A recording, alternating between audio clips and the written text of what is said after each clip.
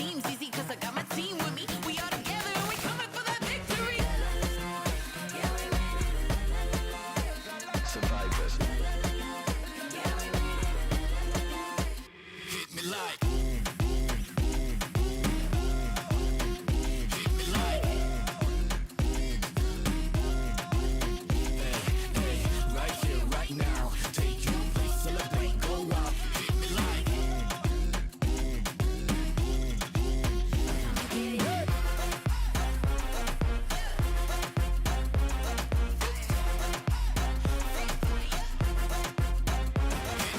We don't wait for anything, we take it. When we make it out, we celebrate it. Whatever the situation, we'll overcome it. We'll stand the face of how we wanna run it. Break the limit to reality. One ain't real, creating a space where everyone's free to feel. We ain't afraid, we are the brave. We can play, this is a place where all are heard. You know the squad, we ain't never gonna stop. Just a fire to inspire, we know this is who we are. Survivors, con permiso. We are the dreamers, the daring believers. We march to a different drum. Everything's waiting, it's ours for the taking. United, we've already won. Hope for one and one for all. Stand up and heed the call. Never divided, the world is invited. You're welcome to join in the fun. And we're not gonna stop, no. Pick you up, let them know this is our home. No matter what, and we're not gonna stop, no. Pick you up. Hit me like boom, boom, boom, boom, boom. Hit me like boom, boom, boom, boom. Right here, right now. Take your place, celebrate, go out. Hit me like boom, boom, boom, boom, boom.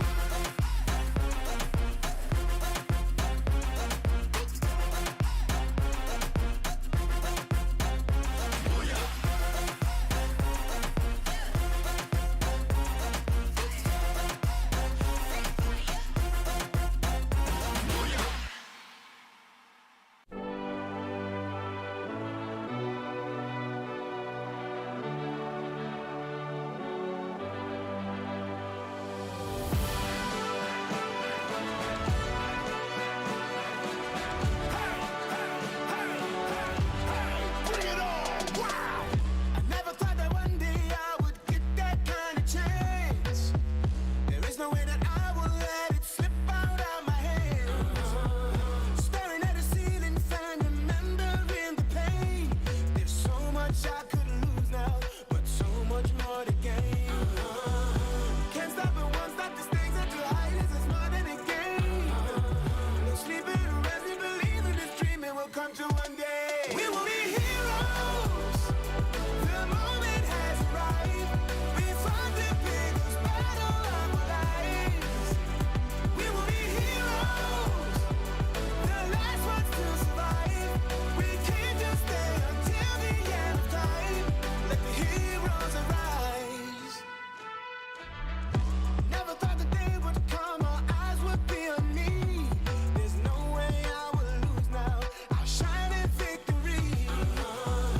Can't stop it, won't stop this thing. Such a high, this is more than a game. No sleeping, resting, believing this dream it will come to one day. We will be heroes. The moment has arrived. We fought the biggest battle of our lives. We will be heroes. The last ones to survive. We can't just stay until the end of time. Let the heroes arise. It's time to stand up now. Let the heroes arise. There's no stopping you right now. Let the heroes arise. There's only one way. Get it up. Let the heroes arise.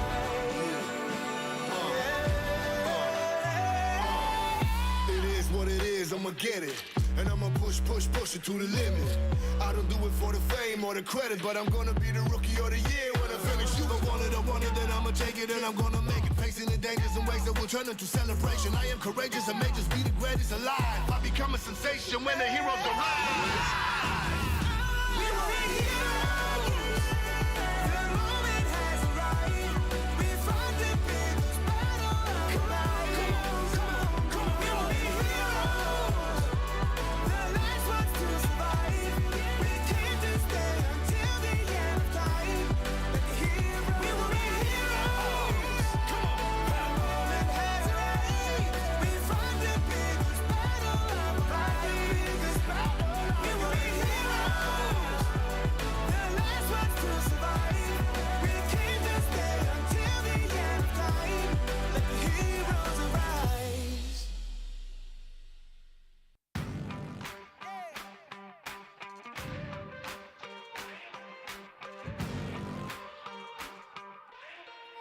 time to level up and pay attention. Only the best can win, and I got a vision. I'm gonna be everything you said I couldn't be. I'm gonna leave my footprint, P.S. I know you see. I do believe that some things might be destiny. I do believe that I'm gonna get the best of me. I know you can't see, but I'll be on top. Team name tag on every spot. I'm going in, all in, everything on the line. Everyone wants to shine. I'm going in, all in. I got my crew right behind, and we would die for the win. One time we gon' level up, 2 times we ain't gonna stop, 3 times like a loaded and we're ready to hunt. Yeah, it's all said and done, you better run.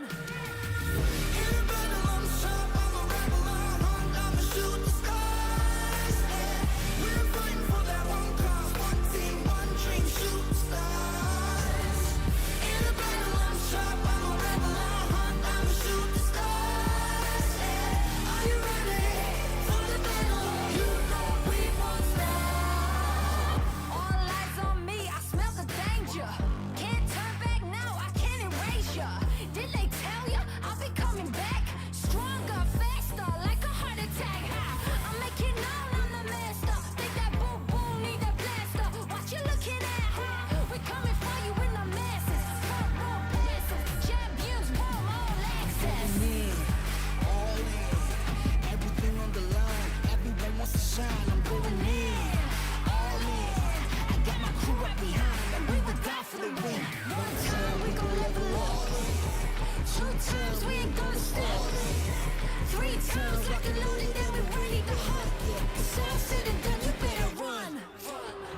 In a battle, I'm sharp, I'm a rebel, I'm hunt, I'ma shoot the stars. Yeah, we're fighting for that one cause, one team, one dream, shoot the stars.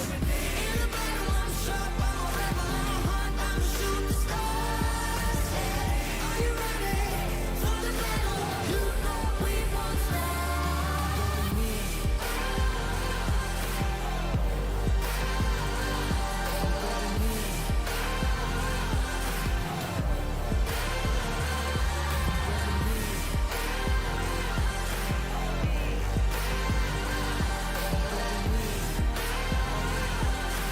You know we won't stop.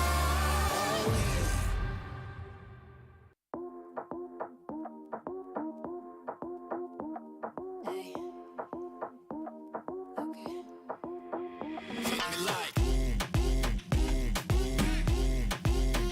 Hit me like boom, boom, boom, boom, boom. Turn it up, blast, full power. Focus on the top, get better by every hour. All of this fighting and fighting is heavy. Cutting back the fear like we a gang of machetes. Chop, chop.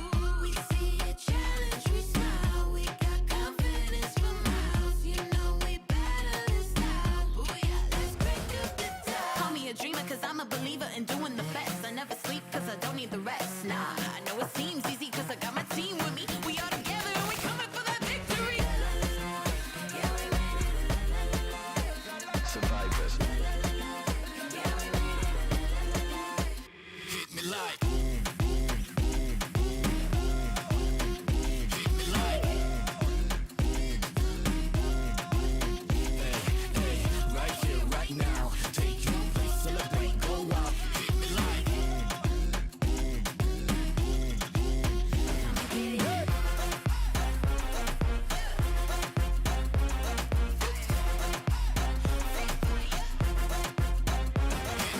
We don't wait for anything, we take it. When we make it out, we celebrate it. Whatever the situation, whatever coming, we'll stand the face of how we wanna run it. Break the limit to reality. One ain't real, creating a space where everyone's free to feel. We ain't afraid, we are the brave. We can play, this is a place where all are heard. You know the squad, we ain't never gonna stop. Just a fire to inspire, we know this is so we are. Survivors, con permiso. We are the dreamers, the daring believers. We march to a different drum. Everything's waiting, it's ours for the taking. United, we've already won. All for one and one for all. Stand up and heed the call. Never divided, the world is invited. You're welcome to join us.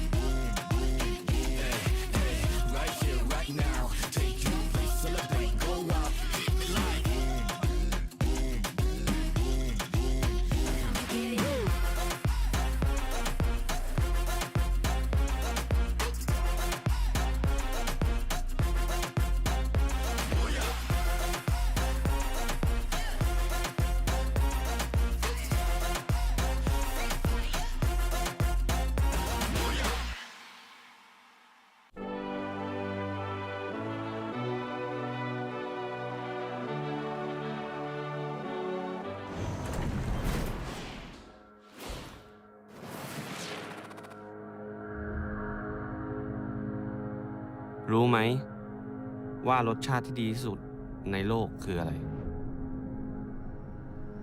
ชัยชนะไง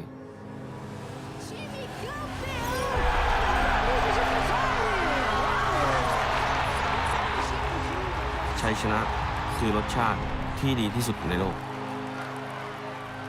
ถ้าเคยได้ลองชิมแล้วเราก็อยากได้มันเพิ่มเพราะเป็นความรู้สึกที่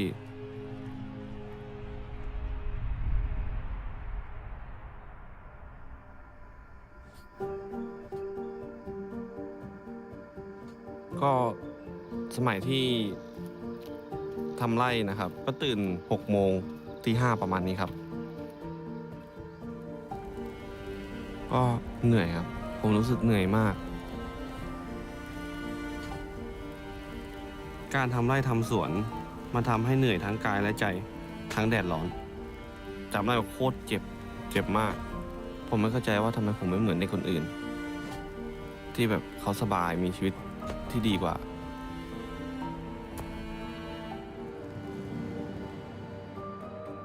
ก็ตอนนั้นก็ตัวผมนี่ดำไปเลยครับเหมือนเป็นเด็กสกปรกคนหนึ่งเลยครับแล้วทุกวันมันก็เหมือนเดิมซ้ำไปซ้ำมา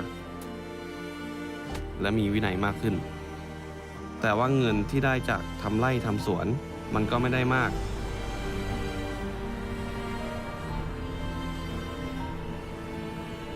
ผมเลยต้องการเปลี่ยนแปลง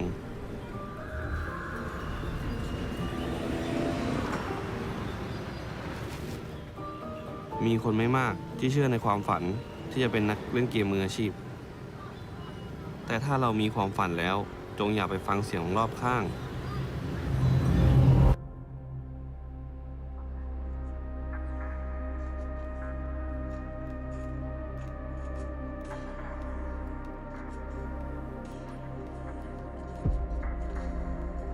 เราก็เริ่มตั้งใจเริ่มเชื่อมั่น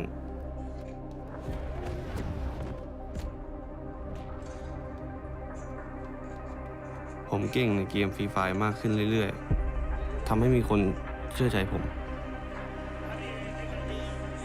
และโอกาสที่ผมจะได้แข่งชิงแชมป์โลกก็ยิ่งใกล้ขึ้นเช่นกันทุ่มเททุกอย่างเพื่อ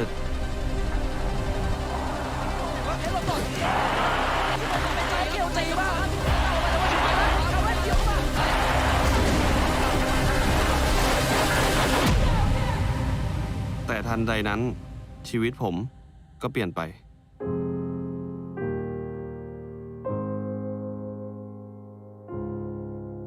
ผมกังวลมากเมื่อผมจะรู้ว่าผมจะได้เป็นพ่อคน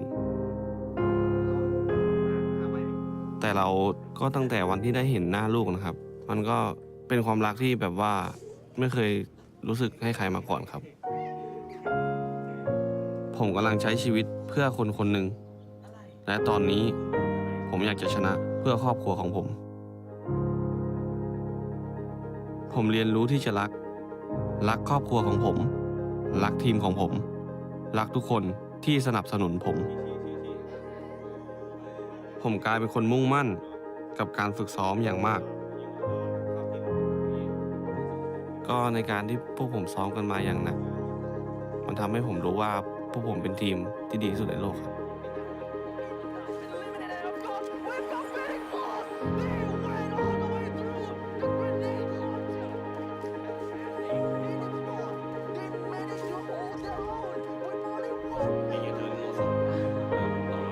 ด้วยแรงซัพพอร์ตจากทีมและครอบครัวพวกเราเลยทำได้ในที่สุดผมก็เป็นแชมป์โลก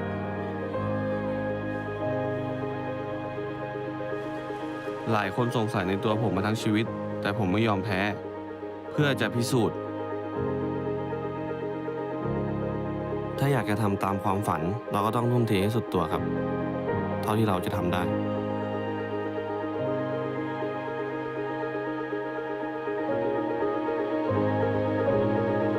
แม้ว่าพวกเราจะชนะแชมป์โลกได้แล้วแต่การเดินทางของผมมันเหมือนเพิ่งเริ่มต้น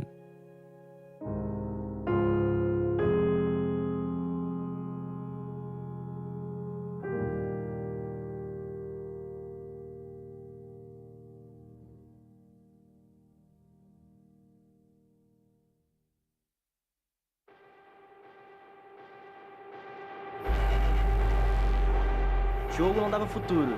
Tipo, minha mãe sempre falou que jogar não dava futuro. Por ali, olha o Cias. Granador novamente para cima. E eu consegui provar o contrário pra ela. Muito bem jogado nesse instante. Teve um certo dia que eu tive uma conversa com ela e falei pra ela, eu vou querer seguir uma carreira profissional de jogo e a senhora sabe que eu sempre gostei de jogo e esse é meu sonho. Eu nunca me imaginei estar onde eu tô hoje.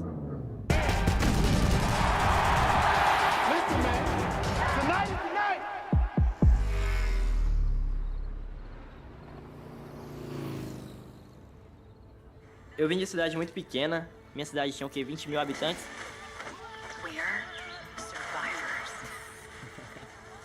E ano passado, eu tomei uma decisão muito difícil, porque eu saí da minha casa, que eu moro no Ceará.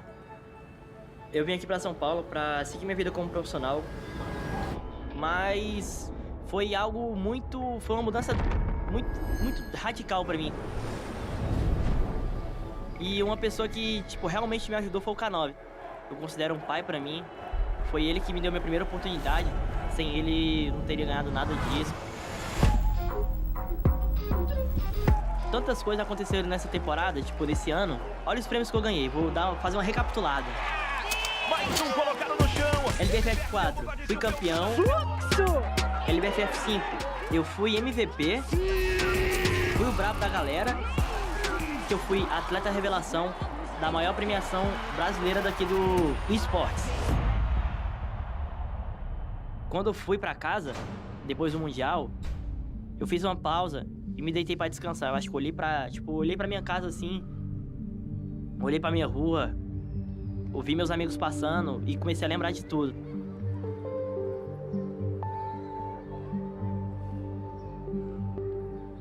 Sabe, eu sinto saudade da minha vida lá no meu sertão, porque eu moro no interior, né? Querendo ou não, moro no interior. E eu tenho muita saudade do pessoal de lá.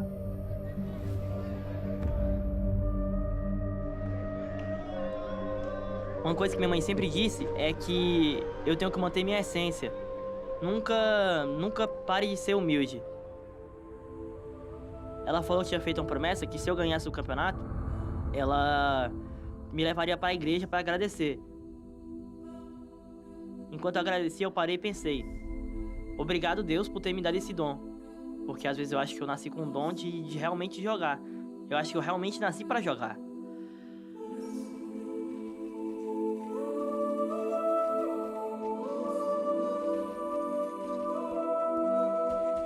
Ser jogador profissional sempre tem um preço, né? Que infelizmente é ficar longe da família. Eu era muito apegado à minha família, sabe? Mas sou muito grato por ter chegado aqui e por todos que me acompanharam até essa caminhada, tá ligado? Eu acho que sem essas pessoas eu não seria nada, sabe?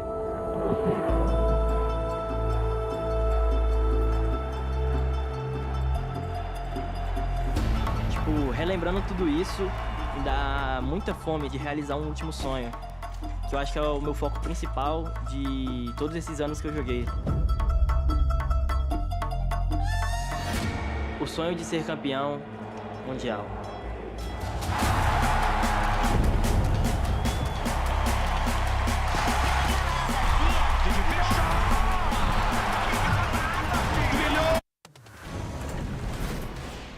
Alright, survivors, welcome to Free Fire World Series 2022 Sentosa.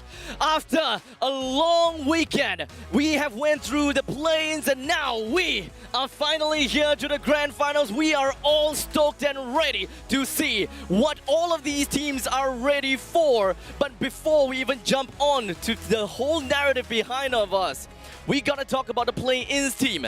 I believe that the first thing that we gotta talk about is Echo Esports. Echo Esports was #1. This was a team that came in from the bottom all the way up. From the last World Series, they played in 14 different events. The most of any team in this Grand Finals right now. They won 7 of them. These are from Tier 4 to Tier 1 tournaments. This is a team that's ready. They've got a ton of experience, and it's all on the back of Duts. They were amazing in the play-ins, and they ended up being first because of that. But who came in second place? Well, when it comes down to second place, we gotta have to talk about Attack All Around, right? They have been doing things really amazingly so far, and they definitely did not disappoint us at all. When it comes down to last year's Free Fire World Series, well, their performance wasn't really that much on par, but before that World Series, they only had one major event to their name. Ever since they dropped out from that World Series event, they have competed for many other tournaments from that point on. They have been grinding and they have been doing whatever that they can. And today, here in the Free Fire World Series, they made it through the play-ins and now in the Grand Finals. And Vivocade was third place. This is a team from Liga Brasilia. They had to go all the way from the bottom, all the way just to get it into the Liga Brasilia finals. They ended up in 12th place. They barely snuck in. They got themselves into that Grand Finals. They ended up getting 3 booyahs, 2 booyahs in the very end, and they snuck into the play-ins. And in the play-ins, they got third place, proving that they actually belonged in the World Series. They're here and they're happy to be here, but let's talk about the 4th place team in V-Game. Well, for V Gaming, they have definitely shown us what is definitely impossible, or rather, what is definitely possible for them. Because when it comes down to V Gaming, they have showed their tenacity. They went through all their hard stuff, they went through the difficult stuff, and now they are basically in the Grand Finals. They showed us what it is like to play with their big shots. And I gotta have to say, when it comes down to Tana as well as Dark Love, they bombed it. They destroyed the tournament, at least when it comes down to the play-ins. But the question is, will they be able to beat the big dogs here when it comes down to the Grand Finals? Because we have some crazy names out here. Let's include the Kings of the Kings. That is what we label them as, the Thailand champions of the Free Fire World Series 2021 Singapore, and that goes over to FFWS Phoenix. They have showed the power and they dominated last year. They did whatever they could and they had a total of 4 booyahs to their name. Will they be able to do the same thing this year? We're gonna have to check out. Yeah, that's actually crazy. And Loud was actually in the 2nd place. There's no way you catch up when, the enemy team, or so to speak, gets 4 booyahs in that Grand Finals that we saw last year. But now we have Loud. This is a team that's pretty much angry. They don't want 2nd place. Brazil had previously won the 2019 Free Fire World Series, and the fact that they want it back. And they're going to come in angry, and they're going to be there. But remember the names Loud, Can7. These are both teams that are absolute killers on this team. You have to understand where these guys are at all points because of the fact that there's going to be a lot of action, a lot of killing between those two. Well, I gotta say, the Brazilian region is definitely one of the hardest region to play. But not just the Brazilian region. The European region is definitely tough because it comprises so many other countries battling it out against one another. And in the end of it all, the Portuguese team, Faster Mundo, came up on top and defied all competitions. And they have been the elites of the elites within the European region for time and time again. And this time, seeding their way in as the Blitzkrieg. They will be showing us their dominating performance when it comes down to their time in the Free Fire Pro League. And this is what they do. They go in your face. Blitzkrieg. Glue walls after glue walls, they are in your face and everyone will cower in fear. But will all the other teams behind us cower in fear? We gotta find out. Okay, one team that's not gonna cower in any sort of fear is gonna be EVOS Divine. This is a team from Indonesia, very strong team. They were actually my favorites last year. Oh. And the thing is that they actually kinda didn't have the greatest performance. They were in top 8, but that was pretty much it, right? They saw the brother company in EVOS Phoenix. They actually ended up winning the final. And this is one of those things where it's a lot at stake for them, right? They obviously want to do much better than that top 8 performance they had last year, but also they want to make sure that they're the better of the two EVOS teams here. We're going to have to see what happens. Mr. 05, this guy is a stone cold killer. You watch out where this guy is because he's going to make action happen. He's going to get all of his kills. You do need to be careful about him. Very strong team. I expect to see them in the top 6 at least. Stone Cold Killer? Yes. How about Stone Cold Killers? Because when it comes down to Team Flash, they are not going to be stopping in any form of competition. Previously known as Burst the Sky, they have been in the world stage before. And I gotta have to say, Bio, Bloody and Shin, they have been here before and they are here to set another statement under Team Flash. They've recruited Brian, which understandably is a veteran within the Vietnam scene, and they do have a new player called Florin. He actually is pretty darn new. He actually started his Free Fire esports career only at the start of 2022. But don't count him out. He is one of the cold-blooded killers, as we can see. Okay, we have nothing but stone cold killers in this Free Fire World Series. Let's be honest, there's so Everyone many is of them. pretty much Everybody is right now. scary. Everybody is something that you don't want to deal with. Yes. And this is the top of the top, right? We have seen hundreds of teams make their way into the Free Fire World Series. Another one that survived was the Latin winner, and this is going to be Minerals Esports. This is a team that had a little bit of change, right? They had two new people, Fede and Hota. Both of these guys went in, and they're kind of new to the Free Fire World Series stage, but they're here now. And Hota, my God, this guy is an assassin. This guy you got to watch out for. They're going to do very well. This is a team that went 11th place, got themselves into the finals, very similar to Vivocade. They're here now because of that, and they've got the #1 seed, and this is a team that you got to be careful. I really like Minerals Esports as my dark horse. Dark horse. Speaking of which, well, Minerals Esports may be the dark horse to you, but in my opinion, the truest dark horse gotta have to go to Farang Esports. I'm not gonna lie, when it comes down to the MCP Major Season 3, a lot of us, the Malaysians, the Filipinos, as well as the Cambodians, we all looked at Farang and we were just like, they got first place. That does not mean that they did poorly. They actually did so well because we did not see that coming at all. They are the teams that play in the shadows of the enemies. They made sure that they creep in. They do whatever that they can to make sure that they rise up slowly but consistently. And they made sure that they get the kills, the points, the placement points, whatever it is, while no one suspects them at all. The truest dark horse is definitely them, and they shine the brightest, well, ironically, in the shadows. Okay, now you're kind of like talking as if this team, Farang Esports, is a whole bunch of, Joe from you, right? They're a little bit of stalkers. They're kind of just hiding around. You got to be a little bit careful where these guys are. I'm a little hesitant about that. The reason why these guys were in the shadow, so to speak, is because in MCP, they had Blacklist International, Yes. Man, both very strong teams, and I thought that they were going to be the favorites, Even and they were Todak. going to be in, and Todak as well, right? But the thing is that they surpassed everything. It's any given, like Sunday, so to speak, in this Yes. one. In this case, it happens to be Saturday, but it's one of those things where anything can happen. It's a grand finals battle royale. It's 0-0. All the kills are going to be there. But let me talk about the last team. This is going to be the MENA, the qualifier. This is going to be WASC. This is a team that, again, you talk about the shadows. Things are kind of scary. We don't know too much about them. We haven't seen other than a couple VODs here and there in some of the tournament events. So this is a team that might surprise people. They are in the shadows. Watch out for WASC. Mr. Ali, that guy is a menace. Actually, you know what? It's not exactly Mr. Ali that is quite a menace because we are, at least for the side of Team WASC, none of them actually had experience when it comes down to the world stage, at least in the Free Fire World Series, right? But we cannot downplay them. Mr. Ali, Dowley, Abdul, Zizox, all of them were crazy. They knew exactly what they needed to do. Their chemistry is perfect. They know that they are really good at long-range battles. That is the most important thing. And when they go for long-range battles, they get someone knocked down. And when they have the numbers advantage, they rush in, kind of like a semi-blitzkrieg, like what Vestermundo does. Yeah, but okay, that playstyle kind of goes into the fact that you might be, I would say, dependent on the map. I mean, Kalahari is one of those things where you have that long-range opportunities, right? The engagement can be played. You can play it exactly how you want. And we're going to see all three, which I'm happy to see. We're going to be playing 6 maps. It's going to be kind of crazy here. But, I mean, I'm very excited to see how all the teams react to all the different maps. Well, this is the point in time whereby we have to sit tight and wait because we have quite a show for all of you guys at home, no matter where you are. So make sure you guys hang on tight, sit tight, because we have quite a lot of content for you, starting off with the trailer of the Free Fire World Series 2022 Sentosa.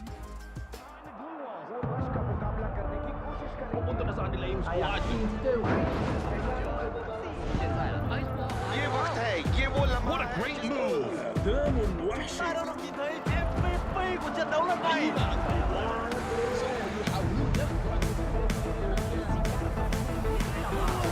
shot was insane!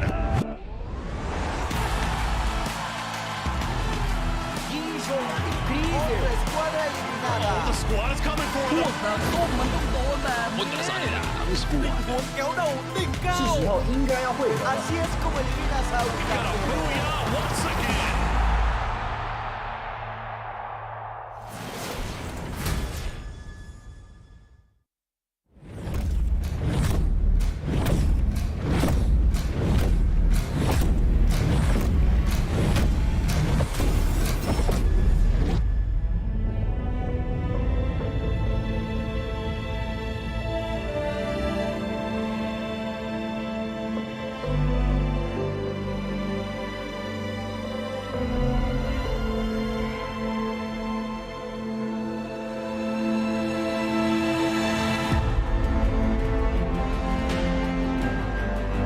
Dare to be a hero.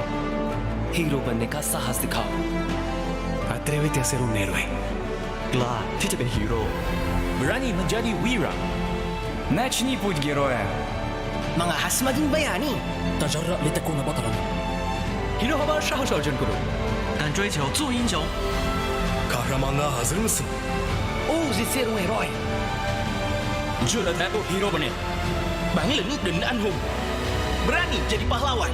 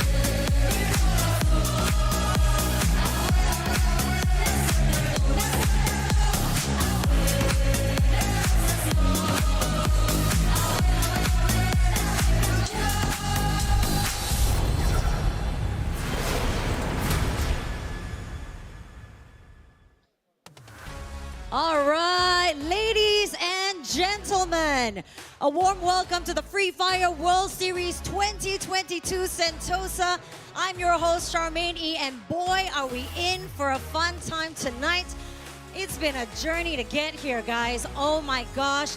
I wish you could feel the adrenaline, you could feel the nerves, the joy, the excitement coming to you live from the Resorts World Sentosa here in Singapore. I'm Charmaine E, and I'm so happy to be your host today. And you know what? We had an amazing time leading up to this moment. We had 10 teams in the play-ins, 4 made it here today, 12 teams behind me here vying for that championship title.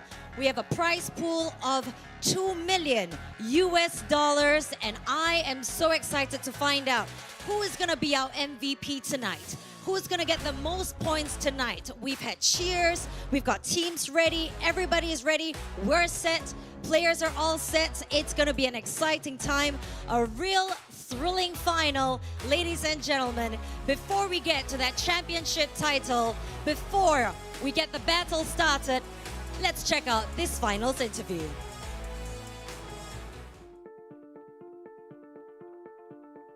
เรื่องความประมาทครับในตอนที่แต้มเรานำเราประมาทแล้วชอบผิดพลาดซ้ำๆแบบนี้บ่อยๆครับในตอนที่แต้มเรานำเราเคยผิดพลาดเราเรียนรู้แล้วเราจะไม่มีข้อผิดพลาดอีกตอนนี้เราแข็งแกร่งครับแล้วก็แข็งแกร่งขึ้นกว่าเดิมด้วยเราพร้อมแล้วที่จะป้องกันแชมป์โลก Eu na nossa jornada não mudaria nada porque tudo que nós batalhamos, tudo que nós fizemos serviu como ajuda e como apoio para nós hoje estarmos aqui aptos a representar a Baixo do Mundo num campeonato mundial e eu penso que hoje tenho uma equipa que está preparada para isso. O que não nos fez desistir de lutar para a tão sonhada vaga para o campeonato mundial foi ser o nosso principal sonho e ao longo desse trajeto temos sempre grandes pessoas a nos apoiar, a nunca desistirem de nós e eu acho que o que nos deixa mais felizes e orgulhosos é realmente nós conseguimos, após a terceira vez campeões, conseguimos a tão sonhada vaga e conseguimos orgulhar os nossos fãs que nunca se nos deixaram à parte. Động lực khiến mình không bỏ cuộc là khi được thi đấu cùng đồng đội và khi giành chiến thắng cùng đồng đội thì khi đó mình mới thỏa mãn. Đương nhiên rồi, ai cũng mong muốn một lần chạm tay vào chiếc vô địch và lần này mình sẽ làm được. Ya suatu penghormatan lah karena gue bisa wakil Indonesia lagi dan ya yang pastinya fans-fans gue juga ngarepin gue menang dan itu sebagai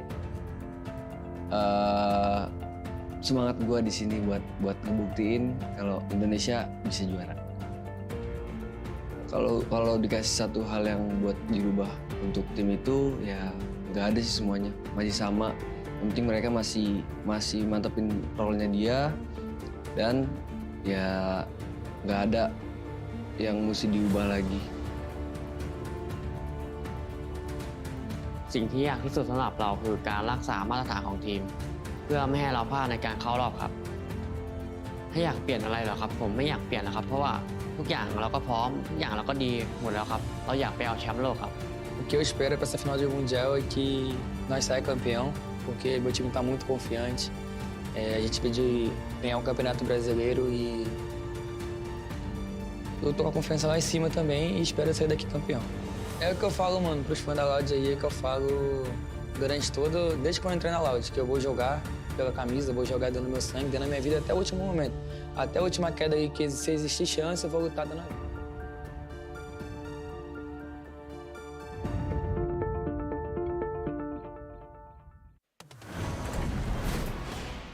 And that is what the teams and the players have got to say for themselves. But for now, welcome back to us. My name is Abstract. With me here is Holler, and of course, I will have Aris join us in a while later. But all three of us will be your casters for today's games here in the Free Fire World Series 2022 Sentosa.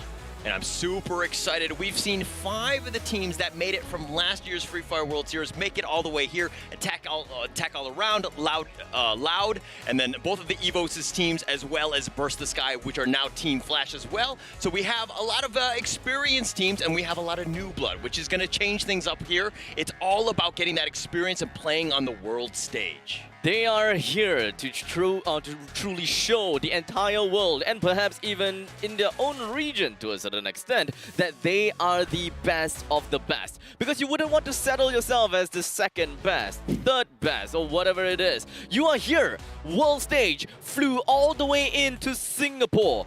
You gotta have to show exactly what you're made of, how long you have trained for this very moment. And this is the time where you show everything and every single ace in your sleeve, and there's no time to be breathing at all because you gotta hold your breath for every single moment it counts. It's all about holding your breath and it's all about that experience. Yes, you might not have won like last time, FFWS Phoenix. I mean, they were the clear winners last year, but hey, every other team has actually gotten better, stronger, and they're definitely way more coordinated, and they're incredibly hyped up. It is not going to be the same thing.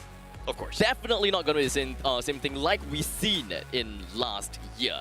Now we have such big names coming in. Man, honestly, EVOS Divine, it didn't seem like they managed to get that much of a work done last year. Yeah. But this time, after looking at their qualifying stages, or rather their own region's dominating performance, I am not surprised to see how well they're going to be doing today, or maybe some other teams out there. Okay, but if we're going to look at the teams that actually did made it, we have the Brazilian representative, Loud, we have Minerals Esports, FFWS Phoenix from Thailand, Team Flash from Vietnam, EVOS Divine from Indonesia, and Vastamundo from Europe. They made it all the way here, as well as the other 6 teams.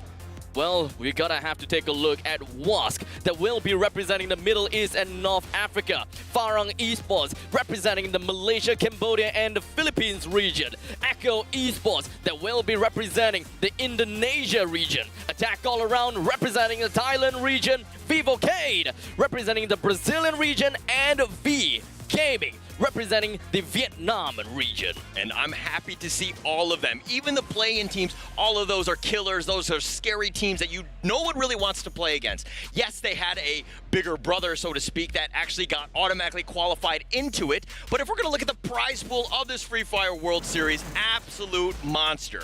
First place, $500,000, $500,000. Second place with $250,000. Third place with $100,000, as well as fourth place. But fifth place is, well, completely bonkers. Even though they may be finding themselves in 5th place or perhaps even 6th place, they will still be going back home with $90,000. And I would say the same for 7th and 8th. They will be going back home with $80,000. 9th and 10th with $70,000, and 11th and 12th with $60,000. Even though they may drop at the bottom of the finals, and I really do not want to know who are these teams gonna be, they are still going to be going home with a lump sum of money, and that amount is insane and bonkers. Yeah, but they earned it. Let's be honest. They've played regionals after regionals, qualifiers after qualifiers. They've gone through hundreds of teams. This is the top 12. This is the creme de la creme. This is the top in terms of what you're going to see, and you're going to see a lot of how it's going to happen. But, I mean, let's look at the points in terms of how this whole system is going to work through. It is going to be the same exact way of point system you see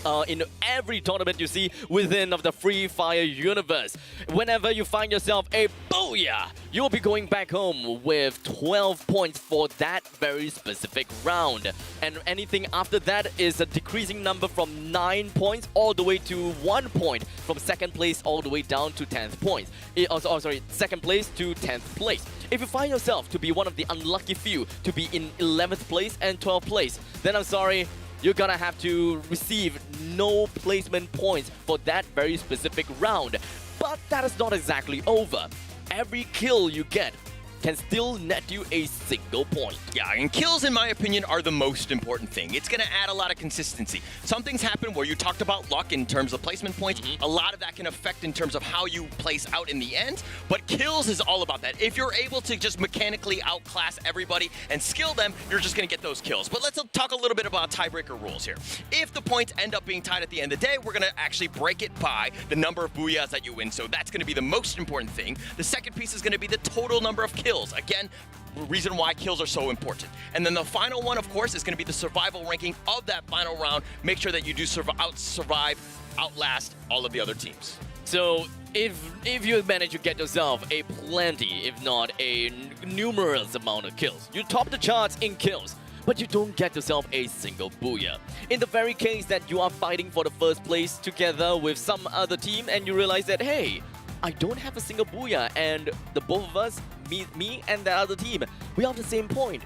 You are going to lose out the first place just because of the fact you don't have a booyah. So, as much as kills is important, booyah is very important, and thus, every single team needs to exercise caution with how they would want to balance these two. And it's going to be played on the maps. If you're new to Free Fire or you happen to be a veteran viewer, we see the same 3 maps, but they're going to be repeated. Bermuda, Kalahari, and Purgatory, and it's going to just swap back in. Bermuda and Purgatory being somewhat the faster, smaller place maps. But what are your thoughts on Kalahari? Kalahari is one of the maps that really destroys teams. It doesn't matter if you are a pro team. I mean, technically it does matter because all the amateur teams out there may not have a very good understanding as to how they would want to route themselves within of Kalahari because of all the cliffs and ridges and just high points of interest, right?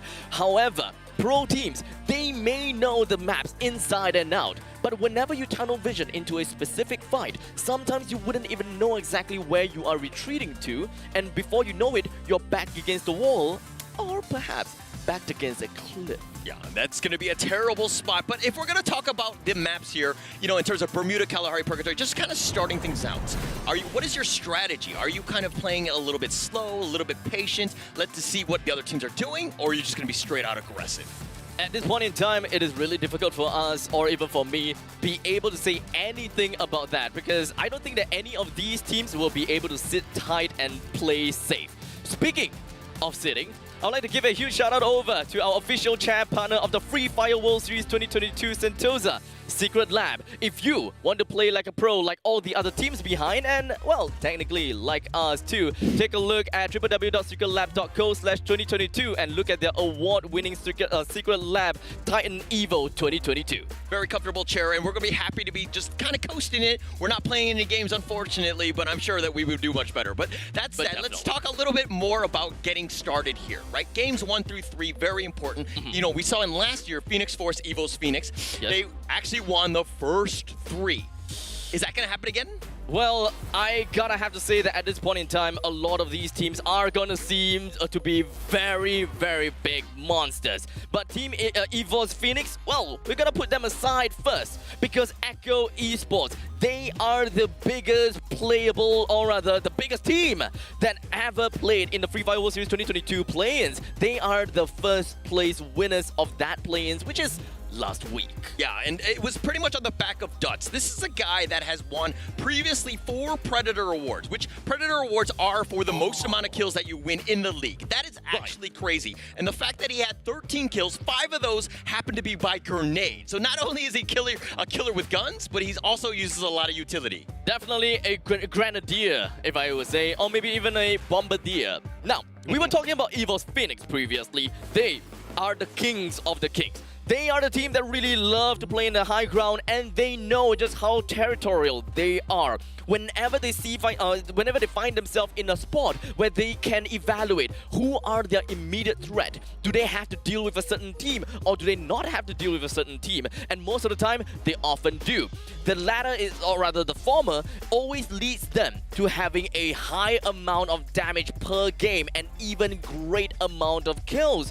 And despite all of that aggression and territorial advantage, Evo's Phoenix always finds themselves with a high survival time, as you can see, 17 minutes on average. That is actually crazy. If you think about it, some teams definitely don't even hit that 17 part. But Duts, again, I talked about this guy. He is the one with 4 Predator kills. This is the guy that, he's going to be cheering even on the screen right now because he knows how good he is. He's going to get all of the shots. Echo Esports, you got to be careful about him. I mean, his player stats are completely off the chain in the sense of, he's not only is he accurate, he does a lot of damage, but again, he also kind of supports the team by getting a decent number of assists with 1.5. Echo Esports is one of the teams that that will be representing Indonesia. They are a hungry team, and I will say that they will fire shots whenever they have a chance to. And looking at the fact that that Dutt's accuracy at 16.8, despite all the flurry of lead that he's throwing to his opponents, I gotta have to say I am very impressed. All right, but Hota here, this is from Minerals Esports. This is another guy that's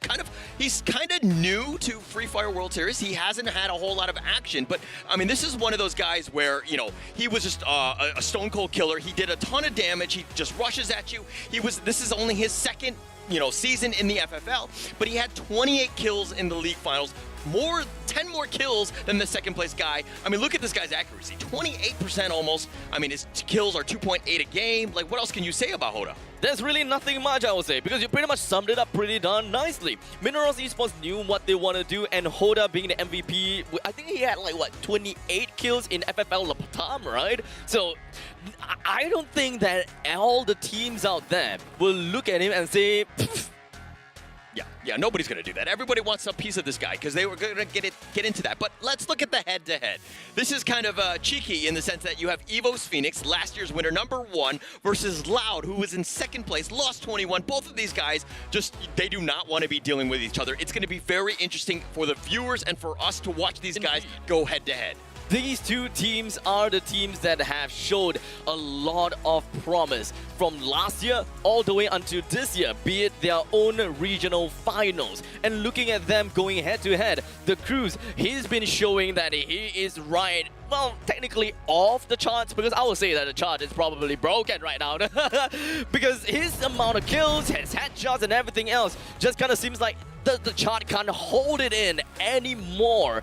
But you know what? Speaking of unable to hold it in, I can't hold it in anymore. I just want to see game #1. Yeah, it's about to start. All of these players are just kind of warming up, making sure that they're good. And this is going to be an interesting experience because, you know, you're on stage with people. A lot of things have changed. Obviously, we've gone through the pandemic. Everyone's wearing their mask and they're being very safe and, you know, making sure that they have the social distancing. But this is the time where literally you can hear the guy when they're cheering, and you will hear some of the teams out there. Yes. It's going to be super loud and it's going to get into you. Are you going to be the aggressor in terms of volume and communication? How's that going to play one? Well, when it comes down to playing on a LAN setting, whenever you can shout, you go for the shouts. You can either increase the morale within your team. There could be also a small little possibility that you will be able to tilt some other teams on the other side of the map. I feel like if I were playing, I would be that guy. I might not be that great at the game, but I would just yell at other people and just tilt everyone else. I would definitely have some fun with it. Yeah, I mean, you just does seem like the kind of guy, right? Just shout around, despite if whether you are the one that died or not. Doesn't you know, matter. just have fun. Yeah. Free Fire. This is how we come up to be. We started Free Fire just to have fun, and now we are here in the Free Fire World Series 2022 Sentosa with game #1 coming up soon. Everyone here that's watching at home, it is time for you to bear witness. Game #1 here in Bermuda.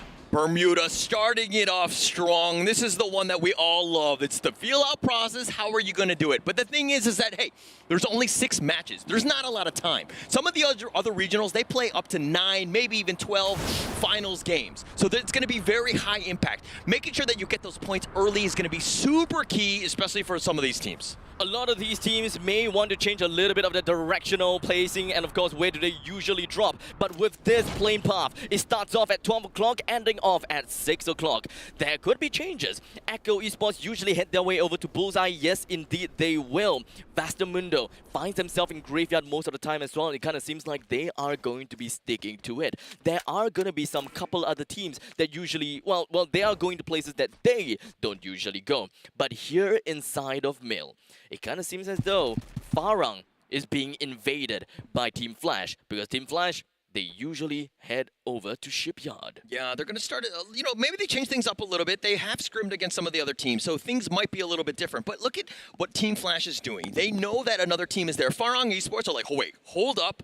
It's the first match. We do not want to get eliminated 12th and come home with 0 placement points. And so we're just going to play it safe. We want to make sure that let the other team, maybe they step out, maybe they make a mistake early, but Team Flash definitely want to ensure that, hey, they represent Vietnam. This is not going to be a fun thing for BO at all. because right off the bat, the first person that he finds is going to be K17 popping right behind of him. Bio gives the information over to the rest of the team from the side of Team Flash, but unfortunately, I don't think that this is going to be helping out too much because K1, he does have what he had, and he managed to bring down his opponents with his Mach 10 almost immediately, with Team Flash in a really unfortunate situation. Lost. He finds himself at the top of this ridge, right by Mill, southern of Team Flash. They brought 2-person down to death already, and this is just a 2-man invasion by Loud. Yeah, Loud is in a great spot. It's all about the high ground here, and Team Flash are running for their life, and it looks like Team Flash is going to be the first one eliminated. Alta lost, and it just seems like to be in a bad situation. You do not want to be there against Loud. This is just a 2-man invasion coming from Loud. This is just how crazy Loud can be, representing the Brazilian region. 2 members have destroyed the Vietnam team, Team Flash, and I don't think that that's going to be the end of the road, or rather the end of this part of the game just yet, because we have another fight on the opposite end of the place. Vastamundo, they found themselves a single kill onto Tanha, and now moving on to the next spot. Yeah, Vastamundo is a team that requires a lot of momentum to get going. I think that this is a great start to them, making sure that they got that kill and they're continuing to move forward. Vastamundo was an absolute menace in the Europe Pro League. This is a team that teams do need to be careful about because, I mean, once they get going and they have that momentum, it's very difficult to stop them. Moving down south over to Hangar. It does seem as though Vastamundo is playing a little bit more of that safe kind of play. And I understand, when it comes down to Vastamundo, they usually have 2 very varying styles of gameplay. They go for very aggressive gameplays, such as the Blitzkrieg, or number 2, they go for the defensive gameplay, whereas they will get themselves in as far away from the circle as possible and just try to get themselves more farms. But actually, this is more of a hybrid. They are heading to the edge of the circle, probably over to Rinnam village, away from everyone else. In that essence, it's defensive, but they are also putting themselves inside of the circle and possibly working towards the center after the second. And you might want to change things up, right? You have your strategy. Yes, things might work, but it's still, again, the feeling out process. Things might be a little bit different that, from other teams, the meta, the regionals, and you could just change things up. Loud, on the other hand, are kind of like, hey, we know what works. We're just going to find people. We're going to kill people, and we're just going to roll on up. This is going to be keep rolling. They're just going to keep rolling, man. Of course. Every single one of these teams, they gotta find their own way of rolling, I would say. Yeah. What kind of roll do you go? A side tumble, overhead shoulder kind of thing? I don't know. I mean, we roll on out. That's all I'm trying to say, right? They're going to have some fun with that. But EVO's Phoenix, again, we haven't seen too much of them. They haven't actually seen anybody. Very patient team. They're looking for, again, late game, just surviving. They've definitely fortified this area. They know what's out there, and they've got great vantage points. EVO's Phoenix is all about that intel. But for the Kings, though, it's kind of surprising how silent they are. They kind of give me the essence of Farang right at this very moment. Because we have 2 teams that have been blasting their way through, or I would say 1 team blasting their way through. And that is Loud. They made their presence obvious right off the bat, and immediately getting themselves 3 kills. It kind of seems like they are emitting the essence of champions already. But it is way too early for us to say that. Their aggression doesn't necessarily mean a single booyah, but momentum is something that we can expect from Loud. Warm up, get your shots in, making sure that you're hitting, right? That's all you want to do. And then if you do get into that firefight, take good, high probability fights, right? You don't want to go for the 50-50s, especially this early. You want to ensure that when you're getting them, you're getting it, maybe a third party, some sort of ambush where they're not completely caught off guard. But at the same time, look at how messy the clock tower, that area is right in the middle. It's very difficult, the danger zone right now, and we're probably going to see some more action. Well, it kind of seems as though that EVO's Phoenix, they are sticking to their very own gameplay. They really didn't have to change anything at all. They usually play in the central part of the map, and they do not want to do anything to deal with any teams that try to get close to them. In fact, they would then find out whether they really have to deal with these very specific teams. So looking at EVO's Phoenix, immediately just popping and trying to get a couple of shots off of Minerals Esports is a little bit unlike them already, because they would like to play in close quarters combat, and them shooting out like that is inviting the teams to come and vulture them. Yeah, but speaking of vulturing, I don't know who the vulture is right now. Wask, EVO's Phoenix, Minerals Esports, there's so many different teams nearby. It's like, hey, if you take a shot you're going to let everyone know. So I think at this point, I would play possum. I would play quiet, making sure that, you see what's there. You ambush anybody that might, enter your building more than anything else. But I think it's about playing safe. At this point in time, we pretty much understood that Free Fire World Series is the event where every single one of these teams would want to play as passive as possible because they understood what it means to take a fight. It is no longer that 50-50 scenario that we usually see in regional finals. It kind of seems a lot more like a 70-20 because you have so much more to lose than to win.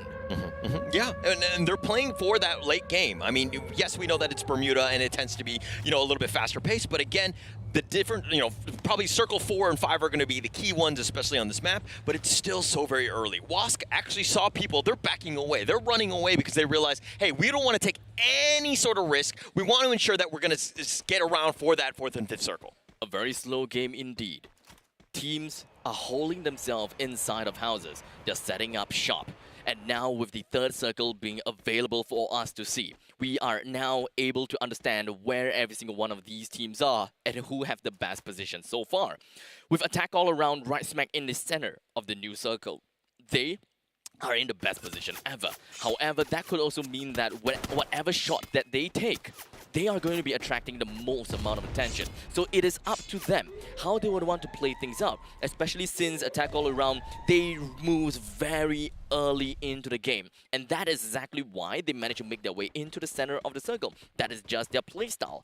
But close range quarters kind of game, that is what we should look out for. Because Van Tan, his charge buster is absolutely insane. But speaking of insane, attack all around, they're starting off a fight right onto Echo Esports. What a great shot right there. And this is kind of the end. You talked about attack all around's positioning about it being great. My concern was that they could technically be surrounded. They're in this divot area where, they could get ambushed. It's not the greatest amount of cover, but they got a couple of knocks. Yes, more than anything else, their team will pick them up. I think Echo Esports will be fine at the end of the day, but it's one of those things where now you've kind of made them use a little bit of utility so that you've kind of softened them up a little bit. Now it looks like it's going to be the next one, Farang Esports going up against EVOS Divine here. Farang, with 2 other members hiding inside of the house. Like I said before, setting up shop, one of the other members have decided to get his way into the circle. So they understood that Pablo and Jezbu very likely is already in a heap of trouble. If whether they are able to get out, that is another question. But as long as one person is not within the same vicinity, they have a chance to get themselves back into the game if the 2 person that I mentioned is dead by the hands of EVOS Divine. And this is not going to be an easy take for Farang. It is not going to be easy for EVOS Divine as well, because Loud, they just came right behind of EVOS Divine, and Sam 13 is not exactly in a very good spot at all. That was a very interesting play by Loud. They were all the way in the storm, all the way on the east. They were just waiting it out, realizing that the first circle did no damage. They had their vehicles, and they were actually just staying put. And then all of a sudden, they had their vehicles, and they just stormed, EVOS Divine there and tried to get the early pickoff. It seems like it's one of those ambushing attacks, the amphibious assault, so to speak. People get caught off guard. It's going to be very difficult for them to kind of affect them in that sense. But, they're fine now. But it looks like, again, Loud, this is their gameplay. They just want to storm in, and they're going to make it a very easy time for them. In the meantime, Loud, they have made their way into the heart of Clock Tower. Flying by and driving by a numerous amount of teams. They have been making so much sound. They don't even have afterburner, and to be honest, I'm surprised that they are doing exactly what I'm seeing right now. Too many eyes is going to be in the heart of the Clock Tower, and Minerals Esports as well as Loud, they are the one that may be in a heap of trouble based on what I'm seeing here. Okay, you played it patiently, and now this is the problem. You have too many players, too many teams that were in this vicinity. This is going to be a very messy fight. Farang gets the revive up here, but Loud, let's see what happens. Can Noda actually get the kill? He does. And he does like that. He did manage to put a glue wall almost immediately right as after he saw one person getting himself right out of the doorway. But he's going to be fine for now. He heads himself up to the 2nd floor. He finds Hoda. He tries to get a shot, but unfortunately wasn't able to do quite that because Hoda, he is going to be on the side. Brings him down almost immediately. But Noda, he found himself back on his feet because his friend is just around the area with 4 kills. No, make that 5 kills to the side of Loud at this moment in time. They are going to be working their way through inside of this house. How far are they going to go? That is the question. But now Cluoso, he found himself already taken out along with the rest of his teams. Attack All Around are going to see this. They hear things. They know things are going on. Wask is going to be in position. Attack All Around have been the trolls under that bridge the entire time. They've been waiting for a moment like this. They want teams to team the third party each other. Vivocade and Wask are in a bit of a skirmish. AAA is looking to just maybe get the flank, kind of find something, but they're playing it super safe. They don't want to give up anything.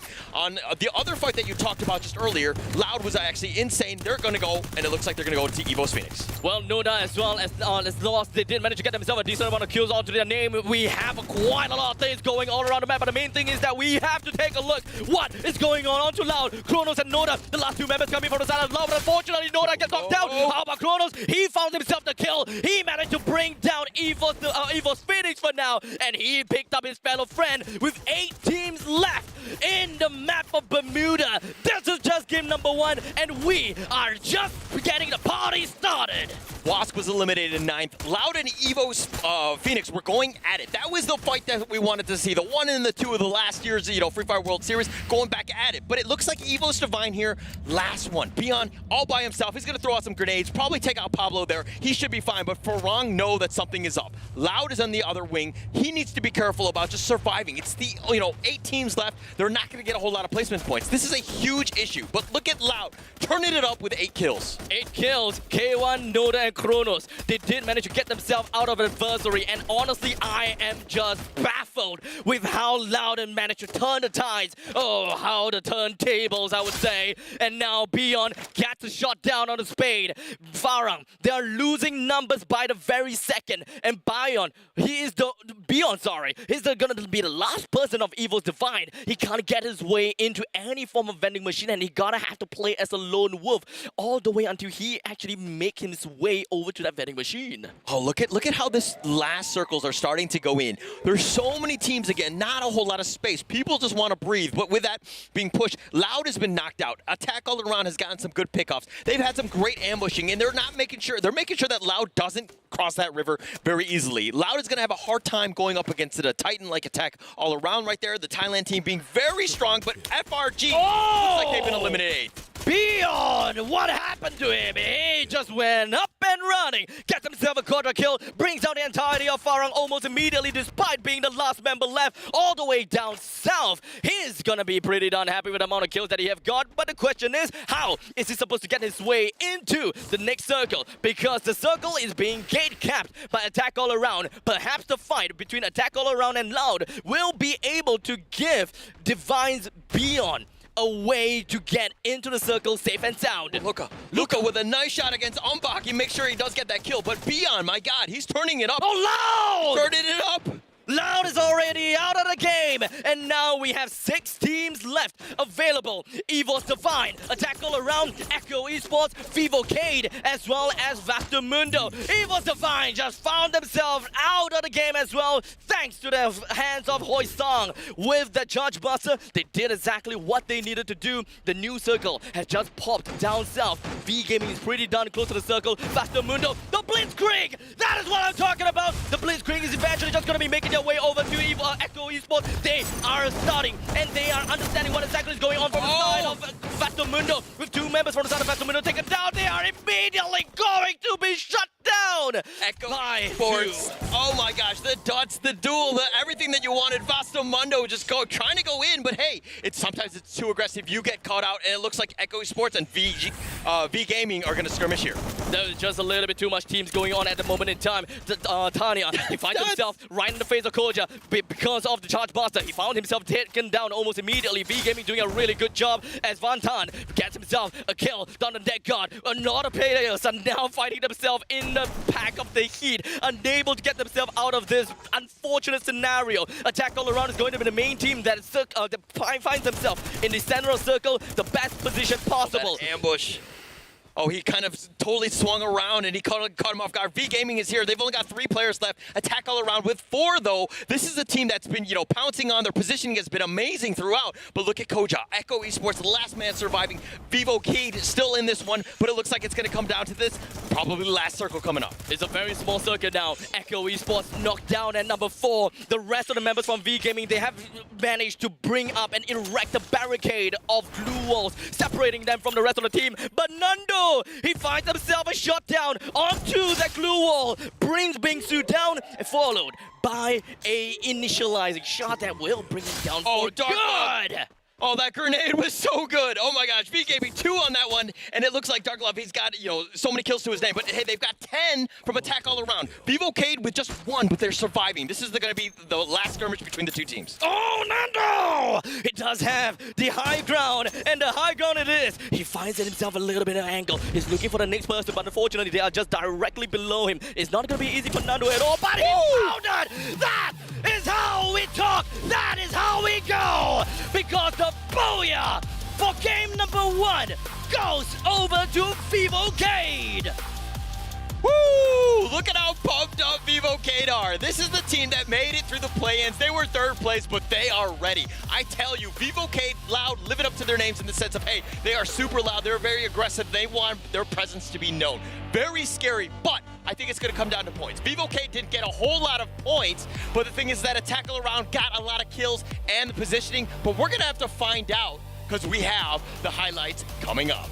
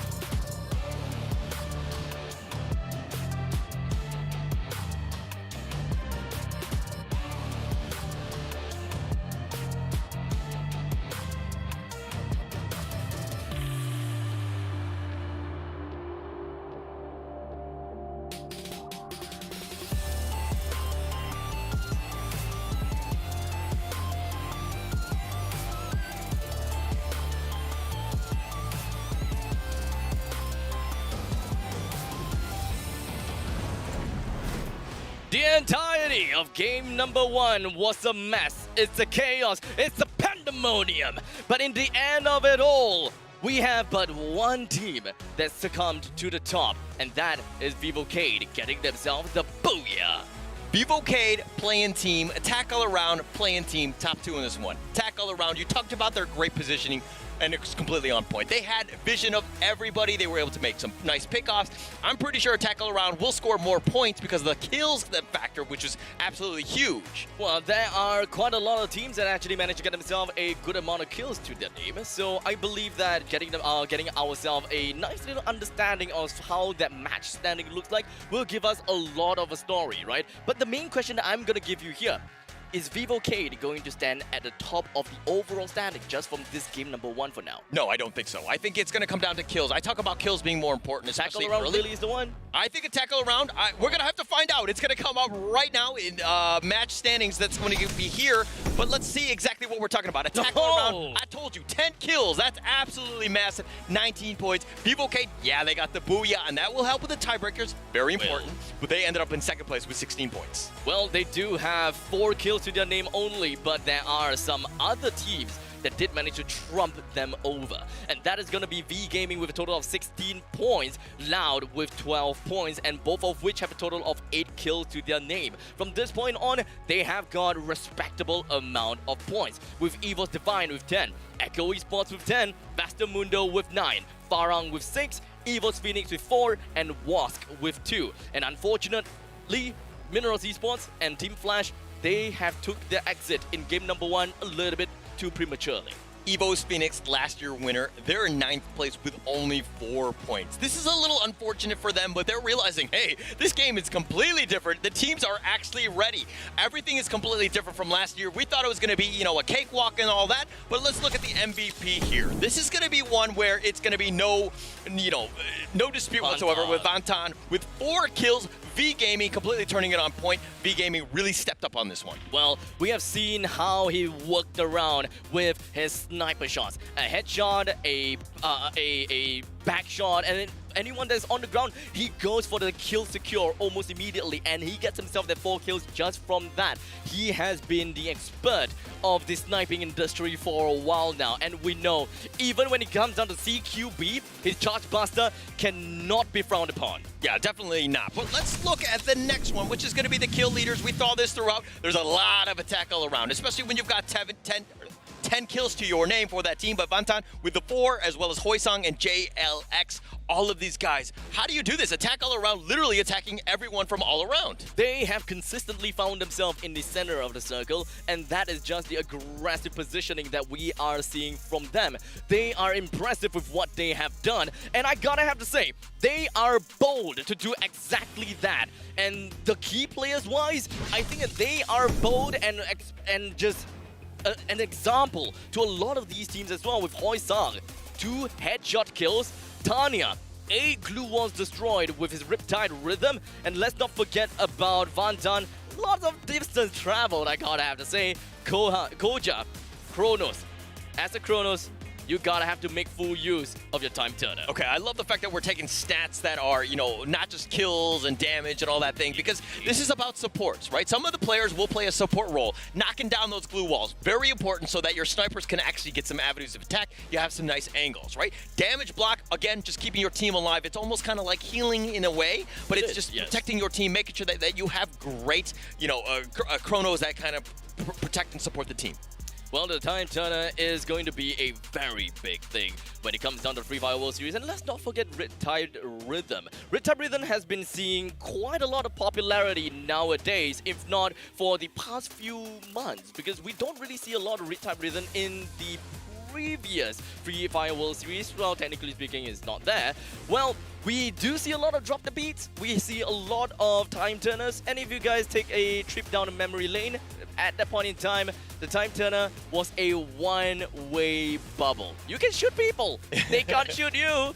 It's very different, and I'm glad that they made the changes. They needed to balance that a little bit. I think that was kind of a little overpowered in that sense, and I'm happy to see the Free Fire. I think it's in the best state that it's ever been. I think it's very balanced, gives a lot of, you know, characters, the opportunity to shine, so to speak, and they are all somewhat, you know, balanced in that sense. Well, I am excited to see what is going to be coming up next for us, because game number 2 will be underway after a short little break, all right? So make sure you guys over there don't miss us too much. My name is Abstract. With me here is Ola. We'll be back here in the Free Fire World Series 2022 Sentosa in a short little bit.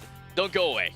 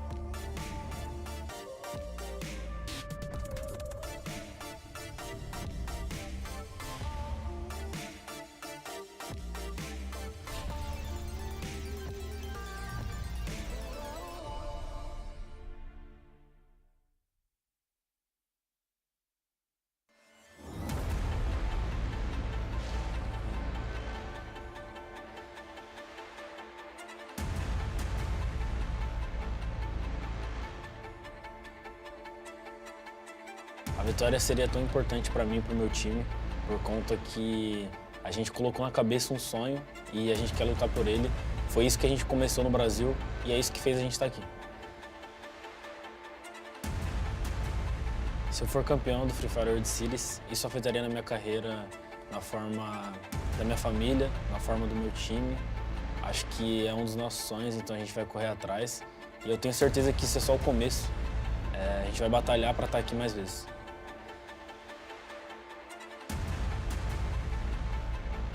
I الفوز سيكون مهما لي وجدا ولفريقي لأنه يعني كما تعلمون الفوز هو يعني حلم جميع اللاعبين في لعبة فري فاير، يعني لما تصل بالخصوص للمرحلة النهائية يعني نهائي كبير جدا لما تفوز فيه يعني له طعم رائع جدا بالخصوص الظروف التي مررنا منها، يعني ظروف غير عادية يعني كما أقول لا تشبه يعني الظروف التي توجد في السيرفرات الأخرى، يعني ظروف صعبة جدا وذلك ما يجعل الفوز لنا يعني شيئا له طعم آخر يعني. Cũng có vẻ như sẽ không chạy nổi và đó là Skyler. Wow, Skyler mang đi. Anh hùng là những người vượt qua được những khó khăn và trở thành người mạnh mẽ hơn. Chúng mình sẽ chứng minh rằng những người hùng trong chúng mình sẽ thức tỉnh và làm cho người hâm mộ Việt Nam tự hào.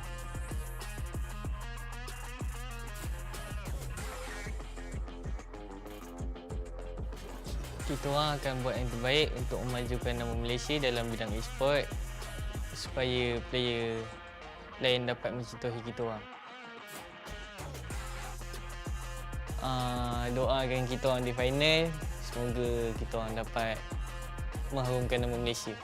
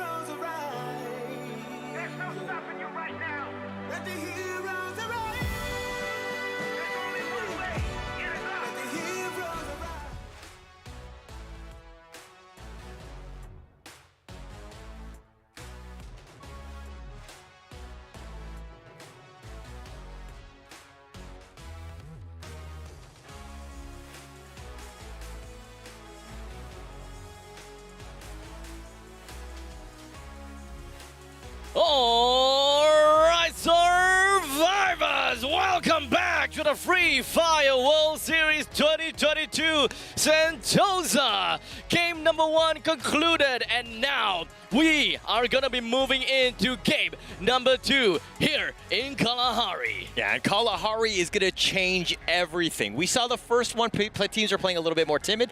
Are they going to continue to do that play style, especially on a bigger map like Kalahari? Everything is at stake. You do not want to be caught left behind, especially in the early stages of this Free Fire World Series. But hey, let me talk about Loud here. They actually ended up in 4th place. They got a decent number of points on the back of 8 kills. Yes, they only got 4 placement points, but they did very well, and they are in there. Very well played by Loud. Definitely well played indeed. But speaking of well played, I gotta have to say, well played! Over to Secret Lab, as they are the official chat partner of the Free Fire World Series 2022 Sentosa. If you want to be like us and the players behind and be like a pro, take a look at www.secretlab.co/2022 and take a look at the wide range of varieties of chairs that Secret Lab has, such as, of course, the most famous one, the Secret Lab Titan Evo 2022. Yeah, and we're sitting in there, we're having a great time. time and we're just enjoying the games. A lot of the matchup, it's going to be kind of crazy in that sense. But hey, let's talk about Attack All Around, second place, and then Vivocade. What did you like about that last match? Well, Attack All Around, I think that they are the one that really showed how being dominating and how aggressive in your positioning really means, right? Yes, Vivocade, they did manage to get themselves the booyah, but 4 kills, that pretty much means that they snuck their way through everyone, didn't participate in any fights, but they appeared right as they are the last 2 teams remaining. It is, and it could be a solution to get yourself the crown and the victory, but if there's any other teams that went bonkers, like what Loud, as well as Attack All Around, technically did, the amount of kills is just going to rack up, and there could be one point in time that they get the booyah, and, well, Vivocade might not get a chance for that passive gameplay. Yeah, definitely not going to happen again. But Attack All Around, let me give props to where props are due. This is a team that last year they ended up at 17th place. They were stuck in the play-ins. They didn't actually even make it to the playoffs, the grand finals. They didn't even make it there, and I'm sure that hurt them more than anything else. This year, they're very well prepared. We've noticed that even in last week's play-in, this is a team that finds that perfect sweet spot in terms of the map. They know where the other teams are going to go, and they're ensured that, hey, they have great lines of vision. They ensure that they get, the avenues of attack are all there. This is a very well-prepared Attack All Around team. Again, from Thailand, they've always been in the shadows of EVOS Phoenix, but they're here now, and they want to be, they want to shine bright. They want to shine bright. Like a diamond. Okay, I'm not gonna get that anymore. But now, we only have 5 seconds left on the clock. And you know what this means? Game number 2 of the World Series down in Kalahari is about to begin. And once again, every single one of us will now have to bear witness. Which is the team will get themselves the booyah? Which is the team will get themselves the most amount of kill in the sandy plains of Kalahari? There's no room for error. This is do or die at this point. Again, if you're on the bottom, if you've got 1 or 2 points, you get a donut, unfortunately. Yes, it might be unlucky, but who are you going to cry to? None of these other teams care. My mama. Your mom might, okay, well then I'll call her later if you know what I mean. But this is, again, one of those, the players, they need to ensure that they don't fall behind. They need to continue to do well, be in the 5 or 6 range, then you have an opportunity to springboard at a later stage. Well, now we are going to be looking at the flight path, but unfortunately, we are not going to even have any time for that, because now, right off the bat, Attack All Around find themselves right on top of the sub. It is going to be a 1-for-1 trade between Attack All Around as well as Echo Esports, but unfortunately, Echo Esports is going to be the one to find themselves in a very unfortunate spot. Kuroro weaving in and out of the time turner, but unfortunately not quite enough to get himself right out of all of the danger. I believe that 3 members from the side of Echo Esports is already down. I'm not too sure. But JLX, he found himself picked right back up. Kuroro, slightly the same. We have the entirety of Attack All Around still being safe and sound. But for the side of Echo Esports, all they can do right now is to go for the revives. Yeah, Attack All Around going up against the other play-in champions of Echo Esports. That was a super dangerous one for both teams. High risk. There was so much at stake right now because, again, Attack All Around had great momentum from the last one, and getting knocked out early, that would have been disastrous. They survive. They made sure that they have an opportunity, especially in this pivotal match, too, and they've got 3 kills to the name, all on the back of Kuroro. Echo Esports is not entirely a very flashy team, and I am surprised that they found themselves in such a situation in the sub. They are the team, yes, technically not flashy, but they will fire shots whenever they can. We saw the stats onto Duts, and we knew just how much damage that he can deal. His accuracy, 16% if I remember correctly. That is the kind of guy that you would not want to face off against with, because as long as you show your head, boom, shakalaka, you might just go down.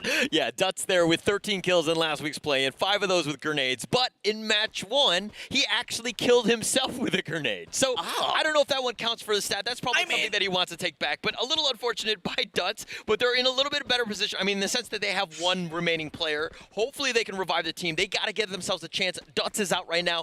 I don't know who's left on Echo Esports, but I'm very worried for this team. I believe that for the side of Echo Esports, we have 3 of the members now available. Kiba as well as Koja, they are down onto the Mammoth, while Ombak, he is right onto the western part of Mammoth. They just came back, so they wouldn't have a lot of utilities. They wouldn't even have any form of itemizations that would allow them to play any more aggressively. So back onto the track of not being flashy. They need all of the utilities that they can get. And Duds, well, what can I say? They all 4 of the members from Echo Esports is now back alive, but it kind of seems as though they are itching for a fight. And on to Team Flash, that is.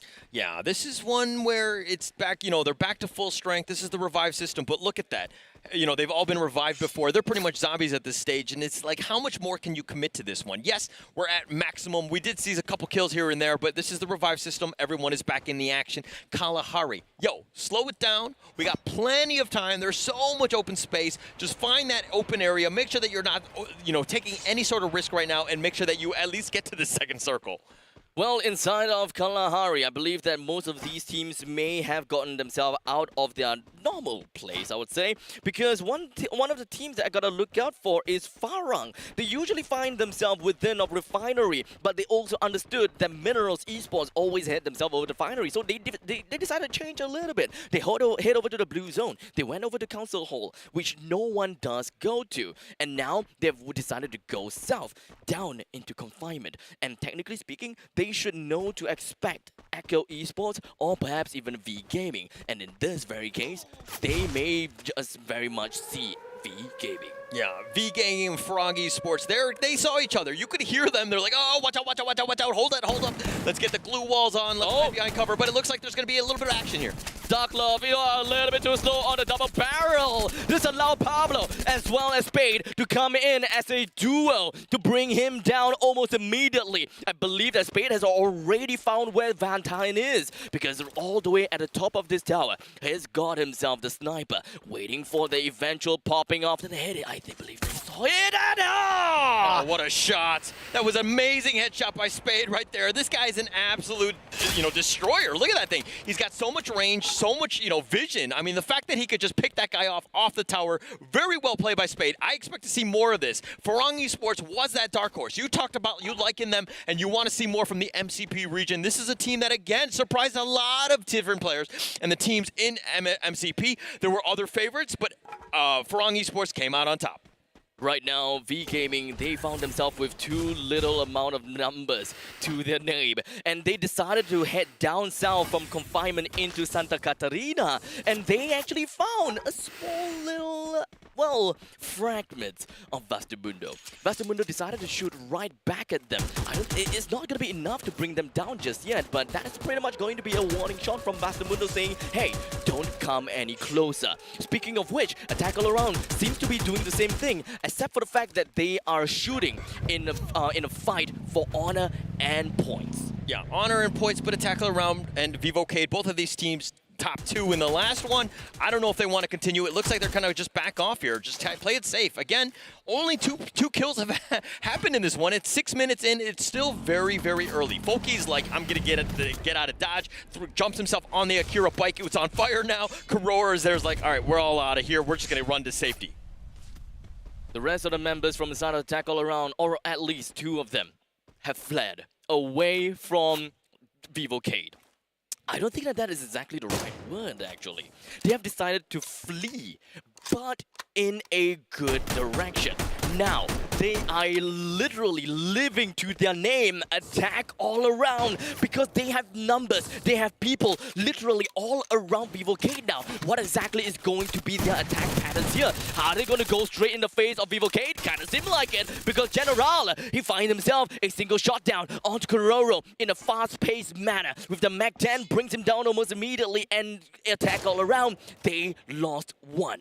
General had 11 kills in the play-in last week. This is a guy that literally carried them into the 3rd place, and there's a reason why they're great. Nando is the sniper on the team. He's an absolute menace. Make sure that you know where this guy is. If he's on the roof, he's got a sniper rifle. You got to duck. You got to get yourself alive. But look at Echo Esports. They haven't really found that groove. It's been very difficult to find anything going up against Team Flash here. Is this really going to be that part of the group? And unfortunately, it doesn't seem like the type rhythm is going to blast down that glue wall enough to bring Koja down, because Bloody is currently all alone with one person knocked down. He's just going to go for 1 versus 1 fight. And Koja, he did manage to bring Bloody down. The 2 other members on the other side of the ridge is going to be under attack by Koja just because of his DMR. Umbak, he finds himself a way in. They want to catch up to the bike that Brian is on. They open fire. They shoot on the tires. They do whatever they can. Shoot on the rear. But unfortunately, it is not quite enough to shoot anyone down by only sending the bike smoking. Shin is literally on fire. They're getting the hell out of Dodge. They're going to find a place, hopefully just revive the team. They need to keep themselves alive and in this game. But Vastamundo playing a little bit safe, right? This is I think the style that we saw in the Euro Pro League. They tend to just pick their battles. They try to see what's out there. But, you know, Vastamundo here going to be lucky with this crate here. They'll happily take that one up. But, you know, in terms of Vastamundo, is this something that we want to see more of? Do we want to see them be more aggressive? Honestly, I'm happy with just putting them, having them in the circle. Because normally, if they would want to play at the edge of the circle, that pretty much just suggests that they want to look for utilities, and they will only want to look out for a fight at the very end. If they are just hiding themselves inside of a single drop spot, if they're hiding in a landmark, for example, they will fight an immediate threat if they discover one. So if Vivo Gate have decided to go up north and try to get some stir some trouble with Vastamundo, Vastamundo would not stop, and they will do whatever it takes to bring them down and proceed over to the next part of the circle. And they'll keep themselves alive. Darklove has been knocked here. Binsu gets a nice headshot onto Spade, and it looks like they're just going to trade shots here. V Gaming are going neck and neck with Farang Esports, but he's been knocked down. Spade, I don't think he's got a chance. The Penguin's like, I don't have any bandages. I don't know what to do. I don't have a, I'm not a doctor. I mean, he can just kind of lay flat on the on the bullet spot, and he'll be like, "Look, you're not bleeding." But Spade, he's still bleeding out. I don't think that any one of the members from the side of Farang does have a grappling hook on them to actually save Spade at this point in time. But you know what what do they have? M79, and that is going to be the grenade launcher. And I believe and I hope that Jambol will be able to lay one down on his adversary. Yeah, it's going to be very close here. For Spade, looks like he's going to bleed out. No real chance. And this is my problem, right? With some of the teams is that they're too spread out. They're not able to support one another. If action happens, if he gets knocked, what are you going to do? Right? You don't have the grappling hook to come and save him. You have no real chance to really just help your team. This is one of those things where if you're looking at what Loud does, look at how close they are. They're almost on top of each other. They're holding hands, making sure that they're making their presence known just by sticking together.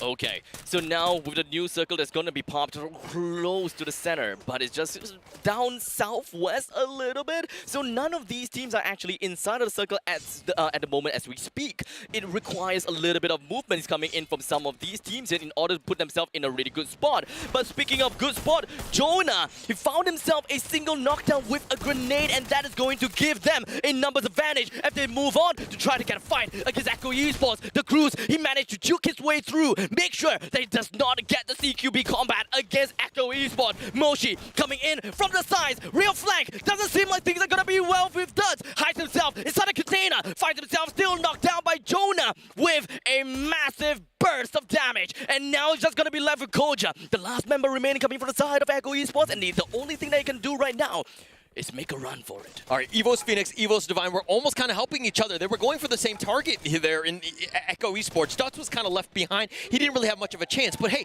look at how crazy this World Series is. 12 teams left at 11 minutes. This is all the teams are just looking to survive. But there's so much action that's going on. They're making sure that they're not getting third-party. VGM is on the run from Farang Esports. Do they get the knock? Well, they gotta have to get a knock and get the hell out of there as soon as they can, because the storm is slowly going to be constricting these teams. They have to run away soon before they find themselves in the middle of the storm. As they get the grenade launchers down onto Bingsu, brings him down, and Jambles gets himself a kill just like that and allows them to move right on onto the next zone. Loud is going up against Minerals Esports. They're going to look to just get this flank. The glue walls have been put up, but Minerals Esports hiding in that tent. I know Con7 is going to look to just go for this last. Actually, he's going to go super aggressive into this tent, and he just unloads lead. K1, he have not found a single shot just yet, but eventually, the members from Loud, they eventually want to find themselves in an eventual place to bring one person down. K1, he puts himself right by the gateway. He found himself knocked down. Unfortunately, that is going to be fixed to get himself a single kill right onto the name.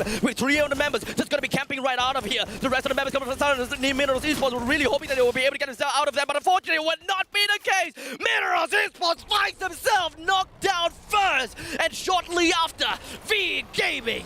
Loud was completely clinical on that one. They made sure that they bashed through the glue wall. They got him, but they got eliminated there. Oh, Evo's Phoenix coming out of the blue, and it just takes him out. They got knocked out 10th. This is a travesty for Loud. And now Vastamundo, they have understood their assignment here. With a lot of teams that has already been knocked down, they know that they are one of the 9 teams available. 28 members left. They are still full of ammo, still full of utilities, and they are just excited to see what is available. The Garena blast off down onto the glue walls. They did manage to put a decent amount of damage down onto them. Another one on a Riptide Arena, leaving Finn gonna be the last number 11. Doesn't seem like the rest of the Pablo and Farrell Esports is able to do anything right now. Too bad indeed. That is gonna be Farrell knocked down. Yeah, Vastamundo right there, shooting fish in a barrel right there, just giving no chance. There was no cover, nowhere to run, and Vastamundo were like, hey, this is the easiest shot in the world. I'll just happily take all of that. And they do collect 2, but Team Flash now eliminated 9th. Pretty bad for them. There's still one member from the side of Farrell, but I can't spot where he is yet. Perhaps in a while later, we'll be able to see where exactly he is. Wask, they have been quiet. They have been living in the shadows, and I don't think that they have done anything at all just yet. Mr. Ali knocked down and executed almost immediately. Beyond was hoping to get himself into the next part of the circle, but unfortunately, Wask is just around the area, and so is Vastamundo. And Vastamundo gets himself a 3 headshot thanks to Luca. Amount of kills are just pouring right in with Vastamundo in the northeastern part, Wask in the northern part, but attack all around as well as Echo Esports are in the center. This point in time, anything could happen. Oh, Vastamundo, they smell blood. They know that they've all been knocked. They're going to run right into Wask. They want to clean up all the kills because they know that they're just easy prey, but Vastamundo have done a great job of altering kills, ensuring that they're in the right position. This is perfectly the way you want to play as Vastamundo. This is going to be the blitzkrieg coming out from Vastamundo. They're not going to be letting the members from the side of Wask take a second to breathe, but I believe that they know that they don't have a lot of glue walls left. So not exactly a blitzkrieg, I would say. They would just take a couple of shots, then glue wall, shots, then glue wall, and just like that, Vivo Cade finds himself eliminated for now. But how about Wask? Not exactly over just yet. Dowley, last man, Wask, 5th place. Vastamundo, 9 kills, 2 have been knocked. They'll easily pick that up. But Evo's Phoenix back to last year's Free Fire World Series win form with 12 kills. An absolute monster. Echo Esports now limited down to 3 teams. The war on different fronts. We are expecting and we are seeing a lot of different kinds of fights. And now the ties, they are going to be fighting against one another. Attack all around. One of the members left inside of this house. And it doesn't seem like he's spotted just yet. All right, no matter what happens, no matter which team wins, Thailand wins at the end of the day, especially with 2 teams left in the top 3. They're going to get some massive points. Attack all around haven't got as too many kills. They started off, getting a couple in the beginning, but they've been largely quiet since. Vastamundo's still alive. Are they going to do this, especially with one person knocked down in Luca?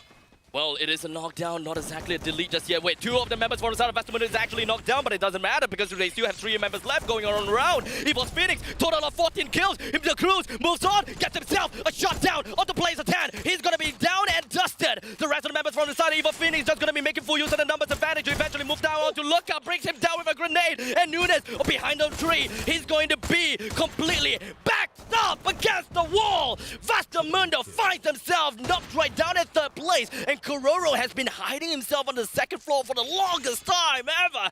And they are leaving him for the last to kill. Yeah, he's the last one, but my gosh, this Evo's Phoenix team completely turned it on. They are angry. They have about 17 kills, and it looks like they're going to kill maybe Kororo, who has the weight of the world on his shoulders right now. But he gets, unfortunately not the case. And it looks like it's going to go the booyah! Evo's Phoenix back into it as they score that one with a monster 17 kills. Evo's Phoenix, they did not do quite well in game number 1, but in game 2, they came in, they bombed it, they showed exactly what it is to be done, and how do you get the booyah and get a massive amount of kill on top of that. Wow, the first game, they really struggled. I think they were in 9th, but the fact is they came back storming. But let's find out exactly what happened in the highlights coming up right now.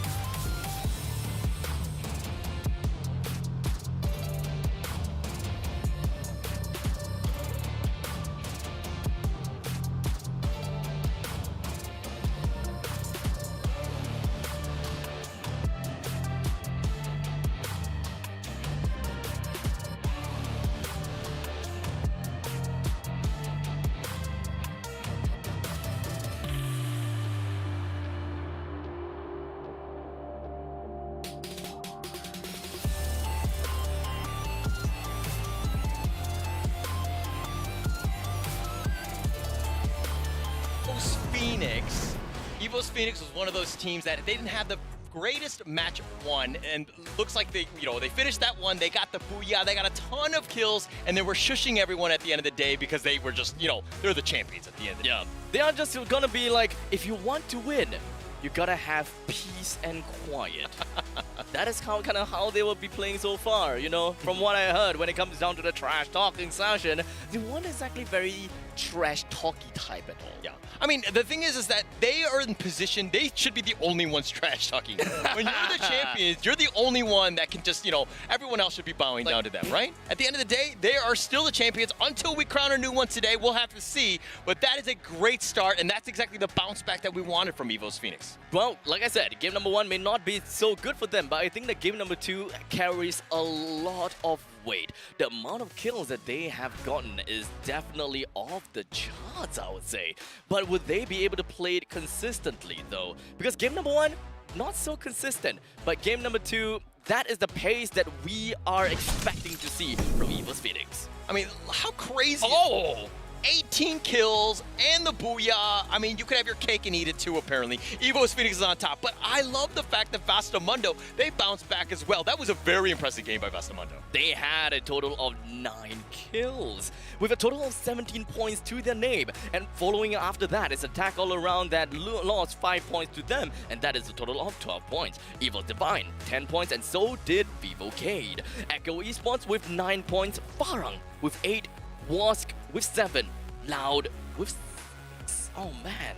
Yeah, that was not the greatest one. I mean, they still got 5 kills. They're still managing to do this. But it seems like they've been, the deck is stacked against them. They haven't really been able to get a lot of the placement points. And I talk about the randomness of this, and you're seeing some of that effect. But how does Loud bounce back? I mean, especially with only 6 points there. Team Flash with, 10th place with 3 points. V Gaming and Minerals with just 1 each.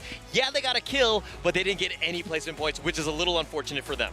Well, for the overall standings, I believe that EVOS Phoenix took the world by storm, and all of them did not expect to see this coming. They flew all the way to the first place with a total of 34 points, but attack all around, the friends of EVOS Phoenix, I would say, they are literally just 3 points below, so it's not too far.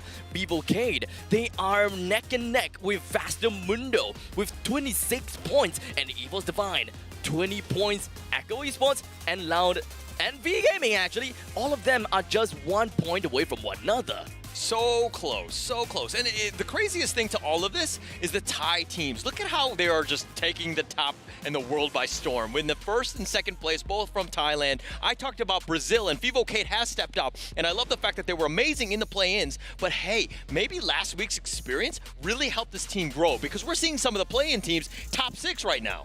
That is actually very amazing to see. I mean, Echo Esports, Attack All Around, and Vivocade. Well, for V Gaming, well, not quite there just yet. Maybe we'll see more from them.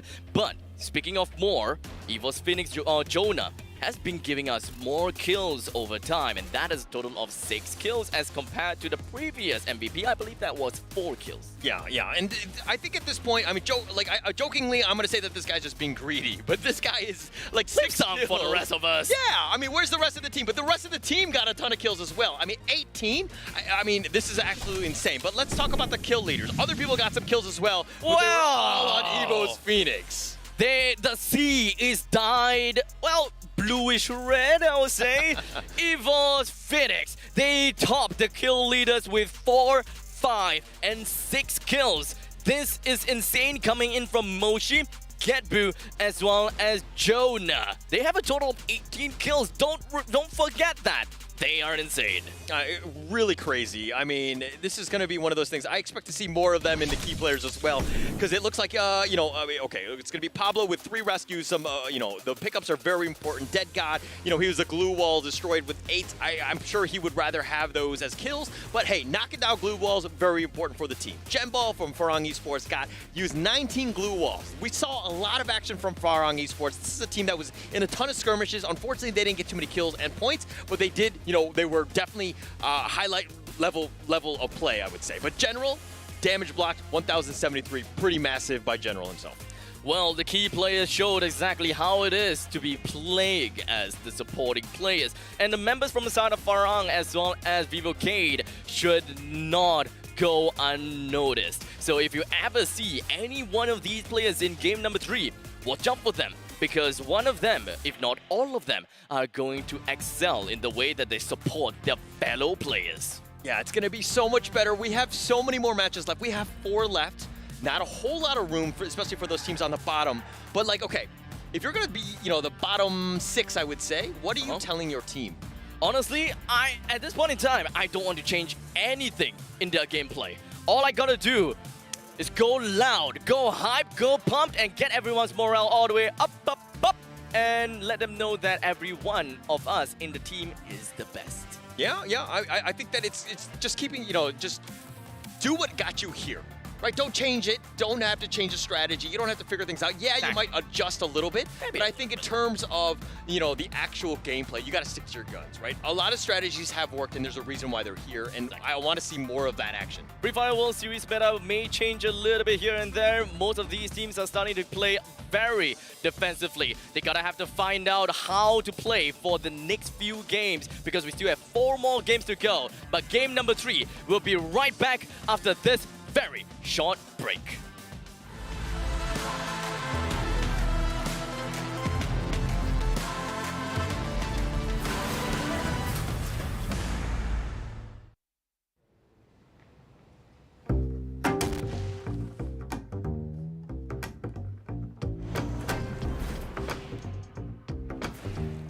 احنا واسك ما كيهمناش جميع الفرق اللي كاينين هنا بالخصوص فينيكس فورس ثم البطل العام اللي فات وهذا العام جينا باش ناخذوا البطوله منكم นายไม่ต้องพูดเยอะหรอกนายให้ผลงานพูดแทนดีกว่า Hey, lu mau ngalahin Phoenix? Kan masih di Divine. Eu não tô ligando que vocês, os amigos da Phoenix Force, estão mais uma final de Mundial. E não vai ter sorte pra eles e vocês estão fracos, então vamos amassar vocês. E vamos ser campeão porque o nível de vocês é muito abaixo do Brasil. คิดว่าผมกากเหรอทำไมปีที่แล้วได้ที่ 2 อ่ะ ปีนี้ที่ 2 เหมือนเดิมมั้ง Oh, tem calma. Este ano para ti resta o terceiro lugar, porque nós vamos ficar em primeiro. Hey, Evox Divine, phong độ của các bạn thật là ổn định đấy. Thành tích quốc tế liên tục giảm qua các mùa. Cố gắng phát huy nhá. Ya terserah sih lu mau apa, intinya gue bakal buktiin nanti di final. Tunggu aja. Aku rasa tim kau biasa-biasa je. And cakap kat Brian jangan jadi support kalau beban. Brian là hỗ trợ, nhưng mà số kill nó kiếm được trong trận chung kết sẽ nhiều hơn bạn đấy. Nanti kita tengok dalam game. Tim kau ke tim aku yang kuat? Vamos, Farhan. Ustedes ni siquiera tienen el nivel para estar en esta mesa junto a los mejores del mundo. Ese tal Pablo no pudo ni conseguir 20 kills en la final. Vocês querem falar de kill, vocês estão na nossa mira e a gente nunca erra.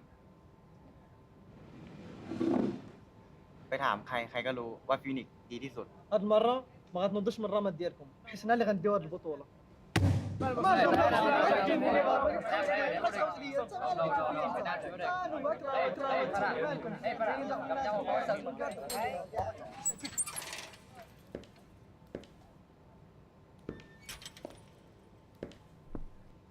Ơi, ai vậy? ما عرفتش شكون هادو Por que vocês estão? Chúng tôi đang để chức vô địch. Sau trận chung kết lần này, các bạn sẽ biết Vi Gaming là ai. Việt Nam mãi đỉnh. พวกเองอ่ะเดี๋ยวได้เจอ Attack All Around เดี๋ยวก็รู้ว่าใครเก่งกว่ากัน Não viemos aqui à toa e não passamos para brincadeira. Vamos amassar todos vocês. Gua dan tim gua bakal juara FFWS kali ini. Buat lu semua, hati-hati ya.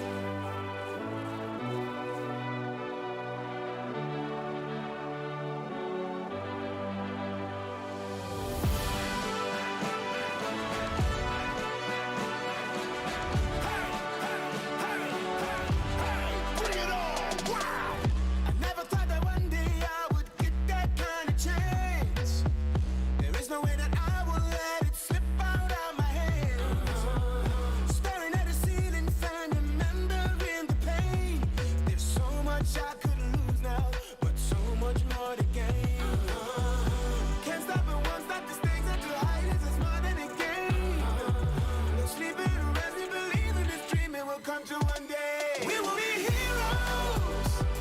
The moment has arrived. We fought the biggest battle of our lives. We will be heroes. The last ones to survive. We can't just stay until the end of time. Let the heroes arise.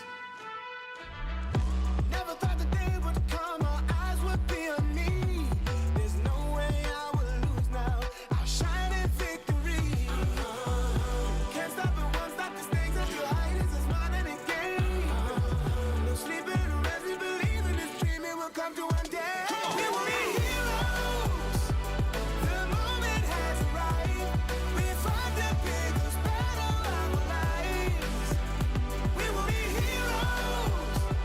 The last ones to survive. We can't just stay until the end of time. Let the heroes arise. It's time to stand up now. Let the heroes arise. There's no stopping you right now. Let the heroes arise. There's only one way. Get it up. Let the heroes arise.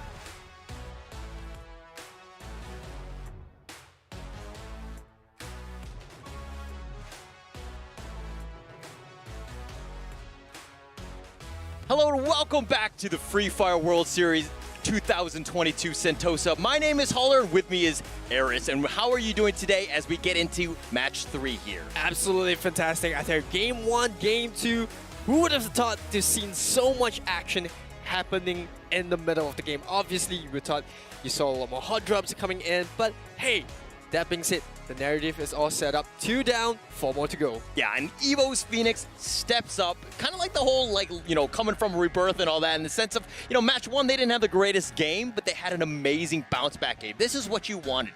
You could see how much confidence, how much anger, I would say, and how much preparation they had as they're back here, because they were ready for this one. They came back storming with 18 kills and that booyah. Yeah, I mean, they had a lot of fights happening as well, but talking about fights, let's take a look at our official gaming chair sponsor, and that's none other than Secret Lab. It's going to be the official chair partner of the Free Fire World Series. It's secretlab.co/2022. We're in the Titan Evo. Make sure that you do get, a chance to at least sit in it because it's super comfortable. It will help you game, and of course, all of the Free Fire players are sitting in the chair as well. Yeah, absolutely. So if you want to game like a pro, get yourself one of these sweet gaming chairs. And that being said, let's take a look at, who you think will be heading into the favorites for third game. Okay, every time I put out a favorite, I become vulnerable, right? And I feel bad because I feel like I'm putting too much pressure, or I'm cursing them or something of that sort, because,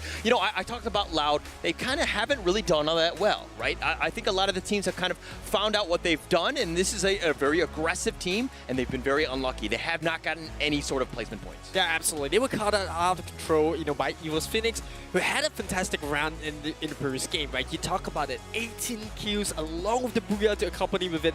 Even AAA, who were really strong in, just holding their fort, they had to, kind of just turtle up and make sure that the last remaining player, which was Kororo, had to pull out the turtle strike just to get second placement in terms of points.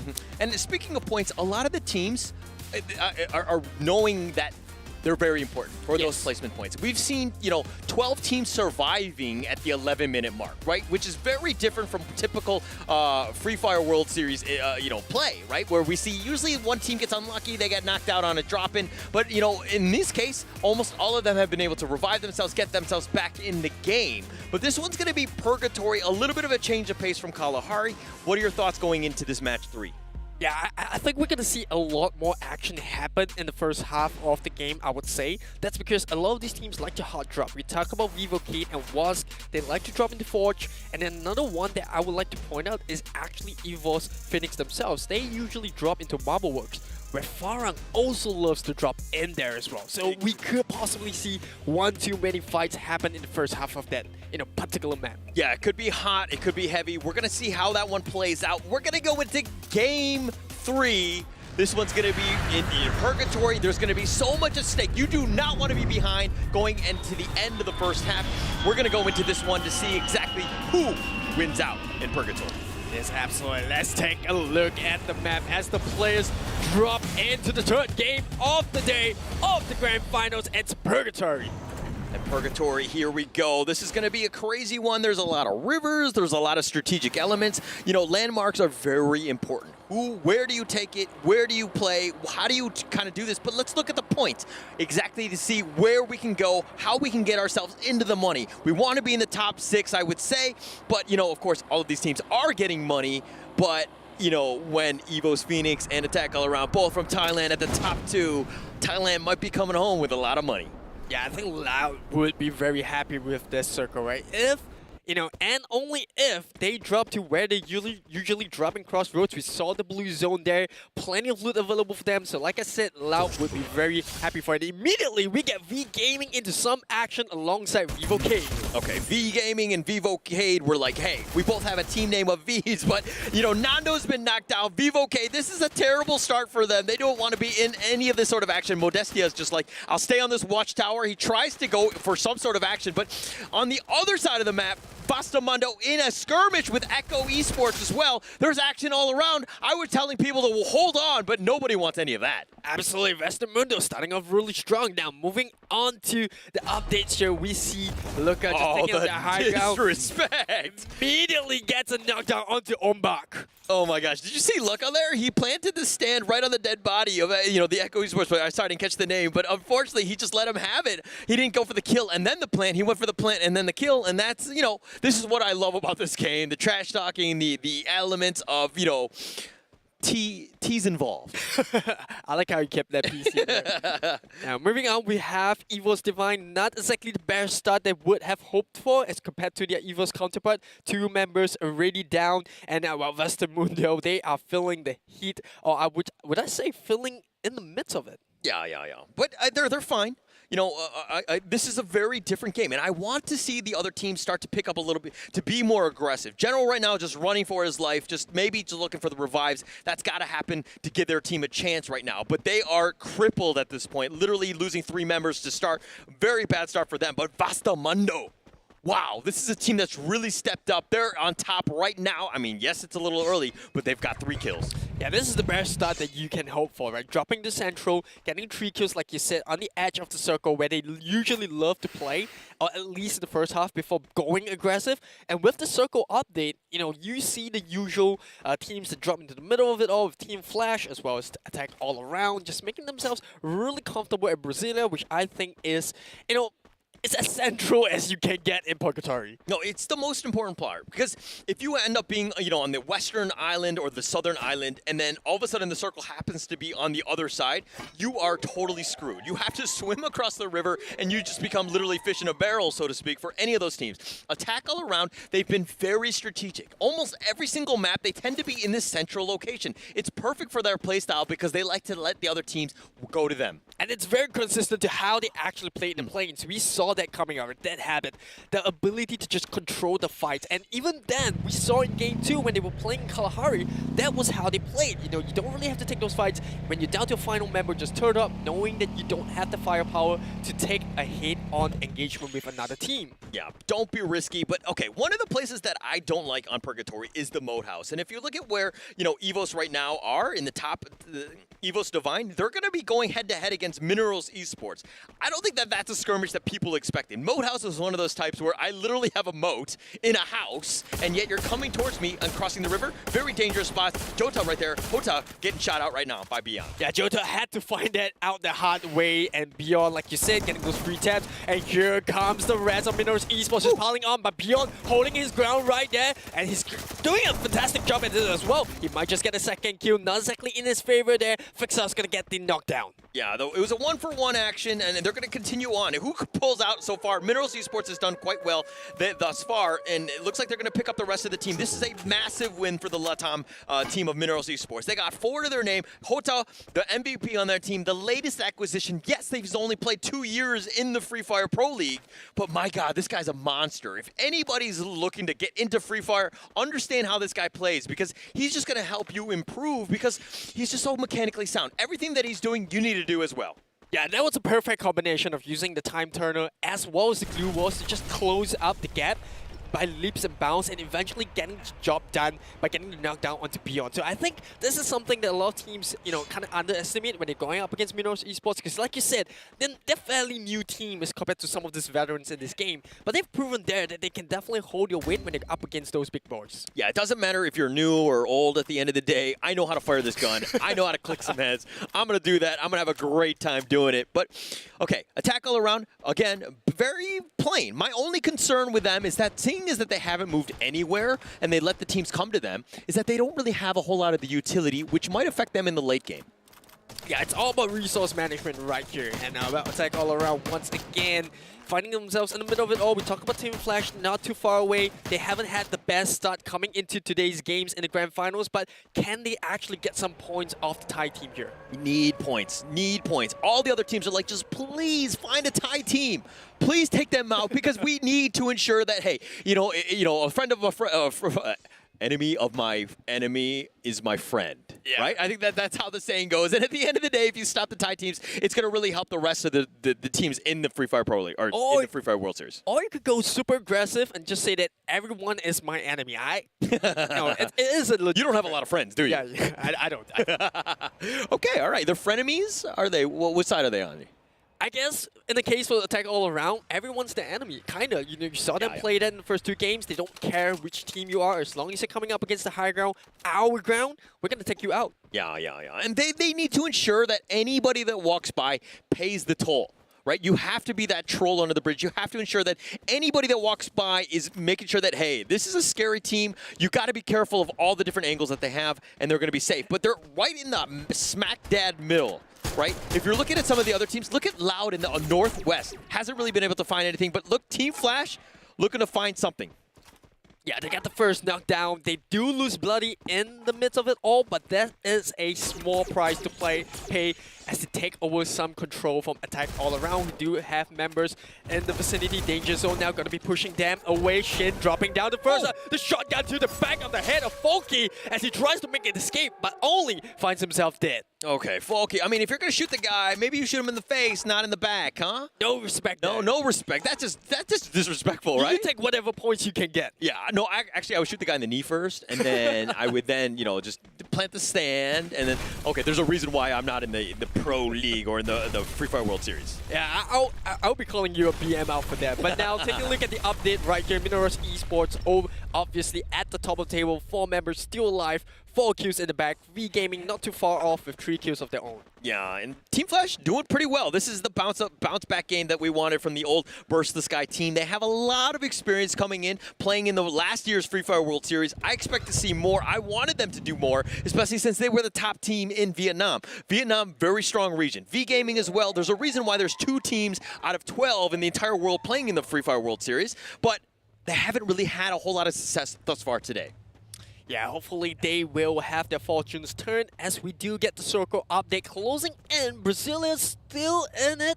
I think this is really good for some of these teams that have already crossed the bridge. Mainly EVOS, rather both EVOS teams do like to take a little bit of a slow approach at the start, but now we're starting to see teams from the bottom end. Westermundo taking a fight against Wox as well as V Gaming.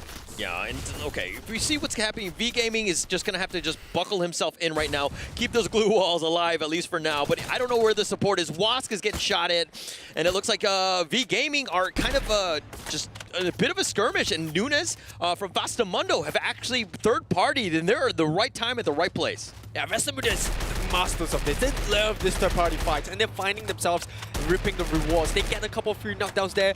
Wosk gonna fire some back as own. Blazzario gonna be the first one out. Already the Blazer 10's gonna be first one out. Wosk, just trying to buy time, trying to close up the gap, trying to cross that river, and Vastamundo not letting up this fight. Yeah, not giving him any space to go. There was the bridge, there was that river. This is the problem with Purgatory. You have to make sure that you're in the right spot. You do not want to be going from open areas to try to find some cover at that point. At that point, it's way too late, and Vastamundo are on the run. Look, we see him running down the riverbank, and he doesn't want any part of, Echo Esports at that time, but Farong, right nearby. I don't know if this is going to be a great stop for it, but Farong gets a nice shot onto Koja.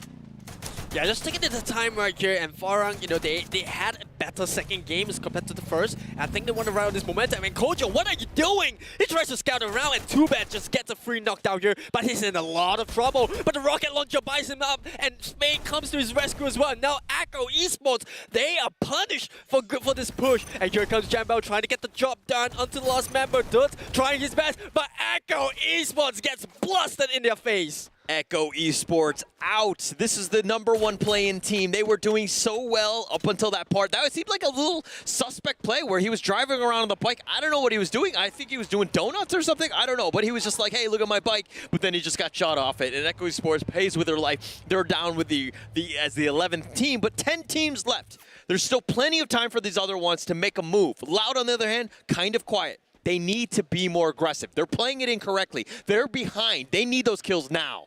Yeah, we saw that in Game 1 in Bermuda, where they rotated really slow, and this is very unlike Loud. You know, the Loud that we knew from last year's Free Fire World Series, they were aggressive, they went for kills, they were decisive, they got lots of frags, but this time around, seems like this switch up in play not really suiting themselves. It's awkward, right? You're playing on the main stage, there's a lot of eyeballs watching you. You have teams that you've never played against. The meta is completely different, right? Getting yourself in that position where you feel comfortable, like in the other leagues, you play against those teams for like 6 weeks in a row. You understand the play styles and how they're going to be playing, so that you kind of get, you kind of understand what the teams is going to do. But if we're looking at Loud here, they're getting some free shots on the Farang Esports. Loud, a bunch of vultures. They're making sure they get every single kill. Yeah, and similar to how Bermuda was played out, Farang and Loud, they rotate slowly here. Farang on the receiving end of Loud's rough, and now heading into the southern end of Circle, Westermundo, going up against members of WASC, who are doing a fine job of getting those free shots from the top.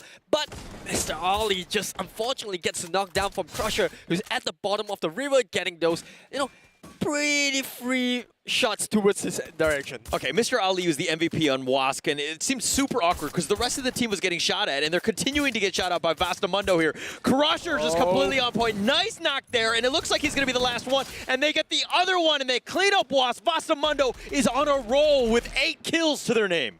They have no respect for WASC right there. WASC had the higher ground, but Westermundo is like, you know what? We got this glue walls. We're just going to buy a bit of time with the defense coming out from Time Turner, and they took the fight so well, losing only 1 member in the process. That is as good as a fight as it gets. Yeah, that's perfectly what you want. But Minerals Esports right now, they're in a bit of a jam-packed building right now with Team Flash. And Team Flash, I'm not sure if they're going to be able to find anything. Brian has been down. Fix of those 3 is down as well. And it looks like they're going to change it up. No. Yotop back is in. He gets the nice pickup. He's going to heal his teammates. He's going to keep himself alive. He's going to clean up the rest of Brian. And it looks like Sam 13 has been eliminated as well. But Minerals Esports really stepping up. And this is exactly what you wanted, as they were, I think the top, the bottom 2 teams right now. Yeah, they actually challenged EVOS Divine at Moat House early in the game. They got a kill, the first kill, I believe, and then now they are looking to take this fight and try to job. And here comes Loud coming in really loud, no pun intended. 3 knockdowns, Spade goes out, and now they're wrecking up to 6 kills. About scratch that. They take out Farang, who bows out in 9th place. Oh, Loud. See, they're so good with their ambushes. They catch a team out, wide out in the open. Farang Esports is like, whoa, what was that? He gets knocked, and then all of a sudden the rest of the team is eliminated. Team Flash has been eliminated now as well. Minerals Esports with 8 kills to their name. Again, both of these teams really needed to step up as they're looking to just close out the first half with Game 3. Yeah, lots of teams, they are here, and they are here to stay. They did so well in that fight, and now that leaves EVOS Divine with the remaining member in Beyond, who, ironically was the member to first go down at Moat House. And now, looking at the update, Circle closing into this area where there's not too much covers on. Very tactically challenging with the verticality on this side of the map. Okay, Vastamundo has Luca left. He was the last one left on that team. This is great for them. Yes, they have 9 kills, but now it's about placement points. It's 7 teams left. There's plenty of room to figure something out. EVOS Phoenix have taken the foot off the gas. They're like, we don't want any sort of action. This is not the one we're going to look to just go. We're going to look for pickoff. Jyota will just gladly sacrifice him to the storm, deny points to the rest of the team. EVOS Phoenix is there, but V Gaming with 6 kills. A lot of these teams, man, look at how many kills they have. Yeah, Minerals Esports, they did well in that fight, but because of how long they took to conclude that, now you know, this storm is coming behind them. They're getting themselves hit by EVOS Phoenix, and now Joanna with the rocket launcher to Fate's face, who goes down. That brings Minerals Esports out in 7th place. Yeah, they got a decent number of kills, but Vastamundo, the last one, has been killed as well, and unfortunately that's the case, but it looks like that's going to be a pretty big one. And EVOS Phoenix are now here. They've got 3 kills. They want to try to find something. They need to continue to do this. Loud have turned it up, and they are the kill leader. There's for a reason, but Jonah says hello as he tried to enter the building. He gets knocked right there. Jonah will happily take that. Yeah, the rocket launcher meta coming to play right now. Joanna isn't stopping. Lost 21 gets knocked down, and I think K17, can he actually buy his team out? He gets a reply, but K17's caught out right outside the zone, as Joanna has no mercy for them, racking up to 5 kills. Loud now in a lot of trouble, but they have 9 kills on the board. Kronos, the last member standing. Stay alive, my friend. You need the placement points. You've gotten the kills. Great. You're down to the last man. Don't take any sort of risk. Make sure that you have a chance here. Louder down to the last member. Kronos has to play smart. He has to play quietly, but he's been eliminated. EVOS Phoenix comes from behind. Make sure that he cleans it up. They've got 7 kills, and they're like, happily take that one. But AAA, they're trying to do what they can. I think there were 4 strong at this point, but there's 8 players left. 3 teams left, 7 players. And now V Gaming in the perfect spot because there's no more revival zones, no more vending machines. So that puts V Gaming against AAA. Whoever wins this fight, I think is looking to be fair to get the booyah. But, you know, I don't want to invoke any strikers curse here. As V Gaming, well, they've got the knockdown, and now it's down to the final 2. EVOS Phoenix, perfect position. They played that one incredibly smart. Yes, there's only 2 members of them, but V Gaming have 3. This is going to be down to the last 5 players. Oh, Jonah runs right by him, gets the key, knocks down Dark Love. He gives himself a chance. Bintu and Ventan, how are they going to play this? Do they want to res him? Is it going to come down to that? Ventan, he's going to have to heal. Bintu's still alive. Dark Love is just more scouting more than anything else. They haven't given anything out, and it looks like they're going to continue to just kind of keep him from afar. This is when you wish that you had Riptide Rhythm. You bring down the glue walls, you can finish off the queue. But now EVOS Phoenix is gonna take this one slow. Moshi and Binsu buying time as they wait for the circle to start to close in. They're just separated by just one single fence. Yeah, no real chance. I don't think you want to take this, especially with the numbers. But Jonah, I mean, yes, he's being supported, but Moshi's got to do everything. Oh, he tries to cover out. He does get knocked here, and it looks like Moshi's going to be the last one alive. And can he get the shot? He does get one shot. That's going to be one knock. Dark Love is still alive. He's going to try to be 1 versus 1. And there you go. EVOS Phoenix take that one out, proving again why this is the championship team. They are so strong. Outgoing against a 2 versus 3, and they pull this one out. They look untouchable at this point in time. They had, you know, they had the odds against their favorites. It was a 2v3, but look at how Joanna bought so much time with the rocket launcher, finding knocks after knocks. V Gaming were left with a very tough question to act. Do you revive your teammate, or do you try to take this fight head on? Yeah, that was it's a question, a situation I don't want to be in. It's one of the craziest things, but EVOS Phoenix proving to be why they're one of the top teams, and they're going to continue to be with 2 booyahs in a row. But let's check the highlights.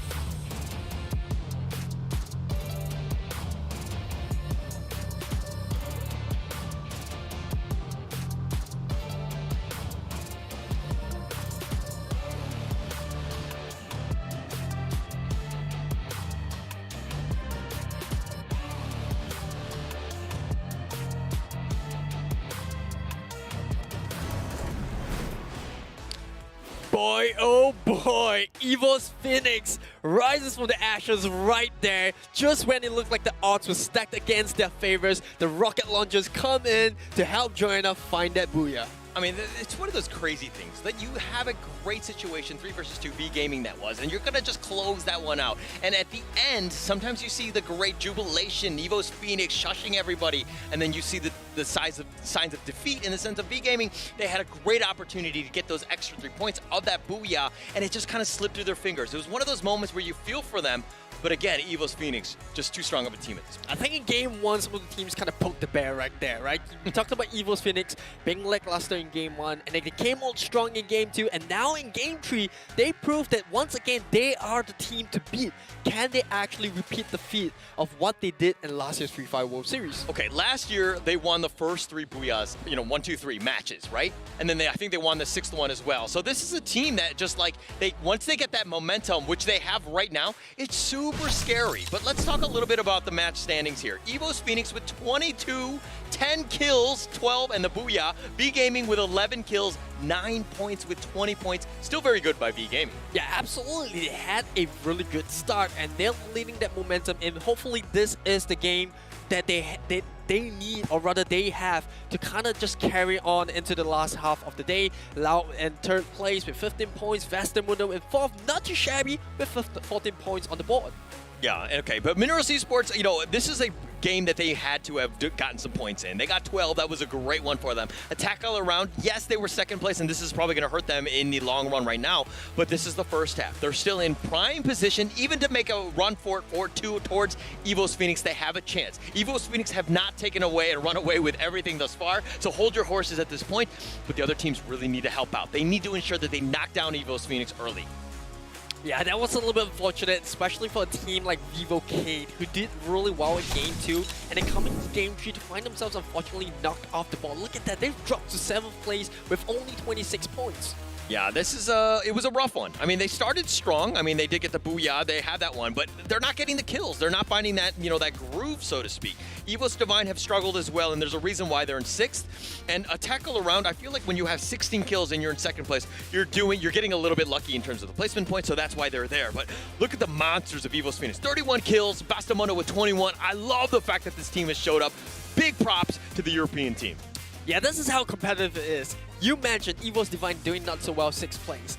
Last week, we wouldn't have said that. This is a completely different story, right? If you found yourself in the top half last week, you say, oh, they're doing well. It looks like they could possibly creep in the top 4. But now that we're in the grand finals, 6th place doesn't cut it. It doesn't cut it, but again, 3 more matches, right? Like, let's, calm down a little bit. 4 or 5 will set it up so that you know exactly what's going to happen in that 6th place. But like last week when we had the play-ins, Ignis Esports thought they had a chance. They won the booyah. They got a decent number of kills, but it wasn't enough. But let's look at the MVP here. Van Tan here, V Gaming, 5 kills. V Gaming, there's a reason why they ended up in 2nd. Yeah, they did really well right there, and I felt like that game was theirs to lose, right? We talked about it, the advantage that they had, 3v2, no more vending machines, no more revival zone. At that point in time, it's just pure firepower. Unfortunately, they came out short, but this is still a fantastic game for Van Tam as 5 kills. Hey, that's no easy feat. Yeah, and Van Tan is definitely going to be on the kill leaders as being the MVP with that one, but it looks like other people got 5 kills as well,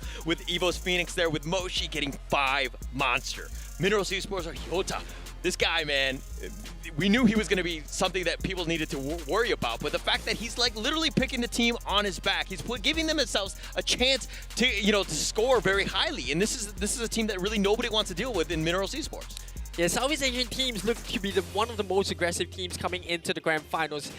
Vietnam as well as the Thai region, they look so strong coming into terms of firepower. But let's take a look at the key players that we have right now. Fixer, but pretty decent, I would say. 2 rescues, kind of like the angel of the team at this point. Yeah. You need somebody that's like that in terms of the support, making sure that they do that. But Van Tan, not only is he getting kills, but he's also destroying glue walls. He's doing a great job with that. But V Gaming, Binsu as well, glue walls used, very good support usage, making sure that his team is safe. And now, while Echo Esports Duts, this is a guy that gets a lot of kills. He's won, 4 Predator awards himself, but getting chrono damage blocks, kind of not the stat that you really want. Well, it could be a good thing if you're translating it into booyahs, but unfortunately for Duts, at this point, well, blocking damage but not dishing it out is, like we said, is just not cutting it. And I think this is something that Echo Esports need to quickly rectify if they want to put themselves a fighting chance of at least fighting into the top half of the table. Yeah, and here's the issue with some of the teams, is that when you have that all-star, like the Hota, the Tuts, all of these guys, don't get me wrong, the other players are very strong on the team, right? But the thing is that there are situations where you're putting too much pressure for them to do it. If he gets knocked out early, what are you going to do, right? You haven't been able to support that team properly, and it seems like we're seeing some of the faults of these teams, right? Are we looking for more well-balanced teams like FFWS Phoenix, which almost anyone can just pop off at any moment? Or do you want that super all-star, that Michael Jordan who can carry the entire team? At this point, I think, you know, you kind of don't get a choice to choose, but if you had a choice, I'm pretty sure it would be a lot chance. And now we are down to the final 3 games. Well, what are your thoughts, you know, moving into the 4th one? Okay, well, we've seen, it's been the FFWS Phoenix story thus far in matches 2 and 3, right? This is one of those things where, you know, I'm worried because I like things to be close. I want to give the dark horses a chance. You know, the 5 or the 6, I want them to actually step up. It's going to be one of those moments that can happen. The second half is going to be very interesting to see who really wants it, who's going to step up, but we're going to find out right after this break.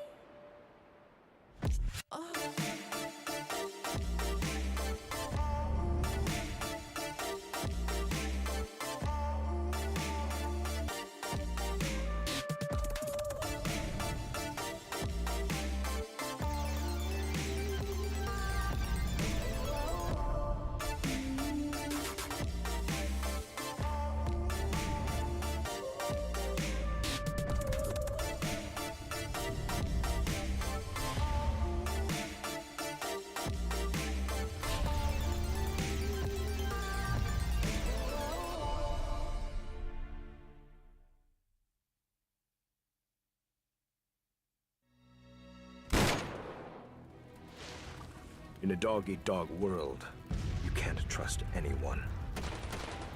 Only your gun can show you the way to survive. In a world where everything has changed, I fight for myself.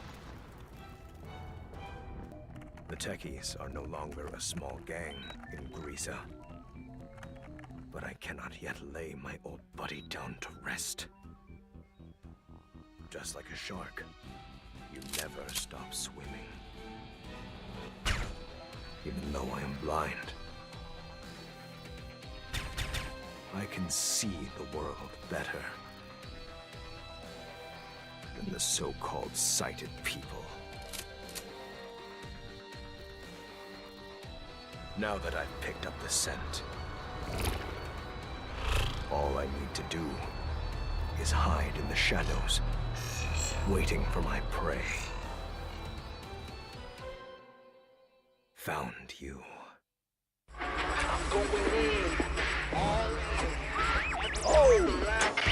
Hello, survivors. The battle is starting. Here are the teams y'all are gonna see in the play-in.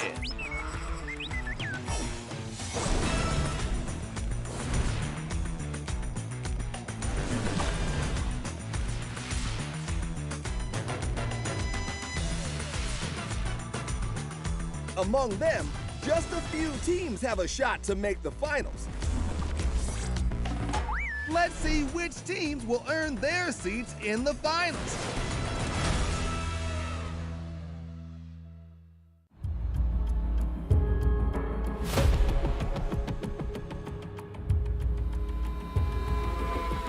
Thought they had the high ground. They thought they were walking in and they were just gonna destroy everybody.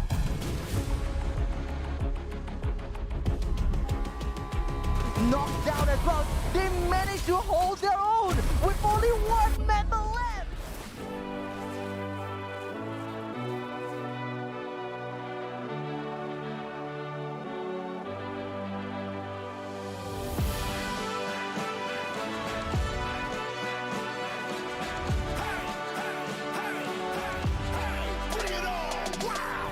I never thought that one day I would get that kind of chance.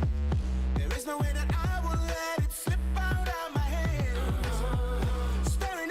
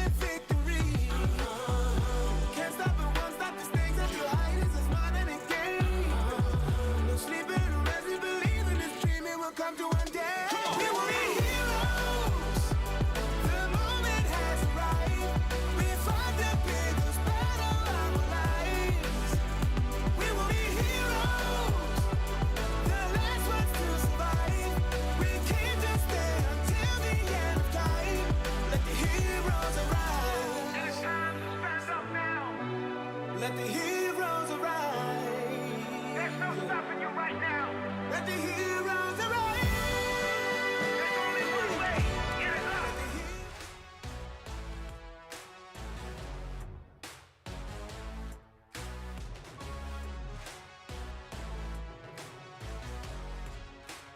Three games down, 3 more to go, and we are jumping back into Bermuda once again. My name is Aris, custom inside me, and it's going to be none other than Howler. But what a day this has been. It's been so close for all of these teams here at Free Fire World Series 2022 Sentosa.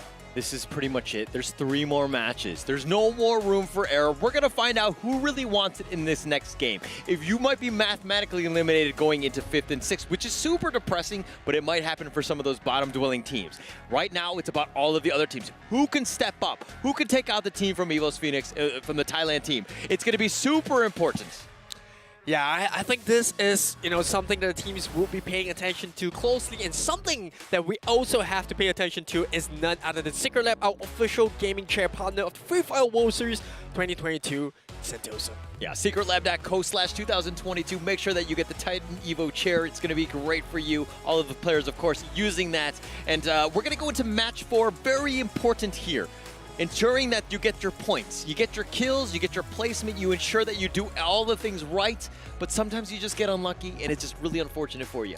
Yeah, it's all about consistency right here. And I think one of the teams that is doing that really well is Attack All Around. Yeah, not the best game in Game 3, but I think if they can keep up the performances of what they did in Game 1, Game 2, keep the strategy going of just controlling the circle, take fights when teams are coming in really late, make sure that they gatekeep and hopefully they do get some free points. I think they'll do well. But now, coming back into Bermuda, this is one of the teams that does really well, Attack All Around, very consistent. Another team to look out for as well is Vivo K. They came in second in terms of total number of points, but they were the team to actually get the booyah. Okay, well, I totally agree with all those statements, but Free Fire is a game of momentum. We're seeing a lot of the teams that, like, the Minerals Esports, the V Gaming, the EVOS Phoenixes, they're finding ways to get those kills, right? Loud has kind of done that as well, but they haven't scored as many points. Right now, you need to ensure that you continue on the streak. Hopefully you get lucky. You need to ensure that when you're getting into the, the later stages of the game, you don't want to get third party. We're seeing too much action where you're taking too much risk and you're getting punished for it. Yeah, there's no more warm-up, no more second chances as they dive into the last rotation of the map. You've done this the first time, the second and third time round.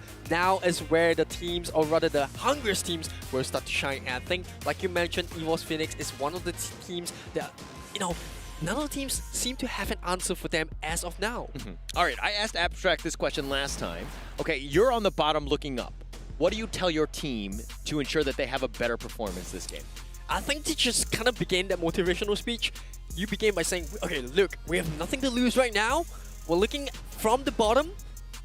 Hopefully at the end of it all, I can say we are here. Okay. Yeah, I mean, it's a pretty massive step up. Every single 2 places or so is going to get you more money, right? You want to ensure that you have an opportunity to get the lion's share of this $2 million USD prize pool, which is actually crazy if you think about it, right? This is life-changing money. First place is going to get you $500,000. I mean, if you had $500,000, what are you spending it on? I would be doing a crazy ton of unresponsible monetary decisions, but hopefully the teams will not be doing that as we jump into game number 4. None other than the OG of all maps, Bermuda. We're back to where it started. It's going to be there. It's going to be game 1 all over again in that sense. But hopefully teams have kind of figured out what they did wrong. I mean, it looks like the drop is going to happen here. The teams don't are going to see what they can do. But this is one of those moments where, again, teams are still, they know what they do. They know where they're dropping. But, I don't know what else to say at this point. Oh, yeah, obviously. And you look at the scoreboards right now, EVOS Phoenix still at the top. Teams are starting to drop down right now. I think this, this flight path is pretty central as it can get, coming from the east all the way to the western. And we do see teams dropping really early. Vivo K looks like they're dropping into the same zone as they were in the first map of Bermuda, right down in the middle of the street. Okay. All right, you know, we're going to see the drop here. EVOS Phoenix is there. Wask, oh, I love this costume, by the way. Okay, when in doubt, you just change costumes, all right? That helps you a lot. You got to confuse the opponents. Okay, now I'm a dinosaur. Now I'm a lion. What are you going to do? All right, Team Loud here immediately taking a fortunate hit from Mr. Ali. Well, he was angry in game 2 where he got knocked out, but here is coming for revenge. Loud and clear, message received. Yes, and that's what you want to do. Baby steps, right? You might be behind, but you got to get that single kill. You win that team fight. You win that 50-50. Give yourself a chance to be like, hey, there's a reason why we're the top 12 teams in the world, right? We're here for a reason, and we're going to make sure our name is heard. Now, dropping straight down into Clock Tower, it's none other than EVOS Phoenix, who's standing at the top of the leaderboard alongside against Minerals Esports, who did really well in game 2. You know, don't get me wrong, but this is a different ball game. We're talking about EVOS Phoenix. Okay, last game, what they did was they actually played it a little bit, you know, patiently. They didn't take any sort of risk. They were looking for placement points, understanding that they have a monster lead right now. They're going to probably continue to do that. They're going to vulture as many kills as they can. Now, some of the other bottom-dwelling teams, I hate to use that term, but it's unfortunately the state of the game for them. Those are the teams that really need to step up. They need to be aggressive. They need to ensure that you take a little bit more risk so you can get more kills, because you need all of the points that you can get at this stage. Yeah, unfortunately for Loud, they're once again, you know, not the best start for them. EVOS Divine doing real well, you know, just swarming the teams. I like how EVOS Divine takes this fight, right? The fact that they dropped the Sentosa and, you know, maybe Lady Luck shining on them as well. Circle closing in onto the southern eastern part, which means EVOS Divine have all the time in the world to just kind of loot and then not pressured into rotating in where, you know, teams on the other side of the main island could be just, you know, gatekeeping them. Yeah, look, I love Loud. I was talking, about the pregame about the fact that they were one of my favorites going into this one. It seems like they've been really unlucky, but hey, this is the 4th match. If you have 4 matches in a row and you're being very unlucky, it's actually you, not me at this stage, right? You seem to be making mistakes. You seem to be getting into the hot drop spots where you're taking a lot of unnecessary risk. Well, on the flip side of the coin, this just means that every single team out there is stepping up their game, right? It's no more just testing grounds. They're really out here to prove, or at least try to claim the title of being the best Free Fire team in the world. And here comes EVOS Phoenix trying to defend that crown, doing it really perfectly against Minerals Esports. Oh, EVOS Phoenix, they found Minerals Esports, and they were going to look to clean this one up, and they were cheering. They got Hota down already. They did get the revive. He's back in it, but Getbu, it looks like he's going to take on Gluso, and it looks like they've got a great start to this one. They've got 3 kills to their name, but Minerals Esports still not out of this one. They're going to look to just kind of slow things down, maybe take it a little bit safer elsewhere. Yeah, I love this coming from EVOS Phoenix. The fact that they like to drop where, you know, revival zones are means that the moment they lose the early fight, they can quickly get their teams up and running and try to take a second, third, fourth, you know, refrags. And this is important because you get the kill stays and converts into points, and if you can do that consistently in the early game, that sets it up really, really well in terms of, you know, momentum and also taking into the final stages of this particular map. And it looks like Minerals Esports are almost back to full right now, which is actually huge for them. Crusher is going to be revived as well. So, you know, again, it's about the revive system. Sometimes you get a little unlucky, and it's one of those things where it kind of mitigates most of that, and it makes things a little bit more consistent in the end. So, you know, it's really going to help out this team, give themselves a chance. Minerals Esports need to stay alive. They cannot be eliminated early. Pretty much is a death sentence at this point. Yeah, and well, now currently on the map, this is what I love about Attack all around. The moment the circle update comes in, they get on their bikes, literal bikes, all vehicles, depending on how you look at it, immediately travels into the second center of the zone. This is what they're known for. This is the way they played in planes, and this is how they're going to play it. They're not pressured by the fact that they're not getting booyahs. They say, you know what, we're just going to play in our most comfortable style. This is the style that we are known for, that we're most comfortable in. This is how we're going to get the points. We're going to do it my way or the highway. Okay, you know that Attack all around, you know these guys are, you know, rich. The reason being is that they have cars and they can afford gas. Both of those things are actually key at this stage, and they're both moving along. I mean, this is a team that, you know, look at the car, man. Look at the rims on that thing. But look at Beyond. He's got his own angel wings, and he's going to just kind of jump out of that one. And EVOS Divine, another team. We haven't seen them find their groove yet. Yes, they've had a decent number of games where they've gotten kills, but they haven't really kind of, you know, gotten that elusive booyah yet. And here comes the minute gamble, right? Will the circle eventually end in Sentosa? Or will it move towards the northern end, or rather southern end of Cototou, where you know, that means that EVOS Divine will have to make a quick rotation. They might get gatekept like from teams like Attack All Around or even EVOS Phoenix themselves. Hopefully they don't. But we've seen this one too many times, especially in the previous maps, where teams traveling in late get punished because of the late rotation. Yeah, everybody gets punished by the late rotation. It's about awareness. It's about understanding where you could be potentially flanked. If there are times where your tunnel vision, and it looks like Fede's all by himself, really nowhere to go. JLX is just unloading on him. Fede throws out the grenade, misses on that one, but Folky's trying to wrap around. He does make him turn a different direction, and that was perfectly played by Attack All Around. Too many different angles, not able to cover it, and Jetty goes down. Yeah, I think he did his best there, but there's just too much firepower in, you know, the favor of Attack All Around. The first ones to get there, they stick very closely as a team. This is the style, the Thai way, and, you know, it's proven to be quite successful in the previous games. But now, a little bit of an update. EVOS Phoenix still late into Circle. Same goes for teams like Loud, where they're coming in from the factory, and we do see, you know, a little bit of an airdrop. Nice looking scenery there. Hopefully the teams do get to enjoy the view, but, you know, no time to enjoy as we head into the very second Circle. Okay, it looked like Hoysang was going to go grab that crate up. It looks like he was going to be there. But Minerals Esports, they had early skirmishes. They're down to 3 players. All of them have been zombified. They are back, and they need to make something happen. Yes, there's only one player that's technically been killed, but it's on your team. And Minerals Esports haven't found that kill yet. They haven't found that groove. They haven't been able to find anything other than, you know, a couple deaths on their side. Yeah, this is not the perfect start, but I think what the strategy here is just to kind of play it safe, because you don't know where the whereabouts of the teams are. You haven't really heard too much firefight. You need to scout the rest of the team. And talking about scouting, Crusher here runs straight into members of Echo Esports. There's a little bit of distance. The rest of Western Mundos have already abandoned him, and Crusher, unfortunately, will get swallowed whole by members of Echo. Oh my gosh, he just turned around, he was like, and he saw 3 people. This is like walking into that dark alleyway where you get mugged. You know something bad is going to happen, but why would you turn that corner, especially without your friends? Just really bad spot for him, but it looks like Jonah gets the knock here, and it looks like he's going to clean him up, and it looks like there's going to be more going in. EVOS Phoenix just completely on point. Farang Esports are looking to be there, but the Get, the Get has been knocked. The Cruz is the last one alive. Is he able to clutch this one out? This would be a massive win for almost all the other teams. They do get the pickup. That's going to be a good start. Moshi's back in. He's going to look to heal himself, and he looks like he's going to go run back. Nice glue wall. That's going to buy him time to pick up the other one. Farang Esports are kind of moving around, but they haven't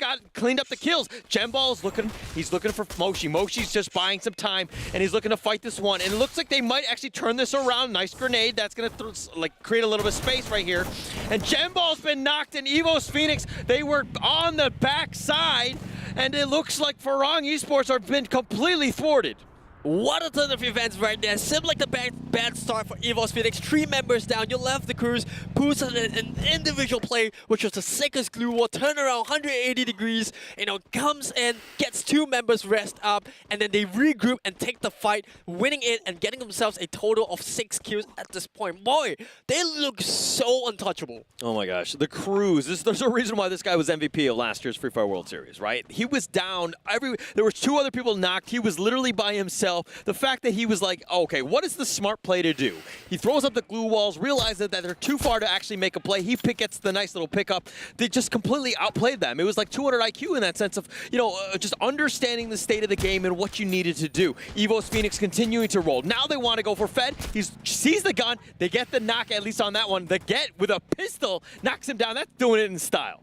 Yeah, I think they knew it was lost cause there, right? There's just too many members in the way. But on the bright side, they're not out of the game just yet. They only lost 1 member. There's more than enough time, more than enough, you know, revival points to kind of just get your members into it. But now, talking about revival, EVOS Phoenix eventually gets the Get back into the game. They're 4-man strong, looking to just ride this momentum. And speaking of riding the momentum, look at that. The Get getting 3 kills by himself. Oh my gosh, he's got almost 800 damage at this point, right?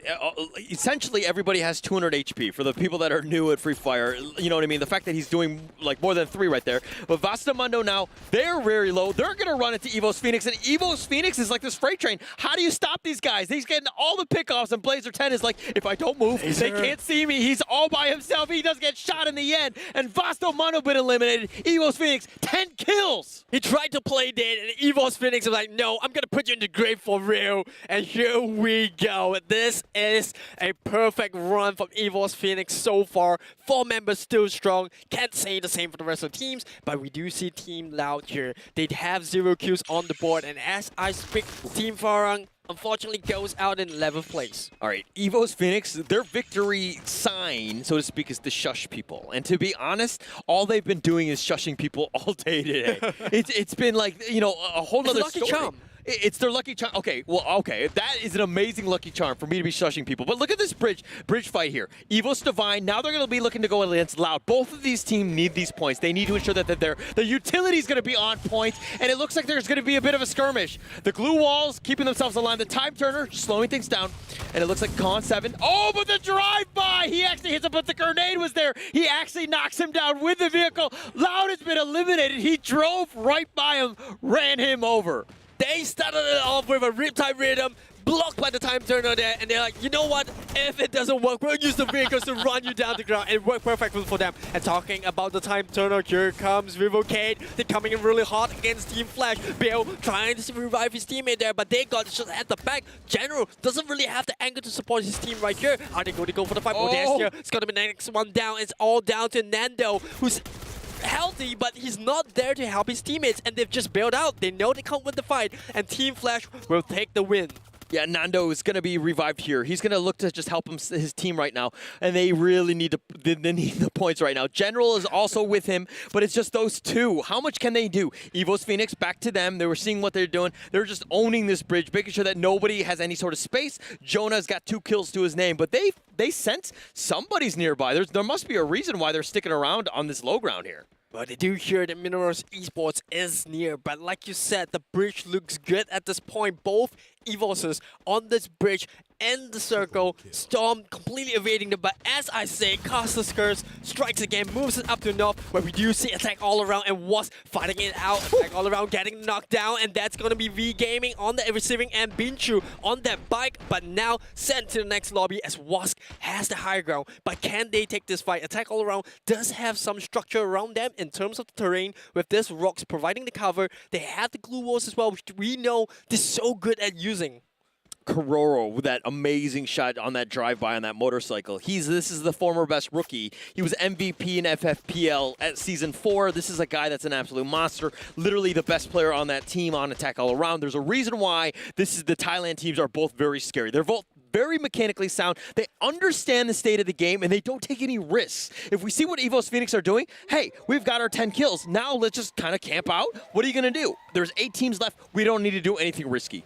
Well, but as we say that, members of EVOS Divine now have to push towards EVOS Phoenix as the storm closes in. And that's going to be the first move made out here. They're going up against one another. Meanwhile, attack all around also looking to close this fight against members of WAS. The time turner there just going to buy some time as Folky now move on to the side, trying to get a better angle. As we see him get knocked down, only no chance there. No advancement for you as Moshi snipes beyond off the side of the bridge. And Hosang, he does try to provide that cover fire for his teammate. No good to go. But here comes Moshi. The grenade from JLX knocks down 2, takes 1 out, and they are looking to be on fire. And Joanna on the outside map, West gets 1 out and 8th place. And Moshi looking to close the ground. EVOS Divine, you're up against the potential champions, and they are taking this fight so badly. Joanna gets knocked down as well, gets revived by his teammate. He has the grenade launcher on the hand, but look at that. Both EVOS are in a lot of trouble as Minerals Esports are just nearby.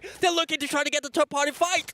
EVOS Divine, EVOS Phoenix, all there, as well as Minerals Esports. There's just too much action. Attack all around. Kororo just with another kill. EVOS Phoenix, Getboo gets knocked as well. Jonah's going to be the last one. He's going to look to heal himself, look for placement points, keep himself alive. They've got 13 kills already, but Moshi is just turning this one up. He does have 3 kills to his name, 13 kills on that team, but Kororo with a quad, and to Echo Esports finally gets eliminated from Shin. Just really well played by Team Flash at that point. But EVOS Divine, attack all around. EVOS Phoenix, all in the same area. Who's going to make the first move? Who wants to show themselves? There are 6 teams left, 15 minutes. Yeah, like I said, EVOS right? They both get caught out just slightly outside of the storm, and Minerals Esports, they have no idea what's happening, right? If they could only see what we are saying, they would have known. They kind of just push down the two final members of the two separate teams, and now Vivocade unfortunately going out in 6th place, and they're down to the last 5 teams, and Team Flash looking really strong as we see Shin with 7 kills leading the kill leaderboard. That's so crazy. 2,300 damage. Shin, this guy's an absolute monster, right? Like that is somebody nobody wants to mess around with. But Attack All Around, 11 kills. This is the team that's managing to find it, right? JLX with that amazing grenade on Wasp completely blows out that team fight. They give themselves a chance, and EVOS Phoenix has been eliminated. Huge win for Attack All Around as they look to clean up Minerals Esports on this side. And now it's down to the final 3 teams. Team Flash with 10 kills of their own in Bermuda. And here comes the grenade, and he will get it. Bill with the knockdown on Quizzo. And then there were 2. Attack All Around. Can they go up against the Vietnamese team? It's down to the final circle here. They're pushing it in. The Time Turner as well as the Glue Walls trying to block out those damage coming in from Team Flash grenade. And they actually do have the advantage. But now, look at this. JLX coming in from the side. Kororo tries to advance, but gets immediately shut down by Brian, who has the support of JLX. And now it's down to a 2v1. Team Flash was on the bottom. They were literally the 12th place, but this is a monster game for them. This is something that they needed to have. But Brian is going to be one of the only ones surviving right now against AAA, and it looks like AAA want to go for this, and they go directly toward it. Attack All Around, make sure that they get it, and they do it in style. They get that booyah. Attack All Around gets the booyah. Individual plays throughout, and eventually getting the secured booyah against Team Flash. Boy, this has been a ride for the Thai team. We talked about their playstyle, how different they are as compared to the rest of teams who were so aggressive. But here, like you say, don't count them out just yet. Yeah, but let's check out the highlights of that game. That was going to be match 4 in Bermuda. Let's see what happened in that game.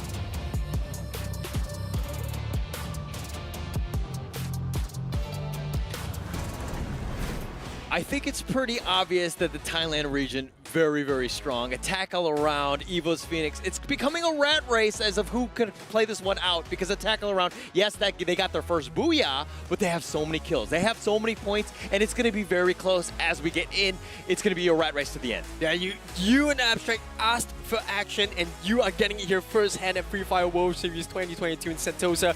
Boy, oh boy, that final circle. I have never seen a better play coming out from the abilities of characters they were using, right? The ability to just block grenades, coming out with the Time Turner, using the Glue Walls, and we saw a good individual play coming out from some of the members of EVOS Phoenix as well. Unfortunately, that was just not enough. It was definitely not enough at that point, but I think they got ambushed. They didn't actually see that side, and they did get picked off in the end, and they're going to go back into the replay and check that one out, because I think that, EVOS Phoenix, they realized that, hey, they had like 13 kills to their name. They were on a roll, but it was just a matter of just kind of finishing it out, make sure that you had that placement. You didn't have enough strength to ensure that you finish the strong and get that booyah.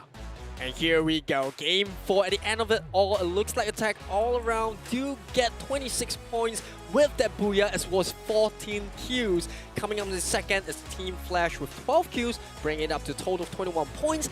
EVOS Phoenix as well as EVOS Divine getting 20 and 12 kills respectively. Unfortunately for them, they could have done better if not for the fact that they took one another out, which leaves Minerals Esports in 5th place with 8 points, Echo in 6th with 6 points. Yeah, and Vivocade kind of on the bottom with 6, Wasp with 5, V Gaming with 2, Farang Esports with just 1, and Loud with 1, and Vastamundo with 0, and Ooh, one of the things about it's super important in Free Fire is to be consistent. We're seeing some of these teams, yeah, they have an amazing team. Vivocade actually had a booyah, but the thing is that other times they've kind of been lackluster. They haven't been able to play things out. If you're looking at what we're looking at, the top, Team Flash was on the bottom. They've made themselves back into team, the second rank on this one with 21 points.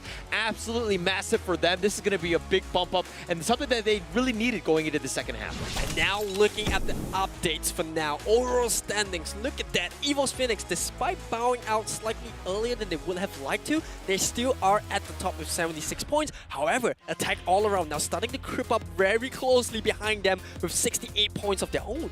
Yeah, tie teams versus everyone else, right? Bastamundo is 40. They had a donut of a game last one. And the fact that, V Gaming is right behind as well as EVOS Divine, with just 1 point behind and 39 points. But Loud is somehow in the top 6 through all of this. Vivocade as well with 32. I mean, it's just pretty much kind of in that middle tier area versus the tie teams, which seem to be on a whole nother level. And unfortunately for the teams at the bottom, it is going to be Team Flash, despite getting close to Booyah in match number 4, still finding themselves in 8th place with 30 points. Acro Esports in 9th with 25. Farang in 10th place with 23. Mineros Esports in 11th with 21 points. And eventually completing the table, Wask at the bottom of it all with 17 points. Yeah, it's definitely not over right now. But let's check out the MVP at this stage. I think that was a monster game from Shin. He just had 7 kills. I think it was close to 2,500 damage in that one. I mean, once he died, though, Team Flash kind of just like crumbled, right?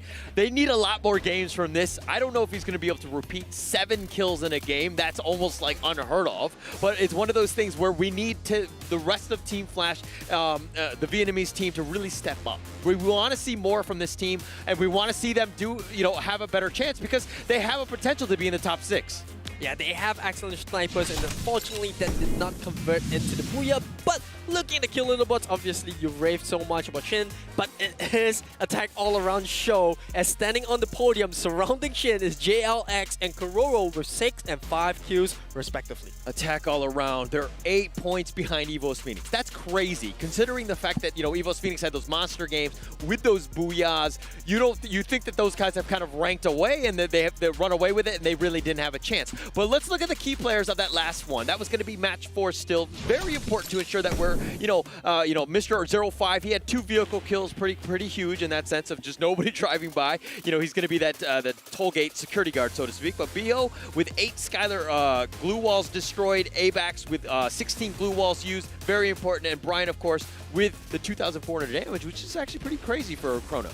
Yeah, all these stats looking very impressive, but it's not only about the stats, it's about how you convert all these important numbers into the one that matters the most, and that is the total number of points that you have as of now. And like we said, EVOS Phoenix, yes, they had a rough game in Game 1 as well as Game 4, but the consistency as well as the fact that they got a Booyah with a high amount of kills in Game 2 still puts them at the top, but not in comfortable position though. As we talk about Attack All Around, I can't count that out there just yet. Okay, well, for the record, you kind of sounded like my dad in the sense that you were like, oh yeah, all of these stats don't really matter. All that matters are kills and placement points, right? There are more things to life than just getting that straight A on, in math and English. Sorry about that, Dad. That was a very personal attack right there. But it's one of those things where you need to ensure that everything kind of helps out the team, right? You put your team in a position to win, and they have a great chance to pull out the victory.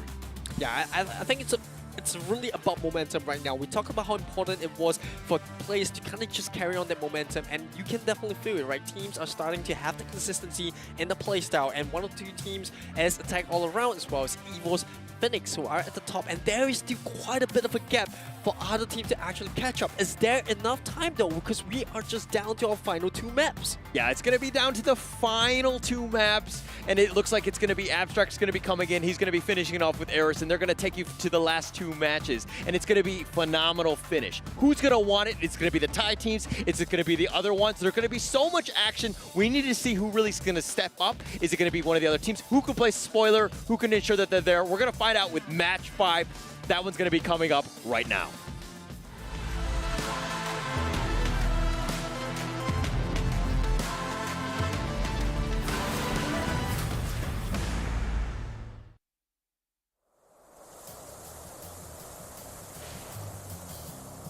La Luna was at the top of the world after the Great Collapse.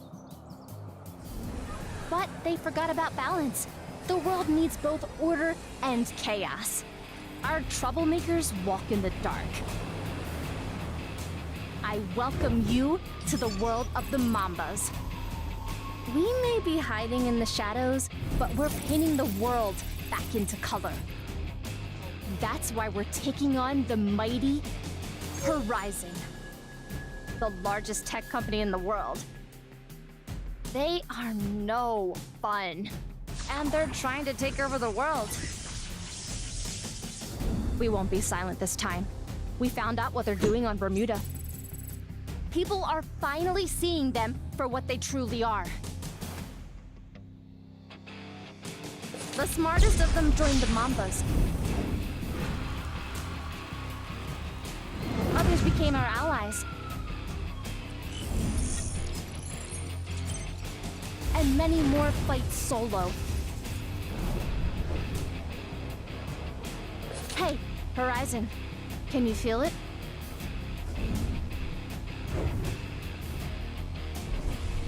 We're coming for you.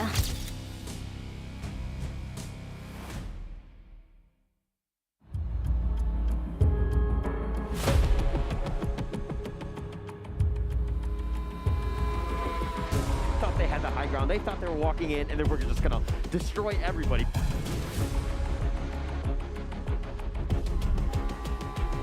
Knocked down as well. They managed to hold their own with only one member left.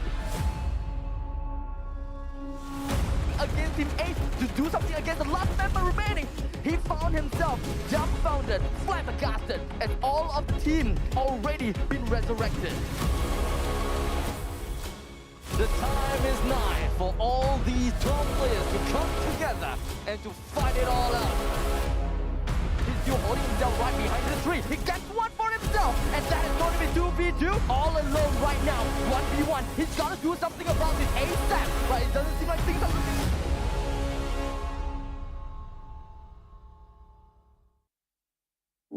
Wanna watch a movie? Can't make it. Hey, go shopping. Not available. Why is everyone so busy?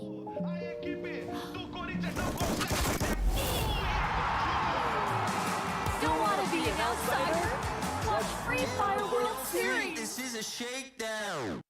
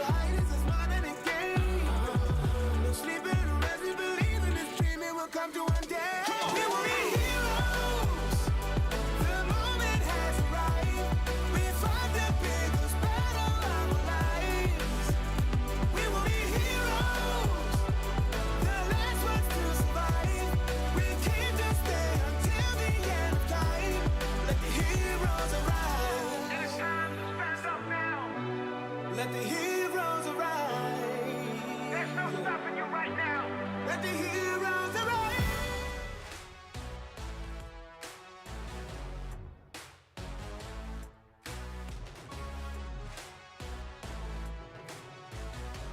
All right, ladies and gentlemen. And we are now back in for the Free Fire World Series 2022 Sentosa. My name is Abstract. I'm back together here, of course, Eris.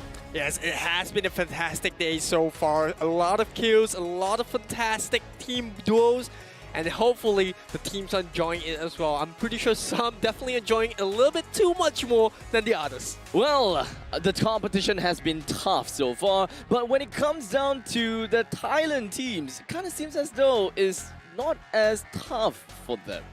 Well, obviously a lot of hard work put up all the way by the teams up to this moment, and I gotta say, it's paid off for some of the Thai teams. Well, it definitely paid off. But speaking of paid off, I'm pretty sure that Secret Lab, they definitely paid off when it comes down to making sure that their Secret Lab Titan Evo 2022 is just making everything work out. Because if you want to sit like a pro, if you want the players to sit like a pro, well, definitely make the chair, and this is what we have got. Of course, they are the official gaming chair partner, so Secret Lab, thank you so much.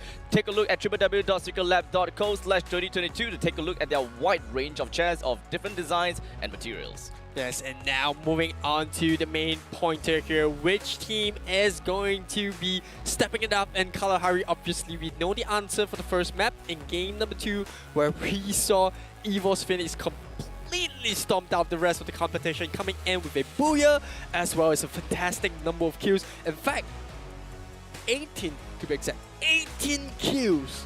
They have a lot of kills to their name. And they ain't gonna stop. There is still 2 more games to go. And I believe that in every single one of these games, FFWS Phoenix will still want to show what exactly they are made of.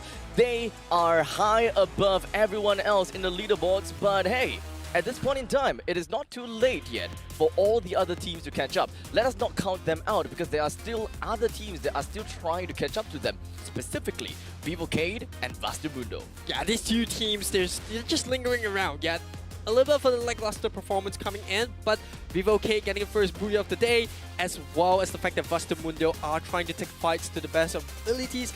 Didn't really work out for them so far, so hopefully that will improve. But let's focus at the top of the table, because that's what we're here about, right? Talking about the favorites and making sure that the hype stays real. 2 Thai teams at the top right now, with 2 very contrasting playstyles. On one hand, you have Attack All Around that loves to just sit in the center of the circle, soak in and gatekeep, while you have on the other hand, FFWS Phoenix, the reigning champions from last year's performance, coming in, taking fights very aggressively, and always seeming to be able to find something out of nothing. Well, they are crowned the kings of the kings for a very reason. And Attack All Around, they don't come into the Free Fire World Series playing like any other teams in their region. They are crowned as the crafty team. They know exactly what they need to do in order to turn other teams against, well, practically the other team. They know what they need to do in order to increase their advantage instead of decreasing other people's advantage. They love to play in the lower grounds, and whenever possible, they will hint at the opponents, manipulate them to attack the opponents that they themselves want to attack. And they also made sure that the positioning is always working out well. Yeah, one player which I think is really overrated, or rather underrated, is actually Hoisang. Right, he is that player that does a lot of the dirty work for his team, right? Going in, trying to buy time, trying to create a little bit of a distraction around it, while Kororo gets the kill. So I think that is where the team effort comes in. It's really, really important to notice that sometimes players that do not get the highest number of kills or do the most amount of damage still have a very important part to play to try to set up for that win. I mean, in the end of the day, it is Thailand that is reigning victory. But I don't want to say that just yet. Like I said, 2 more games to go. FFWS Divide, they are also one of the teams that we gotta have to look out for. They are definitely strong, but they have yet to reach their peak performance, and the time is definitely gonna be now. Well, if not now, then when? Because we are left with 2 games, and now heading into the second half of Kalahari, let's just kind of recap of what happened in the first map. We had a very early fight between Attack All Around and Echo, who the former actually got 3 kills at the sub. So that is one of the hot drops that we have to really look out for, because that's a contested area. And then next up, we got Farang against V Gaming, who also got 3 kills. Then eventually from there on, it's kind of a little bit of a blur, because EVOS Phoenix was like, Echo, boom, Loud, boom, Vivo K, boom, Vestamuna, boom. They were just completely wiping out every single team that they saw. It was just fast game altogether, and I am just thrilled to bring you guys the next game of the Free Fire World Series 2022 Sentosa set in Singapore, as all of these teams from many different regions fight it out to see who will get themselves more points than the other. So prepare yourself, sit at home, and of course, and now it's time for you to bear witness the next winner for the next Kalahari map here. Who's going to be the one? Looking at the map right now, the flight path kind of just dividing the map into 2, and the middle of it all flying from the western end to the eastern end. And once again, we do see teams kind of just dropping into the comfort zone right now. We talk about the 2 teams, Attack All Around Echo, that kick things off in the first map of Kalahari, where we saw them fight it out for the shop. So will we see that again? Well, remains to be seen. But now, EVOS Phoenix against Team Loud in the center of command post. Who's going to come up on top? Oh no, this is not going to be a great start for some of the teams here. As you can see from the kill feed, you are starting to see Echo already in the midst of it all, in the thick of things. And not just them, EVOS Phoenix, they have decided to drop themselves right inside of command post. And so does EVOS Divine. Yeah, this is going to be a little bit tough. Chronos coming in from the side, and I think that is not the move that you want to make. ML5 gets the first knockdown. That's going to be the first blood of the game. Oh no, looks like it is not EVOS. At this point in time, command post, they're just working their way through and doing whatever that they can to get some kills in. And now, it's going to be Jonah. He's getting himself close and closer and closer. The rest of the members coming from the side of EVOS Phoenix, they're moving their way. They found themselves a knockdown onto Noda, and that is going to be an easy kill to the side of EVOS Phoenix.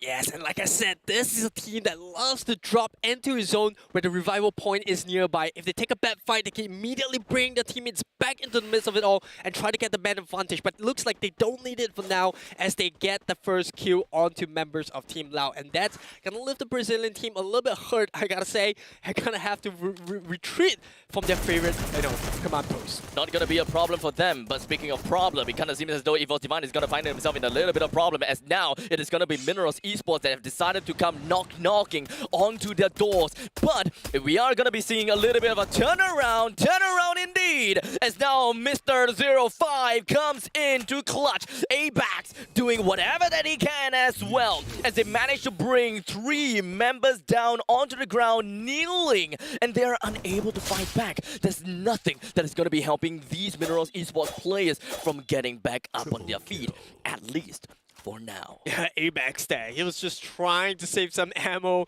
using a melee to just finish up the rest of the fight. But that being said, they are down but not out as we move into this phase of the circle, which I think is very critical, right? It's about making a decision of where you want to set up posts. Where do you want to make it a town? And as we say that, a lot of fights across the rest of the map, as well as revivals coming in from teams that kind of got taken out early. But we still have all 12 teams surviving here in command post. We do see the Cruz, who loves to take the high ground and just try to be that eagle eye for his team. Try to scout out the surrounding to see which teams could be nearby and how they can approach the fight. EVOS Phoenix, they are setting up shop inside of command post. No one is gonna get close to them at this point in time. Every single one of these teams that decided to get themselves into command post decides to just run away, do what they can, and just stay alive. As you can see, the members from Vivocade, they probably have understood the statement, the mission, and that is to be staying alive.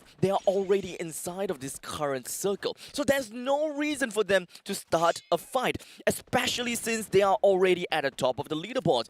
They can look up for more fights in a while later. Yeah, Vestamundo finding them very comfortable in Santa Catarina, which we saw them do the same in the previous Kalahari map. And we're starting to see Farang make the first aggressive transition from the first phase of the circle. They're traveling now down to confinement, where we do see fights really happen around there. So, you know, I think that's going to be the case for a while as Attack All Around once again dropping straight into the center circle, which is their comfort zone. Like I said, very contrasting playstyles between the two Thai teams, but both playstyles seemingly to work out for both. And now, Dashgotch, he's finding himself in not a really good position. He found himself with the glue walls completely detached and away because of the type rhythm that was thrown over to his side. The one thing that saved him, after all, it is going to be the time turner. He's going to be safe and sound, at least for now. But the members from Attack All Around has got him in their crosshairs. They are not going to be keeping their eyes off of him. Even if the crosshairs is not in there, it is going to be the third-person point of view to help them get that information. Yeah, unfortunately for Loud, they are still on the edge of command post, and that means that EVOS Phoenix might just scout him out if he's not too careful. In fact, he is sandwiched between two of the Thai teams. Attack All Around EVOS Phoenix. Boy, that must be a nervy situation to be in. But he doesn't have the map like we do, so he doesn't know it just quite yet. They definitely don't just yet. Minerals Esports, they are hiding themselves inside of a refinery. Definitely something that we have been expecting. They are always jumping in the refinery. But Farang Esports, they are the one that always goes over the refinery as well. But they have decided to change things up all the way. They do not want to jump in the same place as Minerals Esports. So completely understand that. A couple of teams are actually still outside of the circle. They do not want to get themselves into any unfortunate scenarios. And so far, from all of the games that we have witnessed so far, the team fights will only start pouring in from 9 minutes in, but the main fight of it all, where the pandemonium occurs, is where 12 minutes happens. Yeah, look at the leaderboard right now. Total domination by both the EVOS' team, right? With MR05 standing at the top with 3 kills. The rest pretty stacked up between 2 and 1. And speaking of them, well, look at that. Joanna finding himself a kill. And unfortunately for Loud, they are down to a final member, K17 there. A bit unfortunate. Jonah's working his way. 1 kill for him. Moshi 1 kill. Getbu also have got a single kill to his name. They are all pretty happy with what they have gotten so far, but they have got more to their name. They know what they are capable of. They know that they have got the mechanics. They got the micro, they got the macro. They will do whatever that they can to wipe out the entire server out of the board just to get more points, because they know they are at the top of the leaderboards. They do not need those kills, but hey, it helps a lot to suffocate those people that are under them. I think this is where things get a little bit nervy for the teams that are on the bottom half of the leaderboard in terms of total number of points. Because they know they need not only queues, but also to secure top positionings, if not the booyah, to actually claw their way back into a better position to try to challenge for the top half. So I think this is where we could see things get a bit grindy, teams kind of just waiting it out, not take unnecessary fights, and we're starting to see that from teams on the bottom half. Like we said, Loud, unfortunately, not the perfect performance now. You got Echo Esports, who were coming in hot in the plains, but not so hot into these games. Well, eventually, the next circle will be the end of some of these teams here. Is it going to be Echo? Is it going to be Loud? Or is it going to be Team Flash? Because right now, we've got most of these teams that is actually outside of the circle. They will eventually want to make their way into the circle. But speaking of in the circle, Attack All Around doing exactly what we have seen all time. They're always finding themselves in the center of the circle. They don't give a single care in the world as to where they are. They will just make their way right through the center. It's an aggressive, it's a bold play. But it works, because no one is gatekeeping them. No one is stopping them at all. Yeah, the only team that's really close to the position right now is Wask. We know, yes, they have the potential to take team fights, but they've been losing quite a bit as well. Talking about team fights, Echo in one of their own. Is it really going to be the time for us to witness a team fight here? It could very much be. The flash freeze just going to be popped right onto Umbach. But General, he decided to go for a pincer with a grenade right behind of him. Brings him down almost immediately. But then it's going to be the time turner coming from the side of the Vivo Gate members. The rest of them floated right down. They tried to go for the chase. They're racing after the rest of the members from the side of Echo, and it doesn't seem like things are going to be working so well for them. As such, Echo Esports finds themselves eliminated at game number 5. life. As Vivocade, they are not stopping at all because they are just breaking through like an Olympic diver. Perfecto coming out from Vivocade. That was as clean as a team fight as you would hope for from, a really good team that takes fights just like them. They were lackluster in the first half. Yes, they did get one booyah, but they're stepping it up now in Kalahari. And looking at the kill leaderboards, it's 4-4. Tied number of kills between Vivocade and EVOS Divine. And I gotta say, Vivocade, they are a team that you can't count out just yet. The fact that they managed to get one booyah means they have the potential to just kind of repeat that feat. Vivocade, they are a team that really love to play in the center of the safe zone only after the 5th circle. So they will always willingly give attack all around that center part of the circle at the early start, right? Just take it. But when the 5th circle starts to appear, roughly around that time, it will be about 13, 14 minutes. And that is when Vivocade comes online. They know that they want to take the control, and control it is. Break down any people that comes in, and they will be on a tear. Circle update right now, moving into Santa Catarina, who attack all around now, reaping the benefits of moving in early. Now teams like Team Flash, Wasp, who are now cut out of the rotation, means they have to fight this tough battle against the Thai team. And, well, I can't count with how many fingers, I gotta say, but less than 5 times that I've seen the team manage to take a fight to attack all around and manage to win it. So, can someone break that track record? I don't think so. I just don't see it. They're just so strong at holding the ground. They are strong. They will always find themselves in unfortunate situations because they have involved themselves in a fight.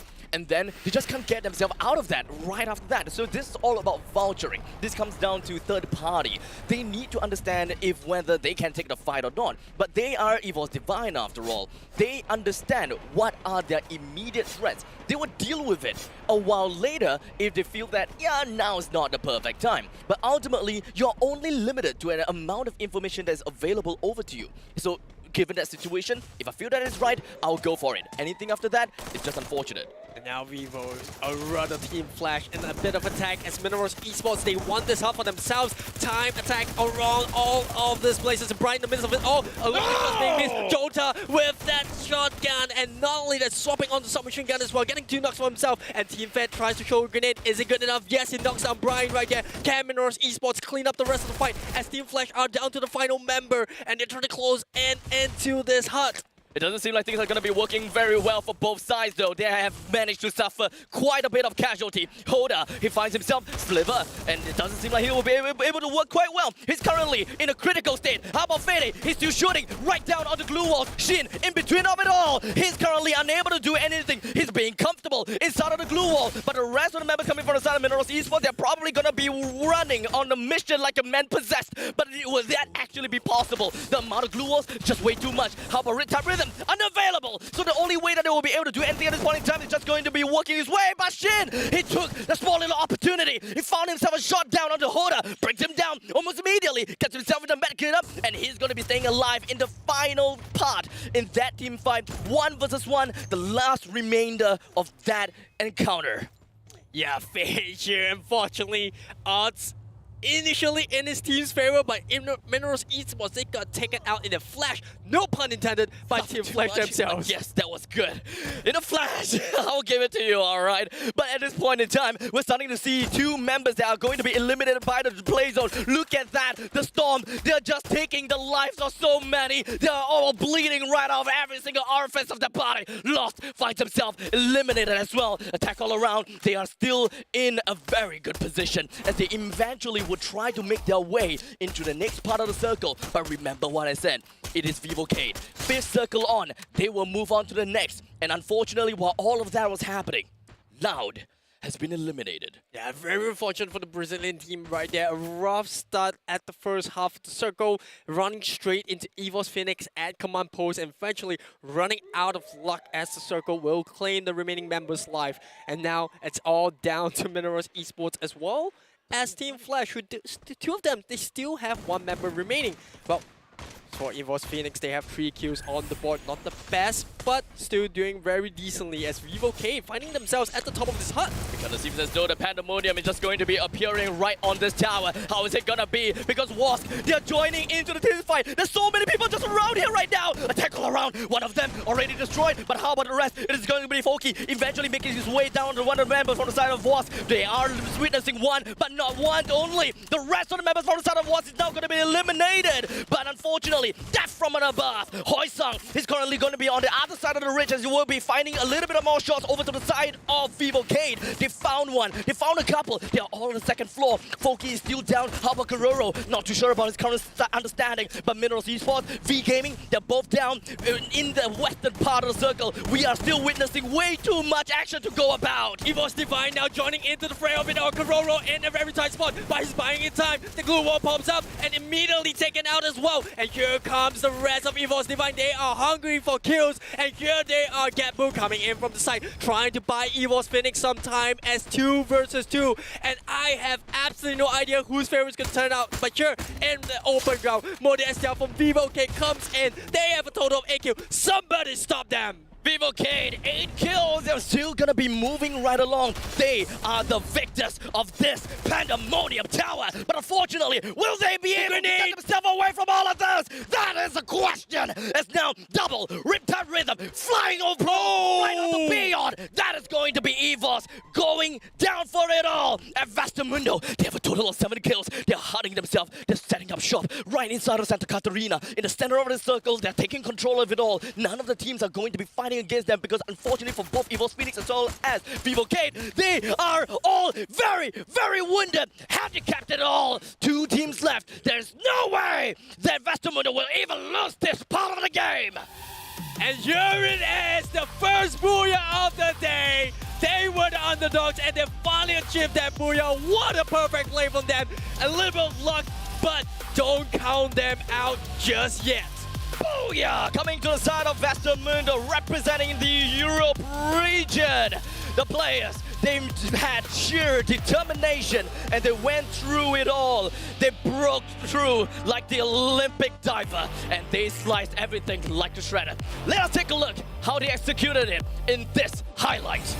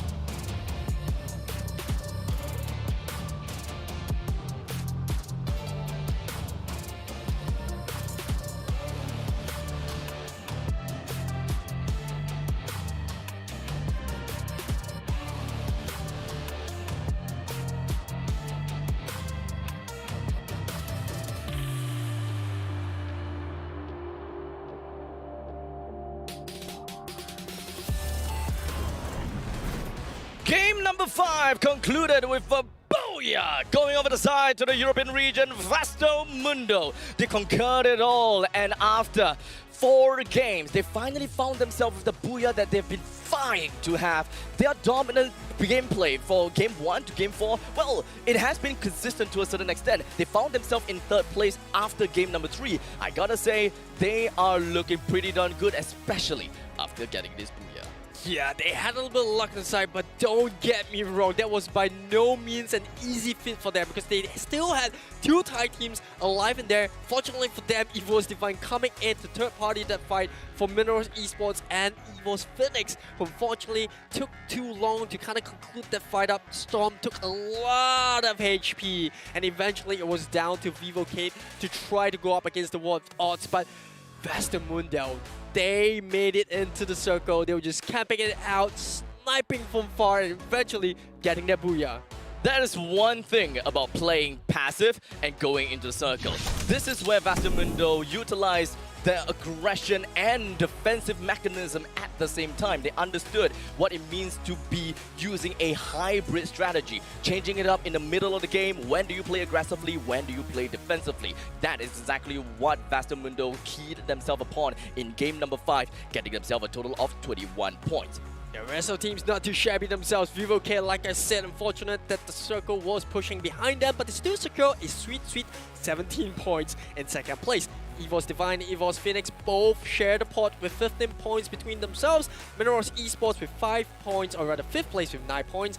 B Gaming in 6th place with 8 points, and over to lower half of the bracket, we do have Attack All Around 7th place with 8 points. Team Flash in 8th place with 6 points, sharing it with Wask with 6 points themselves as well. Farang in 10th with 1 point, Echo Esports with 1.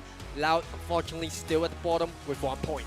Boy, as much as I want to talk about Loud, what exactly happened to them? That is a very big question. Perhaps we can talk a little bit more about this in a while later, because at least when it comes down to the overall standings, Loud is at 8th place with a total of 35 points. But let us shift gears a little bit and take a look at the top of the brackets, with EVOS Phoenix at 91 points, a whopping 25 points above of Attack All Around with 76 points. Vastamundo shortly coming up on that point, 3rd place with 61 points. And well, their point system is looking pretty darn good.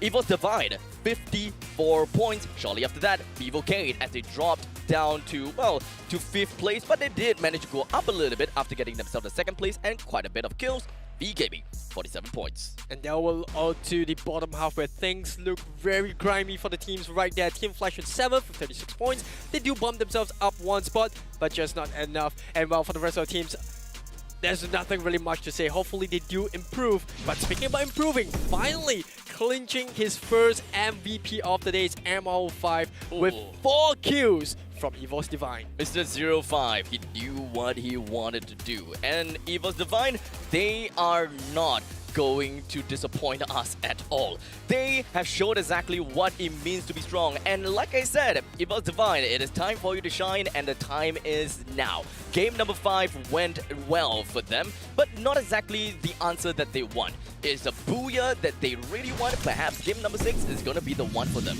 And now on to the kill leaders. Like we said, Mr. 05 here with 4 kills of his own, and sharing the rest of the podium is Vivo's Kate's General as well as Vastamundo's Crusher with 3 kills each. Well, we do have 3 different teams that are on the kill leaderboards. I'm pretty happy to see this variety of the team. This pretty much means that we do not have a very top-heavy team.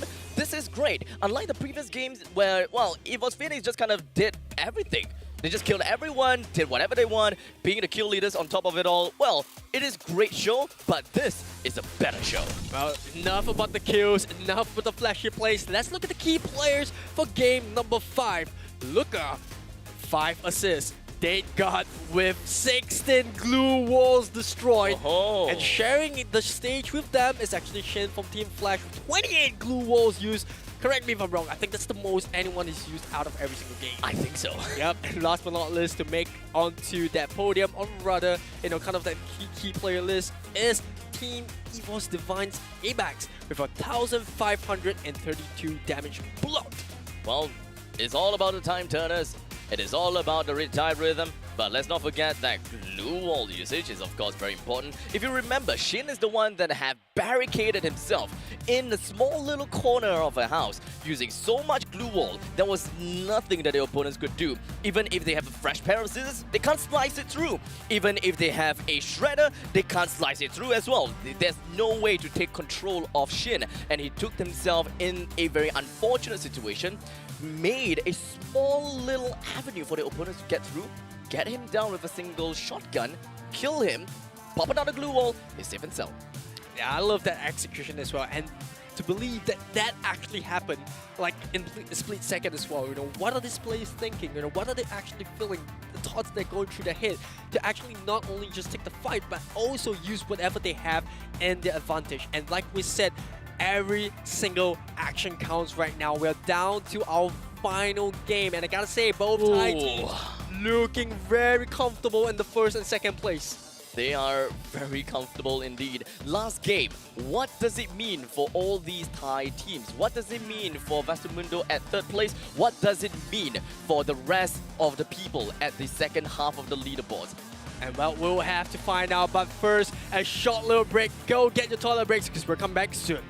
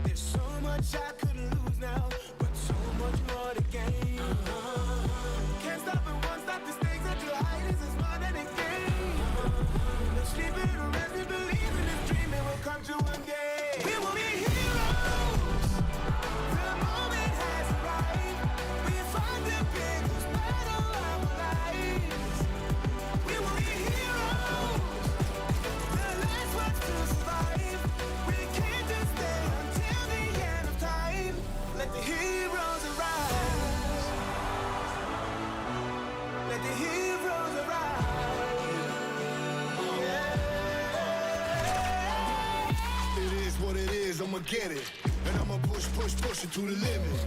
I don't do it for the fame or the credit, but I'm gonna be the rookie of the year when I finish. You I want it, then I'ma take it, and I'm gonna make it. Facing the dangers and ways that will turn into celebration. I am courageous and may just be the greatest alive. I become a sensation when the heroes arrive. We will be heroes. The moment has arrived. We fight the biggest battle of life.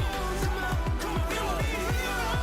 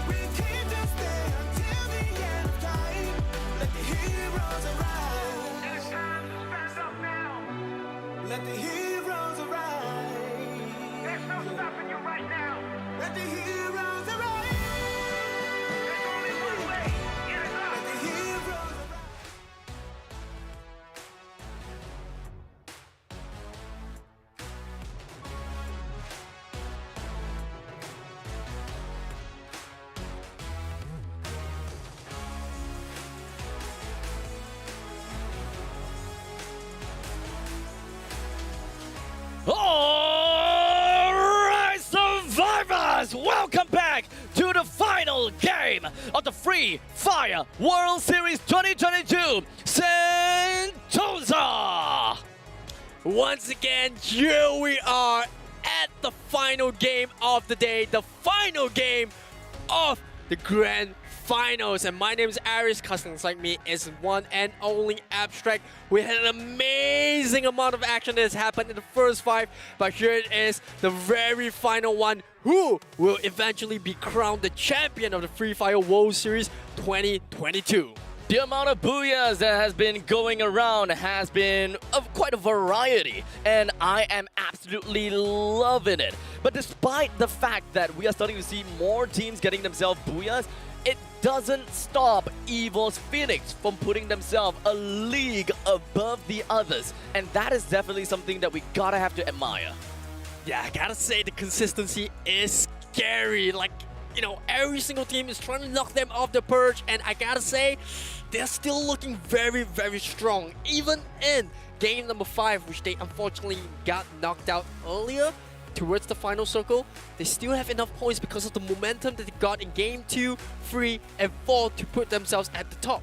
It is all about, oh, okay, maybe not all about momentum, but momentum does play a very big deal for games, right? Game number 1, it didn't really quite work out that well for them. But like you said, game 2, 3, and 4 was definitely something that really got them riled up. Game 2, boom, boom, pow, boom, shakalaka, they got themselves kills and kills and kills, and eventually get themselves even more booyahs. Yes, last year, they got themselves 4 booyahs, this time 2 booyahs. It pretty much shows the amount of, the level of competition is slowly but surely rising. But that's not gonna be stopping them just yet. Yeah, we're down to a final game, and I gotta say, yes, they look comfortable, but just slowly creeping up the leaderboards, consistently banging around there is none other than the other Thai team, Attack All Around. They've only gotten themselves 1 booyah, but because of the consistency and the high volume of kills they've gotten across the 5 games, they find themselves not too far off the top. This is another version of a pressure cooker that I have never seen before. I thought that the MCP majors are slow enough, but I am so wrong! Because when it comes down to the Free Fire World Series, all these teams out there, they knew exactly what is at stake. They can't possibly just run out in the open and expect that, hey, I'm gonna get a kill on these dudes because this is my turf. In Free Fire World Series, nowhere is a turf. Anyone can come over and take your spot away and try to take you down. Yes, and other than the 2 Thai teams, I gotta say some of these other teams are still in the race because we got Mundo in 3rd place. I know they're your favorites, and I gotta say they did really, really well in Kalahari, getting themselves the first booyah and now bringing their total number of points to a tally of 61 points. And not too far off them is actually EVO's Divine in 4th place with 54 points. Well, let's not forget about the fact that Vivocade, they are extremely impressive in all things considered. With 1 booyah to their name, they have 49 points and not just too far away. V Gaming, 47 points. So this final game could really make it or break it for Vivocade, for V Gaming, in fact, for a lot of these other teams here below of EVO's Phoenix. There could even be a possibility that EVO's Phoenix can be dethroned by Attack All Around if they do not get much points in the final game and then Attack All Around pops off.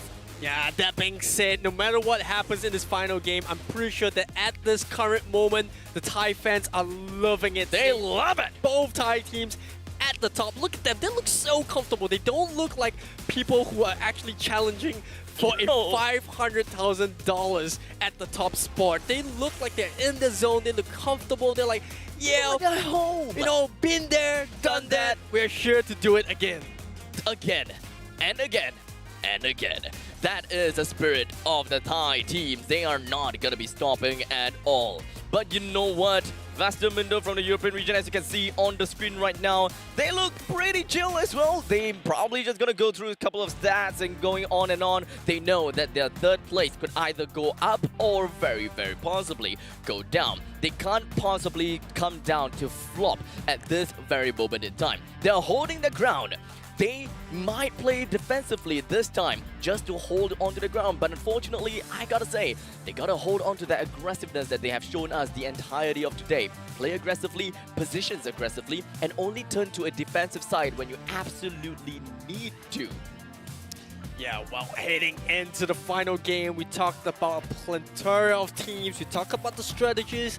Well, Abstract, if you, and only you, are one of these head coaches of Attack All Around or EVOS Phoenix, what is your message to them? I'm still gonna be saying exactly what I said to Holler. At this point in time, turn up the hype. Let them know that they are the best. Bring the morals up and let everyone know the wrath of your team. And this time, get the booyah. Absolutely fantastic advice, if I may say so myself. But now, I gotta say, for the rest of the teams, fight is not over just yet. Even if you can't get that crown or that top spot, that champion title, there is still a lot of prize money that you're fighting for. So each much. position that you jump up, it's a life-changing amount.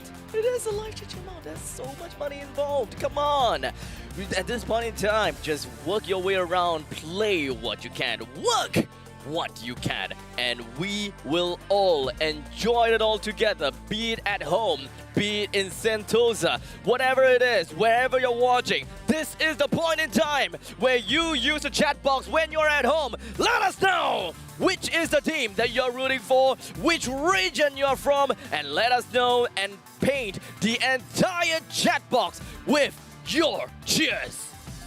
And here we are down to the final game. Now let's take a look at some of these teams which we thought would be doing really well. We talked about Team Loud, right? They came in as the top-seeded team from the Brazilian region. They look really strong. You know, they had this really good teamwork and communication going around to just try to go in and finish. But unfortunately, in today's games, we did not see that happen. They were playing very reservedly, which was very, very odd, because we thought that they would go in, be comfortable, and play to the style which is aggressive. Let's not forget that Loud has been compared with EVOS Phoenix time and time again. They were the two favorites. They are hailed as second to Kings. But unfortunately, this time, it's not really working that well for them. There could be a possibility that the Thailand region has just been upping the stakes of the game, and they know exactly what is at stake. They know how to play things out, but hey, it is not about a region. Vivocade, they have been pushing themselves high above everything else. They know what they've been working with. They have been practicing. They have been playing. They have been showing everyone how it is to play Free Fire. And here we go, preparing in the flight of game number 6.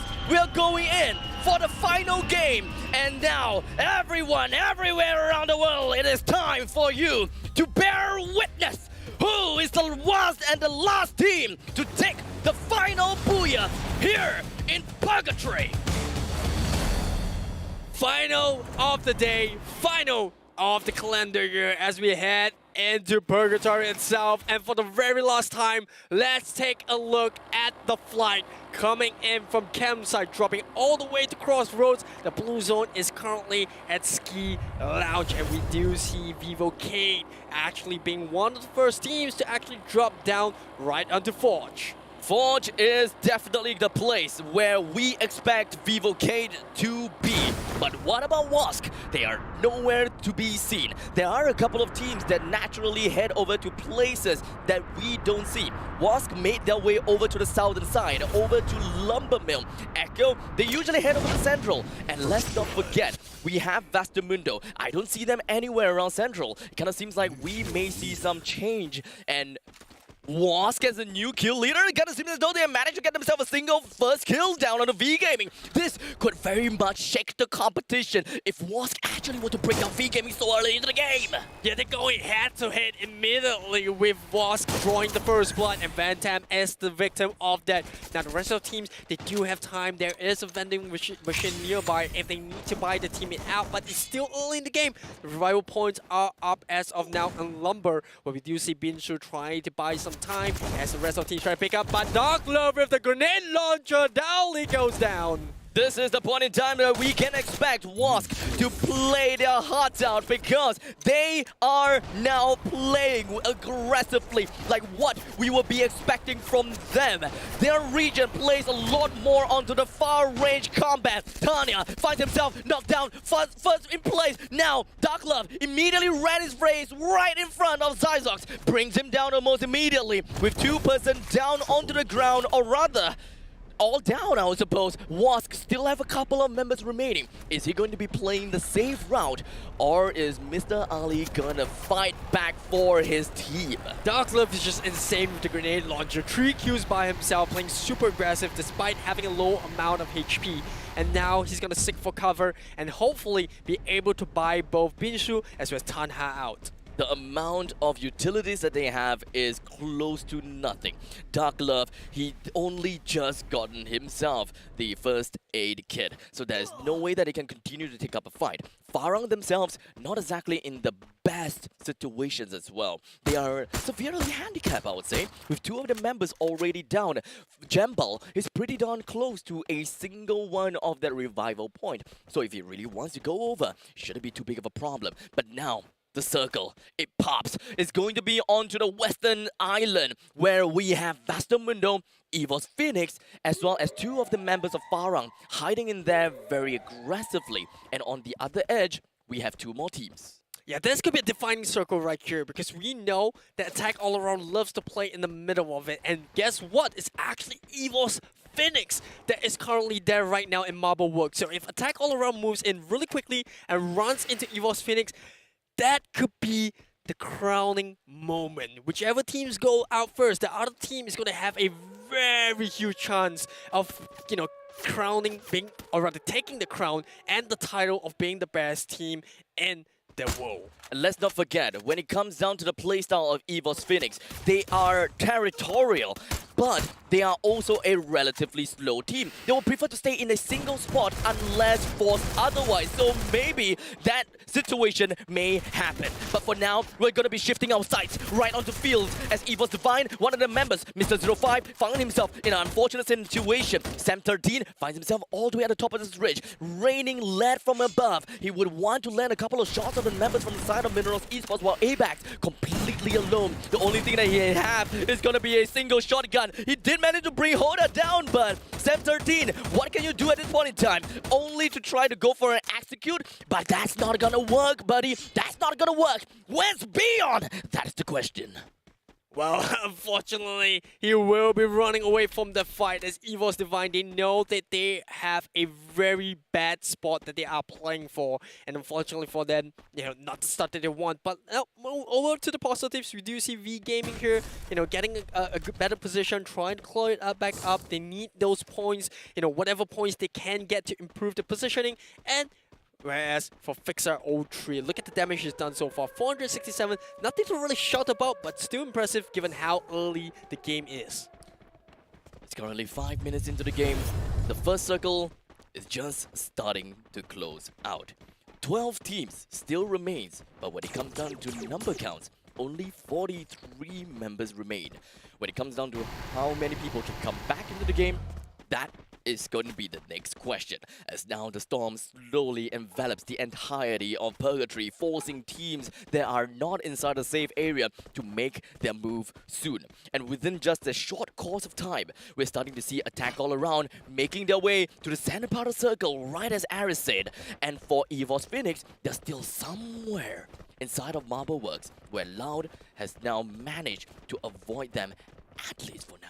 Yeah, they could play passive if they want, but now onto the southern end of the circle. Vastamundo is actually really, really close to Farang, right at the top of Mount Villa. And well, Farang has yet to buy out the remaining 2 members that they lost in the earlier firefight. So if Vastamundo take the fight right now, they are in the advantageous position where they can find themselves 2 valuable kills. Remember, they're in 3rd place with 61 points. That's not too far off Attack All Around.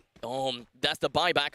That's the buyback that we're looking out for. If Vastamundo were to keep their eyes up into the sky, they may very well be able to know that Farang or one of these teams is actually pretty darn close, and they don't have a lot of utilities for one another. And you know what? we do have a devil in the midst. As Farang now finds himself in the midst of the danger zone, it is not gonna be good for them. But Vastamundo kind of seems as though they are in for the danger. They would want to get themselves inside of it all. If they were to move any more towards the eastern side, they might very well meet up with Pablo as well as Jambal. And on to the eastern end of the fight, Team Flash fighting it out with Vivo Kate for the control and the rights to enter in the middle of it all. While Minerals, well, they're taking a little bit of a long trip alongside with Evo's Divine coming in for Mood House. You know, they got all the time in the world. They got Afterburner effect, so they don't really have to rush in. It's only the second phase where, you know, it's kind of negligible if you have the Afterburner. If only they have Master of All. I've kind of been hyping that up for many times, but unfortunately it's not quite made to meta just yet, but I'm still gonna say it anyways. Well, he's trying his luck. I'm trying my luck. Okay? Yeah, I mean, I love K, okay? I play K. And I really love playing the outsider circle. I'm not a very aggressive player, mind you, so I just like to play in the outsider circle, get myself the EP, and just take the storm. I'm not bleeding in every orifice of my body. My EP is keeping me alive. And now General taking his team on the right. It's Vivo Kate will cover some ground to make the win circle. Lucre is dropping all around the map right now as we do see Vivo Kate finally finding themselves at the edge. I think this is a perfect play for them. I don't think they will be in trouble too soon if they actually know it. But Team Flash moving in, they want to take control of this bridge, which is going to be a key point in time because teams starting to move in from the northern end as well as the east might find themselves getting gatekept by Team Flash. Information has been found. Modestia, they know exactly where their opponents is and they are going to be gatekeeping inside of the bridge. Are they going to be going to the bridge? That is the question. Yeah, Team Loud though, they could mess it up for EVO's Phoenix. Yes, EVO's Phoenix looks really strong, but if they get taken out by Loud, that's going to put attack all around in a prime position to actually claw those valuable points to try to overtake the reigning kings of Free Fire World Series. And I gotta say, Team Loud, don't count them out. Yes, they haven't been performing so far, but they have the firepower to take this fight. Oh, Wask! They're going to make their way right onto the bridge in the southern side that connects the southern island and the western island. This is not going to be putting Genius in a really good spot. Mr. Ali as well as Dowley is eventually going to be making their way through the bridge as well. But they decided to go another way. They understood that that bridge is going to be a danger zone because there's way too much people that are just going to be guarding this area. Jembal lobbing a little bit of this grenade. Dark Love understood his mission. He's just going to be working on that. There's the Charge Buster trying to land on top of Jembal, but unfortunately not going to be working that out very well. Bingsu, he tries to go for a flank. He's trying to get a kill down to Jembal, but this front liner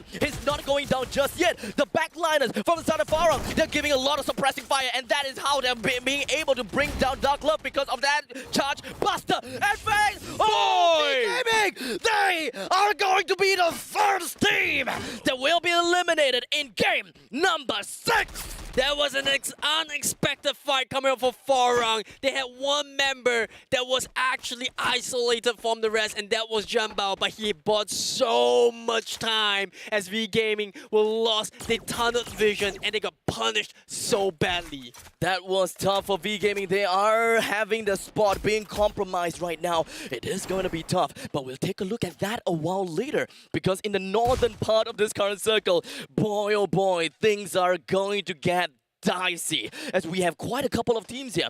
EVO's Phoenix as well as Loud, they are now teetering on a breaking point.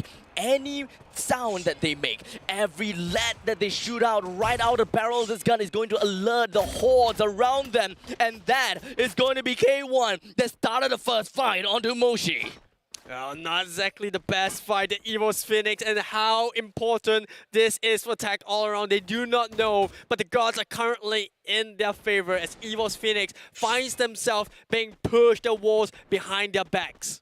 This is gonna be tough. We only have one team eliminated, and there's another team that needs to suffer the fate of having no placement points at all. Which is going to be the team is kind of hard to say, as now is 11 minutes into the game. A lot of these teams, they are pretty safe and sound, at least for now, but they can hear the whizzes, the sound of the bullets going past over their heads. They don't know if whether the shots are even going to land, but Mr. 05 is going to be the first one to be receiving those shots, and so will the Cruz as he finds himself knocked down by K1's grenade, leaving Jonah, the last member left, coming from the side of EVOS Phoenix. Well, what an unexpected turn of events. Loud here, landing attack all around, a helping hand. And now Minotaur Esports. And Joanna gets removed as well. Noda, this could be the moment that we've been waiting for. The kings of the kings, they found themselves eliminated right here, right now. It is going to be tough for them because they gotta have to hold themselves at the top of the spot. Teams, they gotta have to know what exactly is happening here. But do they really know that they are already being eliminated with no place for points at all? Now, Flash finds himself eliminated at the 10th place. And now with each team that bows out, it's even getting better and better and better for Attack all around, who is still surviving really strong. And the second, Luca 04 getting the knockdown, and Farang, oh goodness! The far-range fight that we are gonna be seeing from the side of Vastamundo. They're hitting themselves all the way at the southern part. In the meantime, Attack all around, they have also found themselves a couple of shots down onto the members from the side of EVOS Divine. You kind of see the members from EVOS Divine, they are not gonna be working very well as well. Hoysang finds himself, landed one shot, but unfortunately, critical state of health. He's not gonna be getting himself away at this moment in time. But Apex knocked down, Mr. 05 also gonna be down. It kind of seems as though EVOS Divine is gonna be putting themselves in the very best spot, but before they even go down just yet, it is going to be Mineral that finds themselves eliminated at number 9. And now looks like Foki, they know it. They're getting momentum in right now. Was 8th team, but it doesn't matter. Look at the Thai team right now. 6 kills on the board. Attack all around is going to be the next eye that we gotta have to look up for. EVOS Divine finds themselves eliminated now at number 7. And now Attack all around, they are definitely gonna be the next person that next team that we're gonna be keeping our eyes on, because they have a lot of kills. They are currently seated in 2nd place, and they are gonna be the one, and very possibly the one, that could be able to overtake EVOS Phoenix, dependent on how well they do in this game. They just need 20 odd points or somewhere around that point, and that is how they will be able to catch up. But the question is, will they make it? 15 to be exact. Before the beginning of this game, Attack all around were only 15 points behind EVOS Phoenix, and that looks like a very viable number they can get, especially with EVOS Phoenix getting eliminated right here. But now let's take a little bit of a step back. Let's bring it all in. This could be a very defining moment, like we just said over and over again. Circle closing in, and it's Echo Esports that actually find themselves in a very unfamiliar position, but a comfortable one where they are in the midst of it all. 6 teams left. We have a couple of teams that's going to be finding themselves in the center circle, and that is going to be Echo Esports. The fire through the silence of the horizons. People are knowing that the fact that Echo Esports is in the center. But before anything happens here, it's going to be Loud, making a Loud close to an exit out of this game. It is not quite there yet. There was still one more man that's just going to be hiding himself right around Marbleworks. K1 is going to be the last member remaining. Will he be able to get himself away? And that is going to be a no! Loud finds himself eliminated at 6th place. And things, the fight, the energy, the pandemonium is starting to rise up to the action. But now does his raining bullets on the members Attack all around. They can catch no rest. Yes, they were perfect with the AWM, but now do they have enough glue walls to actually buy themselves time into center circle? Foki dropping very, very low. And unfortunately for AAA, they get knocked out as Echo Esports take revenge. The Thai teams, they're all knocked down. There is going to be a small little gap in between. Does AAA get it? That's the biggest question. I don't know about this. But there's another team that they are in the running right now. They are in the western part of this current circle. Vastamundo, all 4 of them still alive, completely ready with utilities, with glue walls. They are all ready and raring to go with a total of 4 kills to their name right now. All they gotta do is take control of the center part of the circle, and would that mathematically work for them? That's the question. Well, it will remain to be seen, but look at the killer, but look at that. Hoysang as well as JLX with 4 and 3 kills respectively, leading the kill leaderboards. Is that going to be enough though? Because like we said, 15 points is what they were looking for in order to overtake EVOS Phoenix. Right now, it is going to be Farang trying to make their way in. They have managed to survive right through so many other teams as Vastamundo slowly, eventually make their way. So they're doing a really good job at trying to nade out on the members for the side of Vivocade, but I don't think that it's going to be that easy at all. We do have another one and another one. We are looking at the rest of Vastamundo just going to be holding on to their ground as much as possible, but take a look at this. A very sneaky shot, a very sneaky play. Down the southern side of the circle, you can see a little bit of that. Luka, he finds himself. Ew! He was found by the members from the side of Vivocade. Now, we have Vastamundo with only 3 members left. They are going to be fighting against with Echo Esports currently 2. And Vivocade, all 4 of them is still alive, hiding themselves inside of the trailers. And Kiba now buying himself time, like you talked about it, the glue walls. This is where it all comes to play. The grenade launcher from Kiba gets more than SDR onto the floor. He's down but not out just yet. And now Blazer will have to come to the rescue of his teammate as Luka gets knocked out. And Vivocade, Fortress, they actually get another knockdown, bringing their total kills up to 9. And killing spree in general is just on fire. And now we have a couple of members that almost, or rather a lot of these teams that will be clashing against one another. This is the clash of the Titans. How is this gonna go? You can't see that. That's got. They're all gonna be knocked down. But Circle, how is it gonna be like? We only have Vivocade, the last team allowed for the final game. And they went on like a man on a mission, possessed it just like that.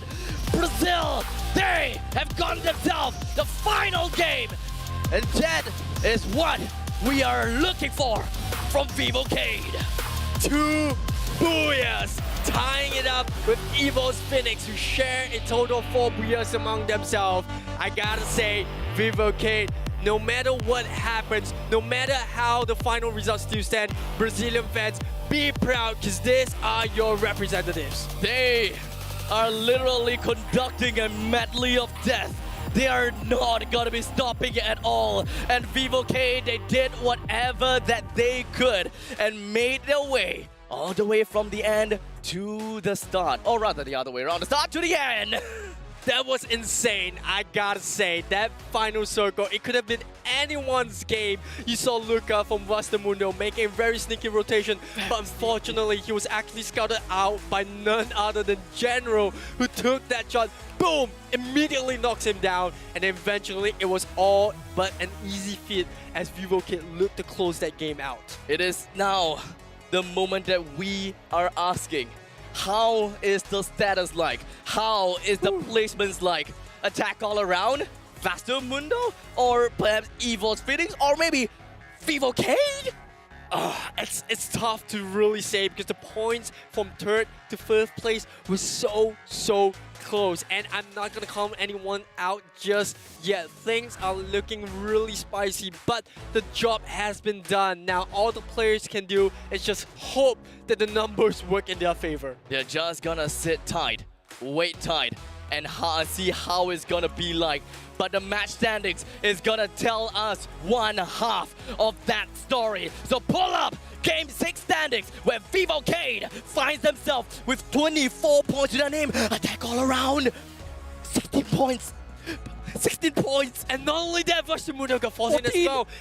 Plus the fact that FFWS Phoenix at 0. So there's gonna be a really good possibility that Attack all around could be your new champions, but I'm just holding them out. Are they really the one? I'm not gonna jinx them. Well, I'm not gonna say anything just yet. Gonna wait for the final tabulations to take place, because we know that the Thai fans are revving up right now. No matter what happens, they have a very high chance that it could be back-to-back Thai champions. I mean, right now it may not be back-to-back FFWS Phoenix, but this will make a stance as to how the Thailand team shapes the entirety of Free Fire esports. Because if the if last year is the Thailand team that won, this year the Thailand team won again, that is going to be a massive statement. Imagine what a story this was for Attack all around. They were 2nd in their region. They came into the play-ins. It looked impossible. They were going up against all these big boys, and now they have a very good chance. But looking at the total standings, 12th to 7th place, you got Watch with 29 points,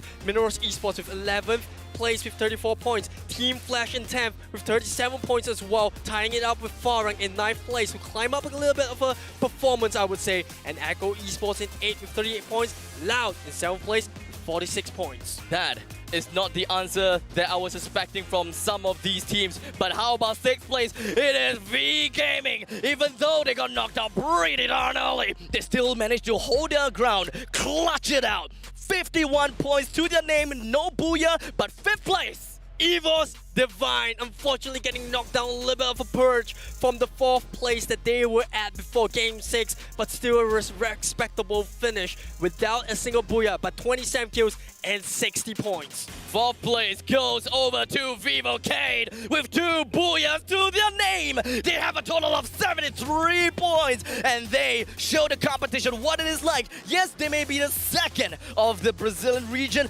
but they beat Loud in the world stage. That's what it matters. That is a respectable finish coming out from the Brazilian teams. But here we go. Drum roll for the podium finish. It's none other than your favorite Festamundo coming in 3rd with a total of 75 points and a booyah. Now, ladies and gentlemen, this is where the biggest question is in place. Which of the Thailand team is the one that will take the crown here for the Free Fire World Series 2022?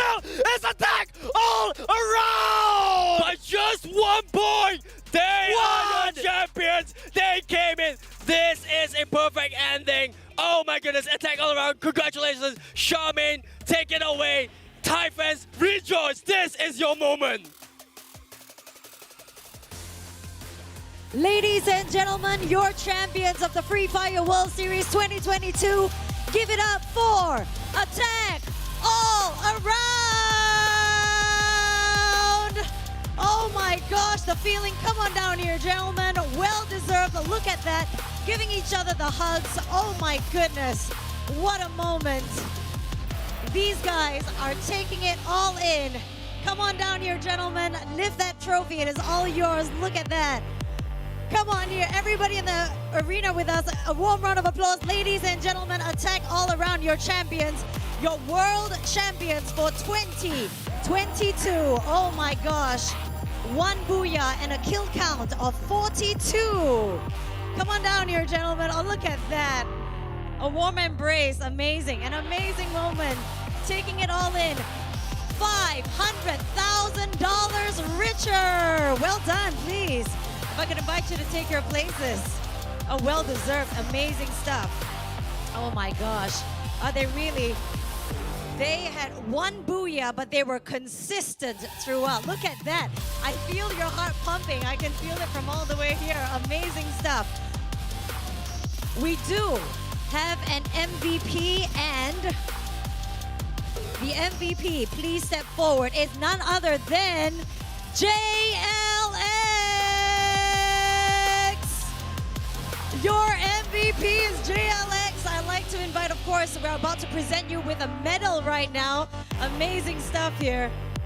Look at that, so well deserved. I'm feeling the joy here pumping on stage. I feel it, I feel it. Look at that, a beautiful medal that we're going to be presenting to you. Congratulations, it is yours. Wear it with a lot of honor, of course. Come on, a round of applause. Ladies and gentlemen, your MVP, JLX, well-deserved, amazing, amazing stuff. I have so many questions.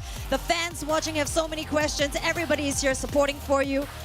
And of course, before we get to that, I do want you to lift your trophy. We'll step aside here. Gentlemen, maybe now is the moment they are going to be lifting that trophy. I'd like to invite you to the back all together. This is the moment, kissing it. $500,000 bragging rights as the world champions right now. Let's lift that trophy together in 1, 2, 3. Ladies and gentlemen, lift it right up. Your world champions for the Free Fire World Series 2022. Taking on bragging rights, top of their game at the moment. Amazing stuff. Congratulations, well done. So happy, great teamwork. Look at that, lift it up, lift it high. You're the top of the world right now. Show the world what consistency is all about. Amazing stuff. Taking turns to kiss that trophy. Amazing. I have questions for you, so if you don't mind, gentlemen, bear with me. Oh my. Please. Okay, I have some questions right now. Talk to me about how it feels right now to be world champions. มาขอคนหนึ่งรู้สึกไงที่เป็นแชมป์โลกแล้ว มาเอาจูได้มา ดีใจครับอันดับแรกก็คือดีใจแล้วก็ขอบคุณแฟนๆที่ติดตามเชียร์พวกเราครับดีใจมากตำแหน่ง MVP ก็ดีใจครับไม่คิดว่าจะเป็นพวกเราด้วยซ้ำครับเกือบเกมสุดท้ายคือลุ้นมากลุ้นแบบจนเกมสุดท้ายเลย So they're so happy about it, of course, and they're so thankful for the fans that supported them for ages until now. They didn't expect to win until the last game, and yeah, it was like a hayway ride for them. Talk to me about the strategy going into that last circle, that final circle. แผนตอนวงสุดท้ายนี่เป็นไง ก็คือตอนวงสุดท้ายเมื่อกี้นี้ก็พยายามโฟกัสเล่นแบบเท่าที่เราเล่นได้ครับก็ไม่คิดว่าเราจะเป็นแชมป์ด้วยซ้ำเพราะว่าตัดใจไปแล้วแต่ก็ยังพอมีลุ้นๆอยู่บ้างอะไรอย่างเงี้ยครับลึกๆ So they went through with the strategies they had in the first place, and actually in their mind they forfeited the hopes of being a champion because of the gap of the scores. But yeah, in the end it turned out well for them. Yes, absolutely. And what a moment to be taking all in. Which team surprised you throughout this final? ทีมไหนที่แบบว่าเห็นแล้วแบบเซอร์ไพรส์ที่สุดแบบทำให้เราตกใจได้มากที่สุดอ่ะ ทีมอีโคครับทีมจากอินโดนีเซียเพราะว่าตอนซ้อมเราไม่เคยยิงกันเลยแต่ว่าวันจริงเรามางัดกันอะไรเงี้ยครับแล้วเป็นยังไงก็ผลก็พวกผมก็ชนะครับก็ได้มายืนอยู่ตรงนี้ So it's Echo Esports from Indonesia because during the test the scrims they did not face off at each other at all but well they meet up now and well they put up a challenge but they still won. Absolutely, and congratulations. Now we've had fans follow from all around the world. What have you got to say to your supporters and to the fans watching us on the live stream right now? ขอประโยคหน่อยให้กับผู้ชมทางบ้าน ก็อย่าทิ้งความฝันเพียงเพราะไม่มีใครไปเป็นเพื่อนครับ It's kind of a saying. So basically, don't give up hope just because no one is there for you, but you can just keep continuing. Don't give up hope. Be consistent. Ladies and gentlemen, they are your champions. Attack all around. Well deserved. Thank you so much for all your energy. A massive congratulations yet again. Going home with bragging rights, $500,000 richer today. Thank you so much for watching. From all of us coming to you live from Singapore, from our casters. We had Iris, we had Howler, we had the amazing Jean as well. Amazing stuff. Charmaine signing out from Singapore. Thank you to Garena for making this happen. We'll see you at the next Free Fire World Series. Signing out.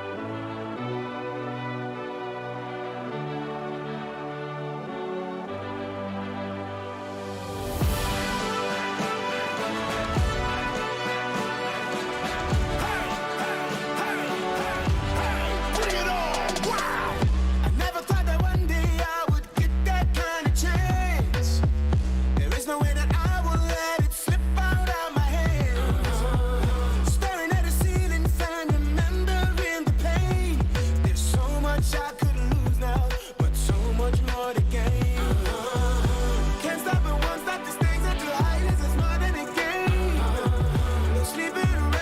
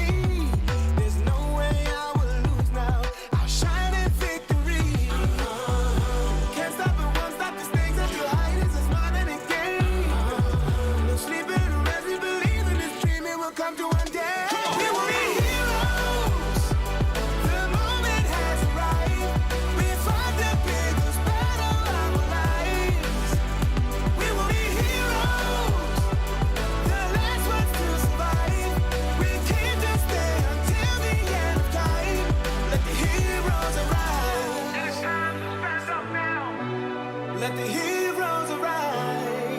There's no stopping you right now. Let the heroes arise.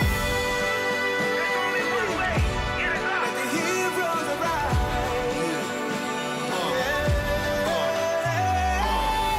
It is what it is. I'ma get it.